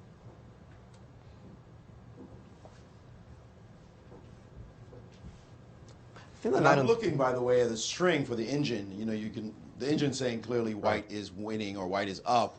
But when you look at the string of the analysis to say why white is up, and you can't quite make it out down here as the engine analyzes, but it's not taking the pawn very easily. Actually, now it's just found a variation where it has captured the pawn. So I'm going to follow that line. It's knight e2, rook to g4, and now bishop to d7. You might have the position wrong from the start because the king's on b3. Yeah. Oh, I had played the king. That's oh, sorry. So let's go back right here and see if, again, we can find it. Well, from here, current board position, again, now as I look at the string, I'm not finding any capture. Yeah, there it is. I'm not finding any capture of this pawn, and we're going ahead 7, I make that 9 moves, and the pawn on h5, there's no variation it's finding capturing this pawn on h5. So, so certainly materially, white is up, but can you find a variation where you pick off this pawn in a straight sequence? And if the engine's looking that deeply, well, of course, the engine's also defending in the best way as well, but it's going to be a challenge for white to find the sequence, and basically white's going to have to hope that black makes a mistake. But Carissa has been playing very coolly in this game, and she's found a very nice way to maintain the position. Almost miraculously, I see she was completely lost in this position. In this game, sorry. 95 was played, it's attacking the rook, so rook g5 looks almost incredibly natural. Attacks the knight, doesn't allow the king to go to h4. I guess knight f3 or something along these lines. It's still not easy to see how white's going to even pressure the position. Well, like I said, it's the engine's looking and can't find anything real as this rook can just shuffle back and forth on the G line. And if that's the case, it looks like it might even actually already be a draw. It could be. She might try knight d7 to attack the pawn on b6. And on rook g6, I was wondering if maybe I can play king h4, but I mean, I don't think that's enough to win. No, that cannot be enough to win. And this looks really drawish, but still white's the one pressing, and with time pressure wearing down on both players, like what are they on move 80, 75? No, longer than that. They're currently move 80, that's They're move right. 80, exactly move 80. Knight d7 and rook g6 here, defending the pawn on b6. And as I mentioned, she can go king h4, pretty much forcing rook g4 check, and then trading the h pawn for the g pawn and winning the b6 pawn, but that should not be enough to win. By the way, should we mention it's 20 minutes after 9 here, Central Time. It's closing in on bedtimes for some young players. Also, should we point out that players have traveled here from elsewhere, long trips, so it could be feeling like you're in a different time zone, somewhat surreal, especially coming all the way across the ocean to come play here in a chess tournament. I mean, it's a whole bunch of factors involved. As no matter how young you are, you're going to feel that as fatigue is a factor. And it looks like these two players have indeed drawn the game. Finally. And they're the ones who really need the rest because they have to play tomorrow. Well, one of the 5 will be rested. We don't know who yet. At least for the girls' games, they get a break tomorrow. Yeah, they're going to push as hard as possible. So, still, Bibisara thinking about this position. She has gone for king h4. And now Carissa plays rook g4 check. King h3 forces the rook back, so basically all white did was win a little bit of time. You cannot really take on h5. That's just a dead draw. I'm going to be able to sacrifice my rook for an exchange and a pawn without any problem at all. So yeah, I just don't see a plan for white. She's going to keep trying, but this is just not going anywhere. And kudos to Carissa for hanging tough despite what started off as a very disappointing game. No, it's an incredibly disappointing game. I mean, she went from a superior position to just hopeless in very few moves. Yeah, but you know, a lot of people do lose hope at that point and missed opportunities to keep the stasis at some point. So a credit to her for keeping hope alive. Well, what the World Team girls did today was basically gift points. Well, yeah, well, certainly Martha. I mean, yeah. All right, the knight goes to f8. I'm not entirely sure how that helps her. Any decent rook move seems fine. I mean, at some point the knight's going to have to reroute to f4 if she wants to make progress, but even then it's not easy how to continue because the rook's going to install itself on g5. But the knight has to go to f4 at some point. I mean, there's no other angle of attack that's as effective as f4. I'm assuming 96. And because of increment, we're going to be here a while. I mean, she can go around and around and around for a very long time. Actually, maybe she can play knight h7, knight f6. Ah, if she gets the knight to f6, she just wins, because the knight on f6 controls g4. So she has to be very careful not to allow that. That's why she's played the move rook. But if I play bishop e8, what do you play? Bishop e8 is winning. What do you play after bishop e8? Can you play rook? Rook h6. Rook e6? Rook e6, bishop f7. Isn't the king? Where's that king? King's on b3. Oh, the king's on b3. I see the angle. All right, so rook e6 is not playable. No, rook h6, just move the knight anywhere. It's just completely winning because you don't have control over the g file. Yeah. You just play king h4 next. I think bishop e8 is winning. I mean, I might be wrong. It's been a long day. But it might, well, there you go, bishop e8. And she played it with a flourish. She played it with the flourish of a 6-hour game and, and an annoyance of not having one earlier. But it might still be in the bag, actually. I mean, she has to play rook h6. I don't see where else the rook can go. It can no longer stay on the g file, because if you go rook g4, I actually just take on h5, and you still cannot take on a4 because of bishop d1 check.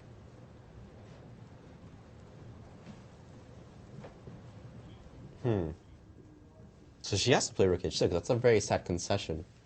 The position becomes incredibly difficult to hold after that, because now the rook's been forced off the important g file.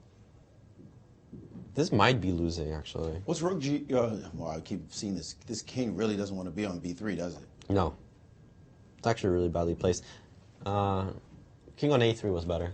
Yeah. Because it removes itself from a lot of tricks. Yeah, in that case, you could play something like rook g8. Well, you can play rook e6 immediately. And rook e6 as well. Yeah, so. rook g8 or rook e6. But you can't right now. The rook's run out of moves in this case. Yeah, it's a tough defense. I'm not even sure you can still hold this. I mean, game's far from over, but it feels like White's made tremendous progress by forcing the rook off the g file. That's the beauty of it. Once you have the material advantage, you can just keep playing on and on. 30 seconds keeps coming, and sooner or later, your opponent with no real play has to defend and defend. Hard to defend for 10 minutes, 20, 30 minutes, making only accurate move after accurate move, and you can see Carissa there feeling the problem, and she has left the g-file. And rook to h6 on the board, and now simply moving the knight back, and she sees the plan. King h4, bishop takes h5. Well, maybe she should be careful about taking this pawn here. She's trying to chase the bishop away again. Yeah, because the bishop still has to keep defending the pawn on a4. That's her chance. But which means the bishop keeps defending. Now the king goes to h4, and then the knight has to repurpose itself again so they can take on h5. Well, it's not going to be so simple, but yeah, basically that's what's going to happen. That's what's got to happen, That's right? what's going There's to happen. nothing else that can happen. So she's got to bring her bishop back, and now she's got to bring her king up. And then an odd decision of a square. I thought putting it on c6 made more sense, just to prevent the rook coming from to g8. But this should be fine. I mean, king h4 is coming next move. And we have Grandmaster Ryufeng Li, who had a long day of chess. So thank you for joining us in the commentary studio before bedtime. Yes, we'll make this one short and sweet, of course. Today, this morning, you were torturing your opponent, and it only became a draw. Today, the next round, you were being tortured, and it only became a draw. Welcome to the joys of chess. What is it like playing in this competition, the first of its kind, the U.S. versus the rest of the world? I think it's quite exciting because it is the first of its kind. Although today, I guess I didn't have too much fun because getting tortured for 5 hours is hard work.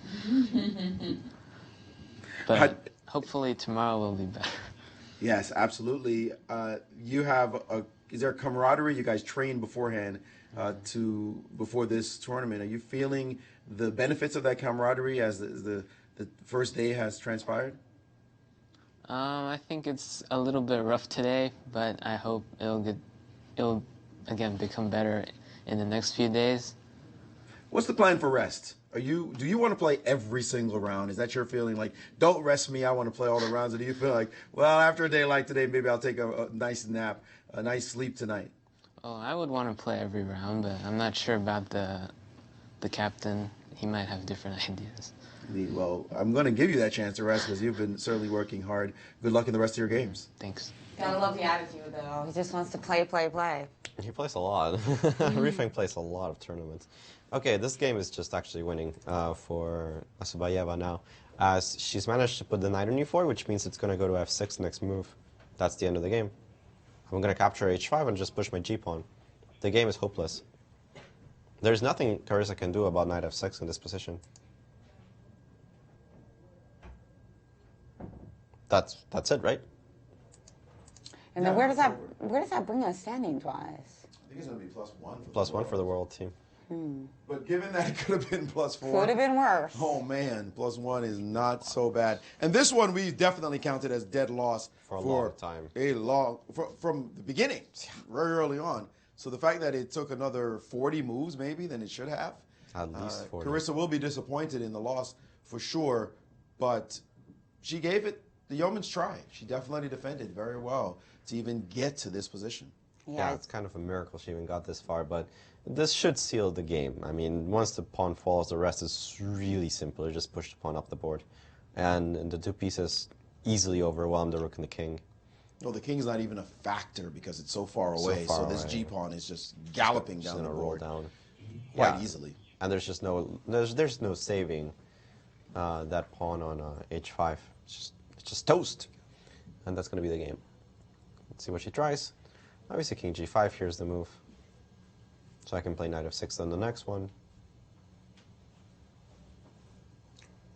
There you go. And there it is. And you know, this is just such great experience for the young players. I mean, that's part of the idea of this match, not just to crown a winning team, but also to give them experience in a tournament where they play as a team and where they have time to prepare and they have captains. So, yes, Carissa's going down, but a lot of really important lessons for her in this game. Well, as far as the girls are concerned, they're breaking even. So that's one thing in the mini match with the girls. Outrated by over 400 points. There you go. So that they still have a long way ahead of them. An average, a total of 400 points on both boards. So average of 200 points. Oh. Yeah, 300 points on Martha's board and then over 100 on this one. Right. And how Andrew Hung lost his game. I mean, my goodness. That would have been such a big turnaround after he was completely winning. And that caused the under 14 matchup to be +1. And that's where it really is the factor. That game. The Andrew Hong game was huge. That game was such a decisive part of this round. Yeah, and a few results were actually quite good. I mean, Sevian keeps his class. He starts 2 out of 2. I think this right now, obviously the USA MVP.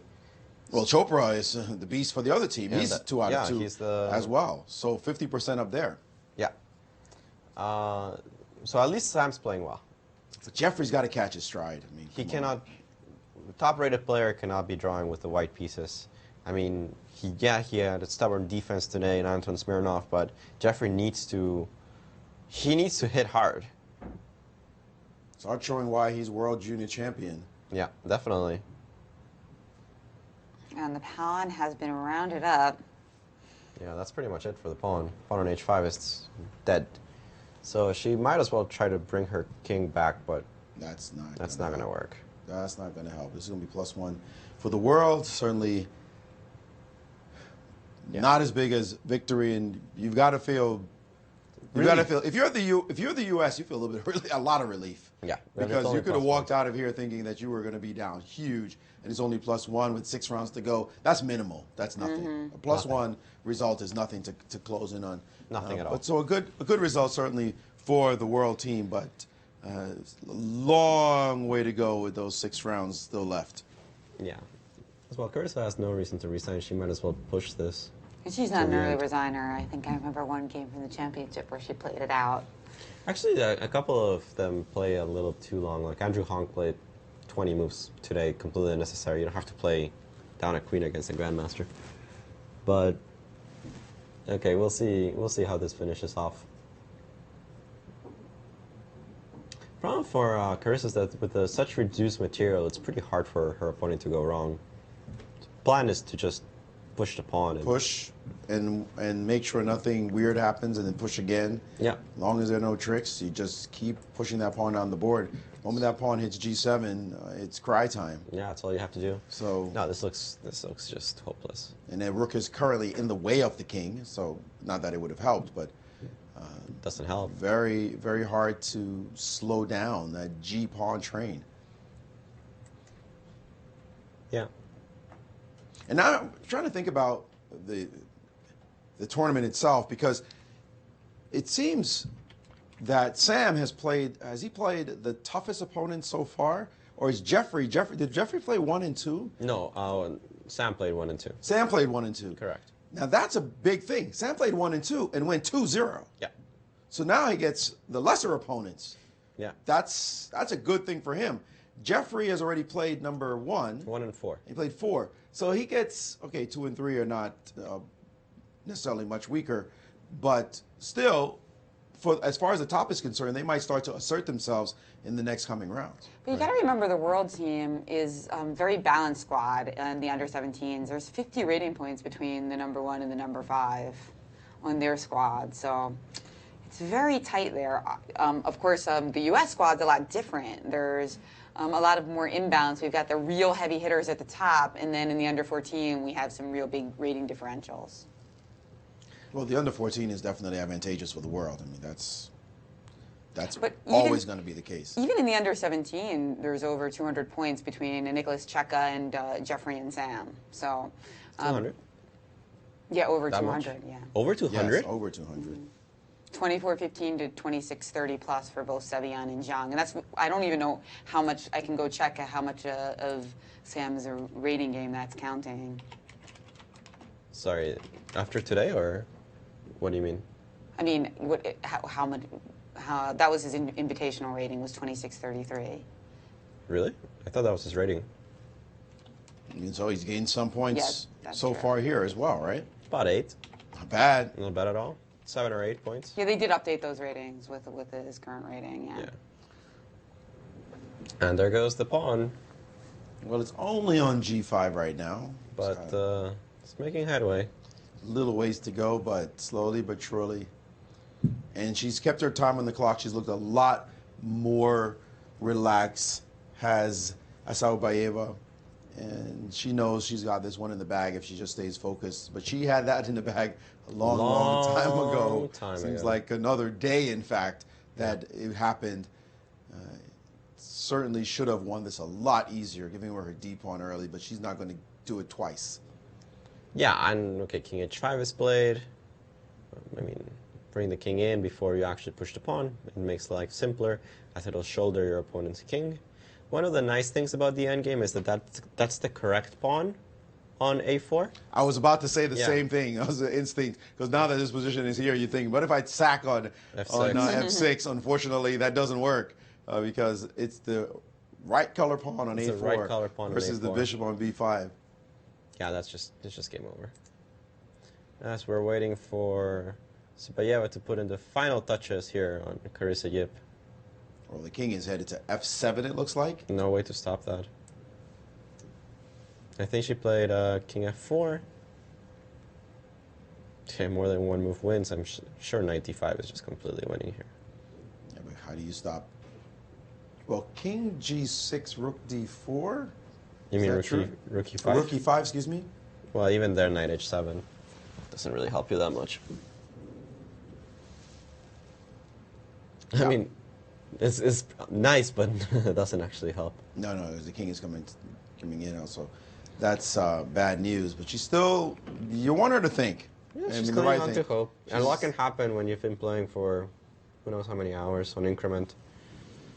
That's been incredible, watching them play on increment this whole time. I would not want to suffer playing for an hour and a half. Yeah, all definitely. the tension, fatigue, potential for mistakes, and she's starting to show a little bit of body language again. She brought the knight back to d5. Yeah, that looks most precise to me. Knight doesn't actually want to be on f6. I'm assuming king e5. And I think g6 just wins, actually.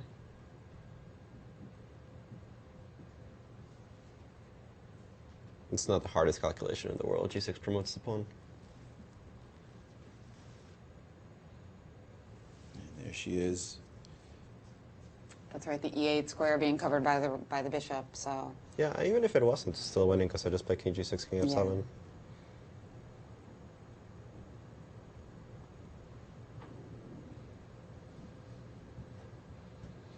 You can imagine the pressure on this young lady as the rest of the world team now tied. They know that this is the game that's going to give them that point to say, yes, today we won the first day. And she knows it. She'll come out the hero, the heroine in her case, that pulled it off for today. That could be a little bit of a story she writes of, I was the one who made it +1 today with my victory. So she will be proud, and I know her mother is here. I think her parents are here as well. So they'll be given a hug and a kiss and some dinner, some much-needed sustenance, as G6 has, in fact, been played. As I said, basic calculation to finish off the game. Although her coach is not going to be terribly thrilled with the technique she showed in this game. I don't think they're going to jump on her about it now that she's won the game and it's taken yeah, not so at 10 long. p.m. Well, perhaps the world team coach will be happy, but I think her personal coach is looking at this with certain disappointment. Well, let me tell you, you're not the player, and it's a young player, and she's got years to mature. She's a star. She's a star in chess, and she will be. She will have many more years to make sure those kind of things don't happen. I think if a smart coach will say, I know you were winning, so let's just get some rest and we'll try to work on your game. And next time, just be a bit more diligent and focused and not let it happen. And be all smiles because, That's right, because she's got the job done. Because this time control also isn't something that they're used to. So this, usually you have a little bit more time to work out your technique. And okay, after 97, you just win the rook. A good time to resign now. Yeah, there you go. The Carissa does resign. And that's the end of today, as the world team actually leads with +1 against USA, if we counted correctly at least. But very dramatic round, which included a forfeit on time. Yeah. Lots of exciting saves and some near saves like this game, which ended in favor of the 6-time world youth champion. Jeez. Young Bibi. So much talent in this competition. Yeah, she's an incredible player. Everybody's really been talking about her since her performance in the European Championship in Minsk. So it's a pleasure to see her play here. She showed considerable weakness in the opening. Then she outclassed tactically her opponent. Her technique at some point, she really dropped the ball. She was playing really well, doing what she was supposed to do. Dropped the ball completely in one move and had to re-win the game. But she managed. She re-won the game and she converted. And great focus and demeanor by both of these players into the 6th hour. I mean, the 5th hour, rather. It's just like, it really seems like they're still just leaving their heart on the board. And gotta respect that from both of these young ladies. By the way, 102 moves as well. Yeah. That's the heart right there. Marathon chess. No, that's insane. First 100-move game of the match of the Millennials, but not the last, I'd wager.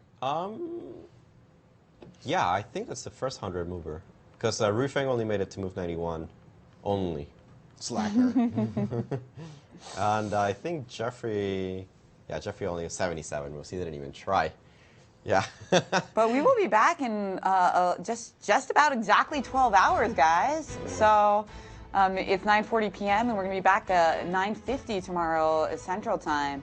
So let's quickly review the results here. We've got in the under-17 section, we got one big win for the U.S. with Sam Sevian reaching 2-0, and by contrast, Aryan Chopra getting 2-0 for the world team with another win against our Nicholas Cheka. Meanwhile, in the under-14, it was a good day for the world, but it could have been even better. Martha saving a win because of a time forfeit by her opponent, and Carissa Yip losing after that 100-plus move battle. Andrew Hung also losing in the game that should have gone the other way, so lots of topsy-turvy games today. And this is where we stand after 2 rounds at the match of the Millennials. Well, apparently after 10 hours, we can still count because, yes, the U.S. team down by just 1 point with 6 rounds left to go. World team ahead right now, and we're going to see if they can keep that margin as we go into round 3 tomorrow. And a final thought from Maurice.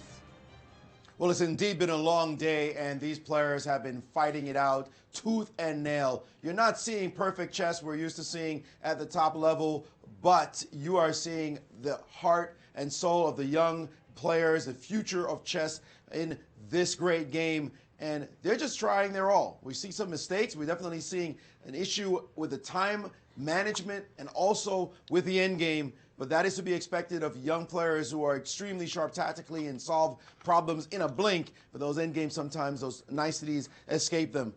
Well, we got a lot more to go. 6 more rounds. It should be, wow, all this topsy-turvy action. And you think it's going to be 6 more rounds, 3 more days. It's going to be a lot of fun. And look forward to seeing you guys in about 12 hours.